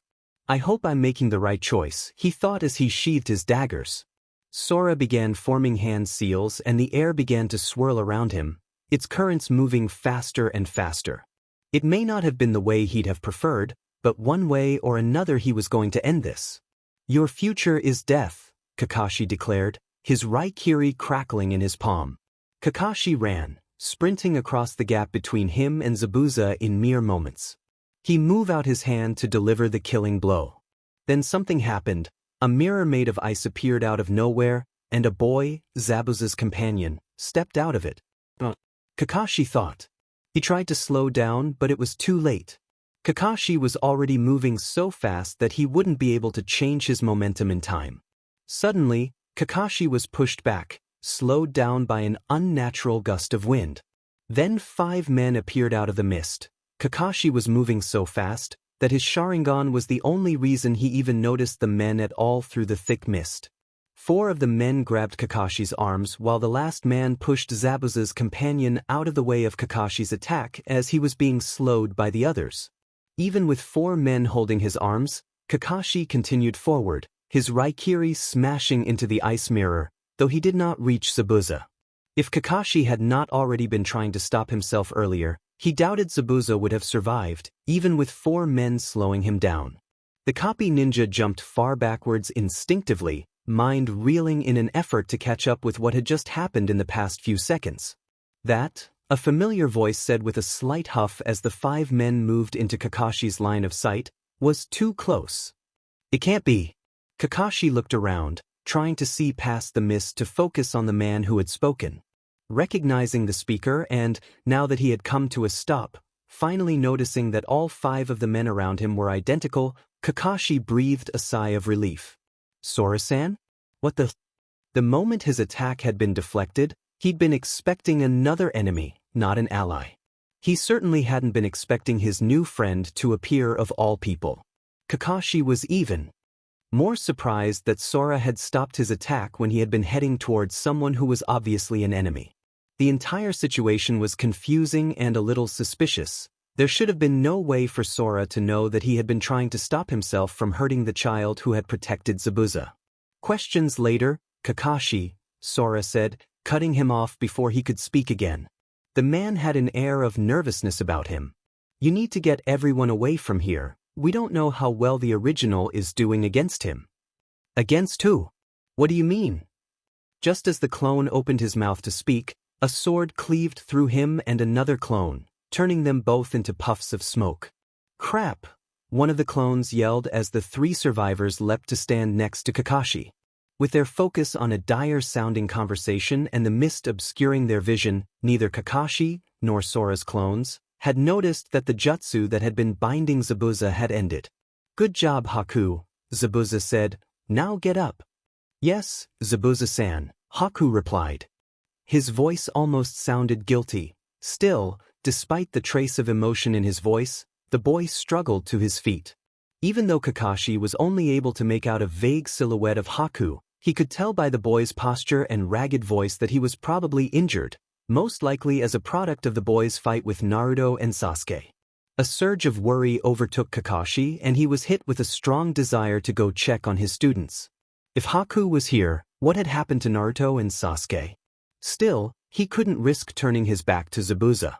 If the man managed to get past Kakashi and the clones, his students were as good as dead.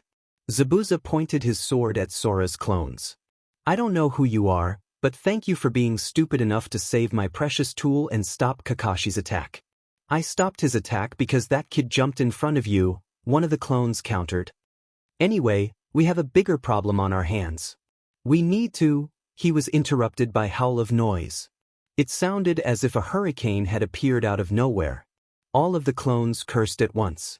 We're too late, one of them said quietly. Before Kakashi could even begin to guess what the clone was talking about, a large pocket of mist near the forest was blown away as a twisting mass of wind erupted from the trees and flew towards the bridge. As the wind drew closer, Kakashi noticed that it was in the vague outline of a dragon and that it, even more surprisingly, held a hulking form in its jaws. As it neared the bridge, the dragon made of wind flew high into the air before turning downward, crashing itself and its victim into the bridge, creating a large crater and throwing up bits of wood and stone. As the dust began to settle, a red-haired figure darted past the crater and came to a stop next to Kakashi and the three clones. "Hey there, Kakashi-sen," Sora said. "Sorry I'm late." Sora took a moment to assess the situation, glad that he'd managed to arrive when he did. From the memories he'd received from his destroyed clones, it seemed that while they'd been able to save Haku, they hadn't been able to actually stop the fight itself. So if nothing else, at least throwing Kimimaro into the fight would stop Zabuza and Kakashi from trying to kill each other for the next few minutes. As the mist around them began to fade away, Kimimaro slowly rose and began to look at his surroundings. Kakashi got into a defensive stance as he got a closer look at the inhuman form that had just crashed into the middle of the bridge. "Another enemy?" Kakashi asked coolly. "Yeah, don't go near him unless you have to. He's dangerous, but if we work together it shouldn't be a problem. And maybe you and Zabuza won't want to kill each other afterwards," he added to himself. "Who the hell is that?" Zabuza asked. The man looked like he didn't want to risk another attack just yet. "Another of you Leaf Ninja? I just smashed him into a bridge, what do you think?" Sora snapped. "Maybe if you hadn't been so busy swinging your sword around, I'd have told you what I know about him by now." "If he's not with Zabuza, then where did he come from?" Kakashi asked, ignoring their fighting. "Kakashi-sensei," a despondent voice called, interrupting the conversation. "And Soranizan? Is that you?" Everyone glanced over to see Naruto walking towards them. "Naruto?" Kakashi asked. "Are you all right?" The boy shook his head. "I mean, yes, I'm okay. But Sasuke, he's..." Naruto seemed to struggle with his words. "He's dead, Kakashi-sensei. He died protecting me from Haku." Kakashi's eyes widened. "Sasuke?" he whispered. He turned to look at Haku and Zabuza, but the boy simply looked away. However, Sora noticed Kakashi's gaze was focused on Zabuza. He clearly blamed the swordsman for Sasuke's apparent death instead of Haku himself. Sora noticed that Kimimaro was frowning as his eyes seemed to linger on three figures off to the side, one of which lay unmoving on the ground, covered by a sobbing young girl. "It appears that you are telling the truth, boy," Kimimaro finally said. Something within Sora's mind clicked and his eyes widened. Until now, he'd been so preoccupied with fighting Kimimaro that he hadn't had enough time to really consider why the man was even there in the first place. Of course, he's here to observe Sasuke, Sora thought.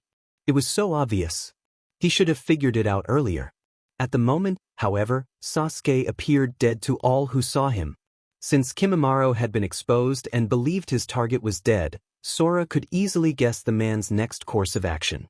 He's just going to try and kill everyone here, Sora realized with a chill. Kimimaro moved an arm into the ground. "Sora!" Kakashi yelled, running towards Sakura and the others. "On it!" Sora picked up Naruto and leapt away from Kimimaro. At the same time, his three remaining shadow clones went to help Kakashi carry Sasuke, Sakura and Tazuna away from the battlefield. An unexpected explosion sounded from behind him. Sora looked back and saw a small plume of smoke swirling around Kimimaro's position. "Did I get him?" Naruto asked from beneath his arm. Well, at least he didn't blow himself up with those explosive tags, Sora thought with a smirk. "Nice try, but I think it'll take more than a small explosion to bring that guy down." "Dance of the Seedling Fern," a voice rang out in confirmation. The bridge began to rumble and Sora was forced to concentrate on dodging as a multitude of bone spires began to erupt from the ground. He bobbed and weaved, using the ground and even some of the spikes themselves, to keep himself and Naruto out of harm's way. "I hate this guy," Sora complained as one of the spikes came within a few hairs of the boy he was carrying. "These techniques are ridiculous." After a few more tense seconds the attack came to an end. Sora slid to a stop and scanned his surroundings. The entire bridge was covered in the spires, though thankfully they didn't impact his line of sight too much. From what he could see, aside from two of his clones, everyone had made it through the attack relatively unscathed, even Zabuza and Haku. Unfortunately, Kimimaro was nowhere to be found. Suddenly, Sora heard a sound and turned around, coming face to face with his opponent. "What the hell?" he thought as Kimimaro slashed towards him with a pair of swords. He dodged, careful to avoid dropping his younger self, and looked up just in time to see Kimimaro meld into one of his spikes. "He can move into and out of those spikes," Sora shouted. "Look out!" He dropped Naruto beside him. "Stay close to me," he commanded as he started scanning the bridge, watching for an attack that could come from any direction. "Where is he?" Sora wondered. After a few tense moments, memories flooded him as his last shadow clone, the one that had carried the supposedly lifeless Sasuke's body to safety, was destroyed. Thankfully, the boy himself was unscathed and Kimimaro would focus on attacking his opponents before turning his attention to someone he thought was dead. Another few seconds passed and Sora heard the clang of steel from his left. Turning, he saw Zabuza defending against an attack with his massive sword. After the exchange of a few more blows, Kimimaro retreated into one of his spikes, regaining the element of surprise. This same scene continued to play out over the next 10 minutes as Kimimaro randomly attacked different members of the group from unpredictable directions. He would suddenly appear, stabbing with a drill, slashing with a sword, or even shooting parts of his finger bones to try to kill his opponents.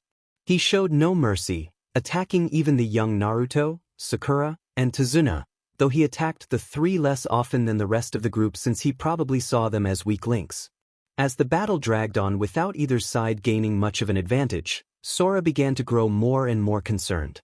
While Kakashi and Zabuza were both capable ninja in their own right, they were both so damaged and exhausted from their own battle with each other that they had difficulty keeping up with Kimimaro since, despite all of the punishment he'd taken, the man's bone armor had saved him from having much more than a few minor injuries that barely slowed him down. Furthermore, the two men were burdened even further because they had to protect those around them. While the fact that Kimimaro had ignored Sakura and Tazuna for the most part meant Kakashi could defend the two from the occasional attack without too much difficulty, he was severely limited by the fact that he had to look out for two people at the same time. Haku, on the other hand, was much harder to defend. He was so injured from his fight with Sasuke and a Kyuubi-empowered Naruto that he had trouble even dodging Kimimaro at all, having to be saved by Zabuza more than once. Sora wasn't certain why Kimimaro focused on the boy, since his injuries were obvious, but perhaps the man knew that Haku actually had the skill to prove a possible threat to him, even if it was only minor threat in his current state. Either way, the man had taken advantage of Haku's weakness, instead of largely ignoring him as he did Sakura, Naruto, and Tazuna. "This isn't good," Sora muttered to himself, watching as Kimimaro faded away after an attack on Kakashi's group. "Unless we end this soon, someone's going to." "Haku!" Naruto yelled from his side. Sora's head whipped around just in time to see Haku fly backwards, pushed away from Kimimaro's incoming drill-like weapon by the flat of Zabuza's great sword. This act, however, put Zabuza in the path of the attack instead, and Kimimaro was so close that Zabuza wouldn't have enough time to reposition his sword to properly parry the blow. He directed a final, desperate slash at Kimimaro, and while it left a deep gash, it wasn't enough. Sora thought in horror, watching helplessly as Zabuza was run through. "What the hell did I do that for?" Zabuza wondered as he fell towards the ground, his sword dropping out of his hand. He didn't feel any pain as he hit the floor. In fact, he could barely feel anything at all. Zabuza was dying. He could already feel himself slipping away. At least he'd managed to force his monster of an opponent back, he noted with satisfaction as he saw the mysterious ninja retreat. "So this is it, huh?" It was funny. After all of those years only looking out for himself, first as a ninja of the mist and then later as a sword for hire, he would meet his end protecting someone else. Someone he had claimed to be his tool, no less. He still wasn't sure why he did it.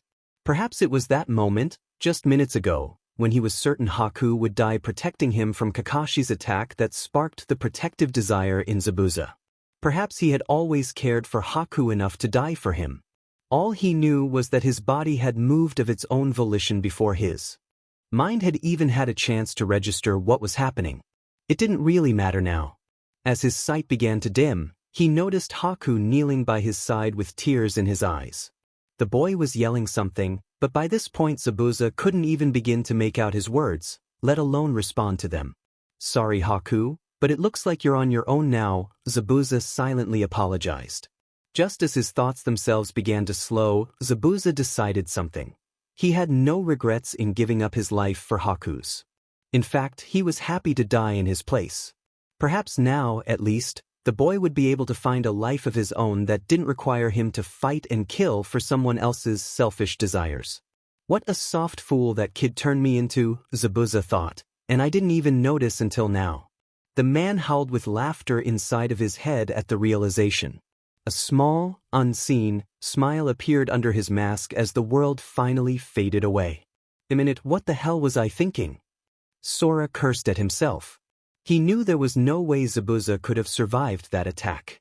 Not when it had ripped a hole right through the middle of his chest. The worst part was that Sora could have easily prevented his death if he hadn't been so worried about hiding some of his abilities. I may not have had enough time to go into Sage mode, he thought, but if I just used the Rasengan against Kimimaro, or even my Byakugan once that Behe had begun appearing out of all those spikes, maybe I could have Sora cut himself off with a forceful shake of the head. There's no use thinking about this now. Besides, I need to keep the bigger picture in mind. I can't just go around revealing my secrets just to save one or two people I barely know. I need to stay focused. I need to remember why I came here in the first place. And then Sora noticed a slight distortion in one of the spikes near Kakashi, bringing him out of his reverie. Time seemed to slow as Sora took in the scene. Halfway across the bridge from him, Kimimaro was just beginning to emerge from one of his pillars of bone, with Sakura in his sights. He saw Kakashi turn in surprise and begin to move towards her, shouting at the girl to run, but he knew the man wouldn't be able to get to her in time. A memory flashed through his mind, a pink-haired girl, dead in Sasuke's arms. Sora hadn't even been able to help comfort her as she passed. He'd never forgiven himself for it. Unlike when he'd watched Kimimaro's deadly attack against Zabuza, Sora knew that there might be enough time for him to save the girl, but only if he did something incredibly stupid and was extremely lucky. He clenched his fists and made his choice. It wasn't as if he could bring himself to make any other decision anyway, regardless of his plan or the consequences of his actions. One death was more than enough. He wouldn't let Sakura die too. He couldn't. Not again. Sora gritted his teeth and blasted himself towards Kimimaro with a violent gust of wind. Most fights, Sora's wind-walking technique had the potential to be far more versatile than the Hiraishin as it enabled one to move in any direction they wished without any preparation. However, this advantage came at a cost. While the Hiraishin may allow one to teleport across the battlefield to a specific seal without expending much energy, that same distance could be much more taxing through wind-walking because, unlike the technique his father had perfected, wind-walking didn't actually teleport its user to a pre-chosen area. Instead it moved them across that distance physically. This high-speed movement took a heavy toll on one's body, and controlling the necessary wind currents for the technique required a great deal of energy and skill. This was the main reason that Sora limited himself to short bursts of movement.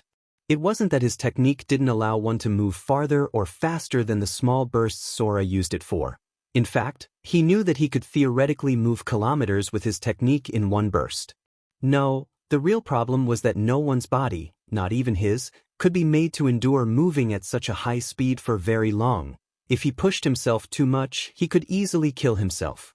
To make matters worse, the technique was so draining that he could have trouble fighting after using it recklessly, even if he did manage to survive moving a far distance. Finally, the speed of his movement during these bursts restricted the way he could safely attack. This was due to the fact that he needed to slow himself before striking if he wanted to avoid injuring himself with the recoil from hitting someone at his maximum velocity. All of these explanations flew briefly through Sora's mind, as if the logical part of him was trying to remind him of the danger of what he was attempting. He ignored it. It only took a couple meters of travel before pain began to shoot through his body, the sheer speed of his movement beginning to take its toll. After another few meters, his bones began to crack and he could feel his chakra draining away at an alarming rate, though his stamina was great enough that he could ignore it for a short while longer. Sora ignored all of these signs, concentrating on the figure that was drawing closer to his former teammate, a drill made of bone covering his opponent's left arm. Sora created a gust of wind from the opposite direction to quickly decelerate his movement, causing him to feel like he'd slammed into a brick wall. He could feel small fractures in his left arm and the cracking of a few additional ribs. Sora ignored this as he skidded to a stop right between Kimimaro and Sakura. Instead, he let his reflexes take over, creating a ball of energy in his right hand. "Get away from her," he yelled, kicking off the ground and moving his arm towards his opponent. Kimimaro seemed to stare at him for a fraction of a second, looking as if he couldn't believe that Sora had crossed half the battlefield in the blink of an eye. He soon pulled himself together, however, and raised his weapon to block Sora's attack. For a moment, Kimimaro's weapon held, but after a few seconds it began to crack and weaken. Finally, Sora's Rasengan burst through Kimimaro's defense. Sora let his momentum carry him forward and he took the Sound Ninja's left arm off at the elbow before coming to a stop a few meters away. "Raikiri!" a voice yelled from behind him. Sora glanced back in time to witness Kakashi's finishing blow to an exposed Kimimaro, hitting him in the stomach. After Kakashi's attack sparked away, the Sound Ninja took a shaky step forward, teetered for a second, and then fell backwards onto the ground. A few moments later, his curse seal transformation began to drain away. Kakashi's attack probably wouldn't quite kill the man. He knew a valuable prisoner when he saw one, but it would ensure that Kimimaro was out of commission long enough to stabilize his condition and secure him for transport back to the village. After what their opponent had managed to survive so far, Sora was glad that Kakashi wasn't taking any chances. He smiled in grim satisfaction for a moment before falling to a knee, clutching his side. "Thanks Uzumaki-san, Kakashi-sensei," Sakura said, face white. Kakashi smiled at her, and then glanced around at the other survivors of the group before turning his attention to Sora. "Are you all right?" Kakashi asked, still standing over the downed Kimimaro. Sora nodded. "Yeah. Just a few cracked ribs and fractures. I'll be okay," he confirmed as he pushed himself to his feet.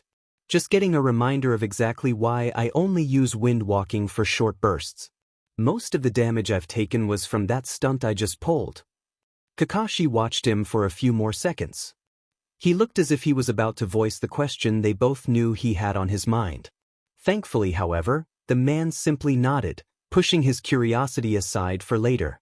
Sora looked over to where Zabuza's prone body lay and shook his head somberly. "For what it's worth, Zabuza, I really am sorry things turned out this way," he thought, feeling guilty. He let out a sigh and went over to stand next to Kakashi. "So what do you think we should do with him?"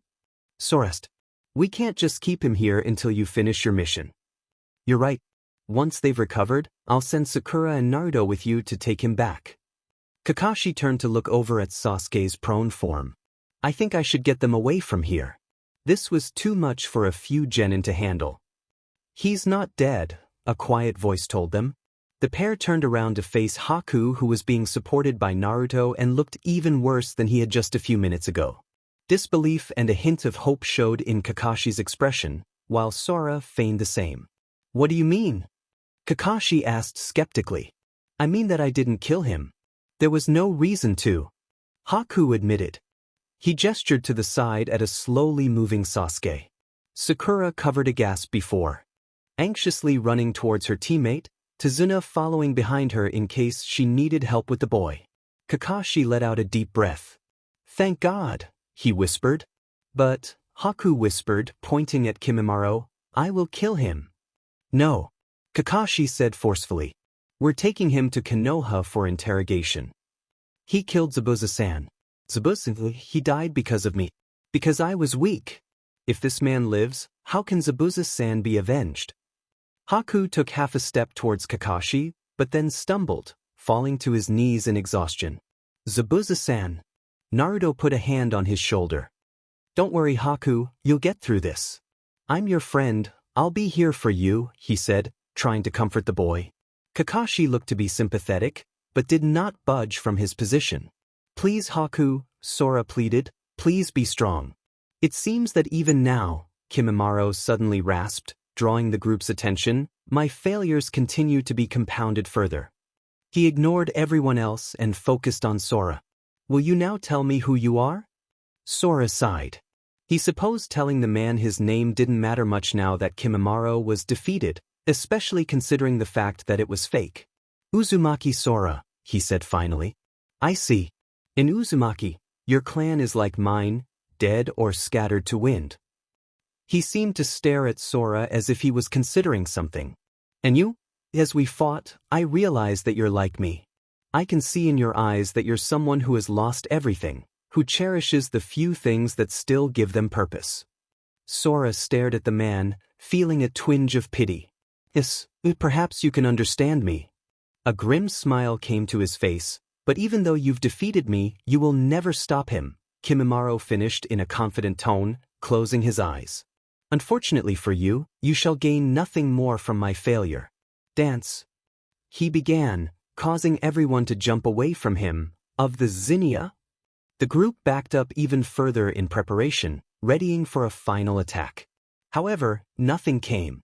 Instead, a simple spike of bone burst through Kimimaro's chest, right where his heart was. The man let out a sharp breath and then fell still. After a few moments, Kakashi sighed as he slipped his headband back over his Sharingan. Crazy BS dirty. I guess it would be too much to ask to bring him back home alive, wouldn't it? Sora kneeled next to Kimimaro's corpse, producing a large scroll from his Haori. I can seal his body away at the very least, he informed the Jonin as he began to form a few hand signs. Maybe that will give us a clue as to who he's working with. As he finished sealing the corpse into the scroll, he took a second to glance over at Haku again. Naruto was still next to the boy, trying to coax some sort of response from him, but Haku barely seemed to care, gazing off towards the area where Zabuza had died. Even Kimimaro's death didn't seem to bring any sort of satisfaction to him. He was simply sitting still with a look of desolation on his face. So, Kakashi said, gaining Sora's attention once again, do you agree with him? About us being the same? Sora shook his head as he stood up, smiling slightly. I've lost many things, Kakashi, more than you might guess, and I do understand his feelings, but no, he was wrong. I haven't lost everything I care about. And while I do feel I have a purpose, I don't fear losing it like he did. I chose my path because I believe in it, not because I fear having no path at all. A slight grin appeared under Kakashi's mask. However, before he could speak further, a loud clapping sounded in the distance. Sora squinted in the direction of the sound, laying eyes on a large group of men as the last of the mist cleared. Well done, the pudgy little man that was the source of the clapping said loudly. Now if you don't mind, I'm going to have all of my friends kill all of you now. I can't believe you're making me travel all the way to your village with you, Lia complained a few hours into their journey back to the village. My brother already allowed you to form a summoning contract with my pride, so you could just call me from anywhere. That makes this a waste of my time. Walking all the way back by myself would be too lonely, Naomi answered teasingly, not bothering to look back at the form following close behind her. It was a lie, of course, but she saw no reason to tell Lia the truth anytime soon. So? I don't care. I'm not here to entertain you, and I don't even like you. Naomi shrugged. She's just as blunt as I remember. She knew that most of the hostility was because the lioness didn't fully trust her yet, but she also knew Lia would warm up to her eventually. That was, after all, what had happened the first time. I guess that's too bad since you're stuck with me anyway, Naomi teased, chuckling to herself. You smile and laugh more than I'd expect from someone who claims to come from such a terrible future. Naomi slowed to a stop and looked up, staring at the darkening sky. She hadn't even noticed that night had begun to fall. And what did you expect? A woman who could barely hold herself together. Well, Lia trailed off, not expecting the question. I have been that way at times, Naomi admitted, remembering when she'd seen her father and sister a few weeks before. You see, the old me, she couldn't handle the things that happened, the things I went through. I was forced to change because of the war. Even so, that scared, timid little girl will always be a part of me, and sometimes she affects what I feel. Still, she turned to meet Lia's eyes. I won't let that girl's fears control everything I do. Even after I'd lost most of my friends and my entire family, I didn't allow myself to fall into depression. I couldn't let myself just spend the rest of my life wasting away. I guess I'm this way because I want to prove that I can still be happy, you know? I have to remind myself that I haven't lost everyone, that I still have something. More to live for than old memories. She smiled sadly at her companion. It may just be a naive delusion, but forcing myself to not dwell on the past, to smile and laugh even when times are sad, it helps keep me going, it gives me hope. Lia shook her head and shouldered her way past Naomi. I didn't really ask for a monologue, but I guess if you need to talk to someone, it may as well be me. Besides, it did explain some things. Anyway, enough of this nonsense, you're starting to depress me. Naomi chuckled. Sorry, I didn't mean to ramble like that. It's fine. At least now I know you aren't some crazy woman. She paused. Well, not as much of a crazy woman as I thought a few minutes ago at any rate. Naomi smiled to herself and began to follow after the lioness. Naomi? Lia asked suddenly. There was a hint of compassion in her eyes as she turned to look back at the woman. She hesitated. Never mind. Let's go. Naomi's smile deepened. She cares, but she's too stubborn to admit it. Yes, just like I remember. A companionable silence fell over the two as they continued walking into the night.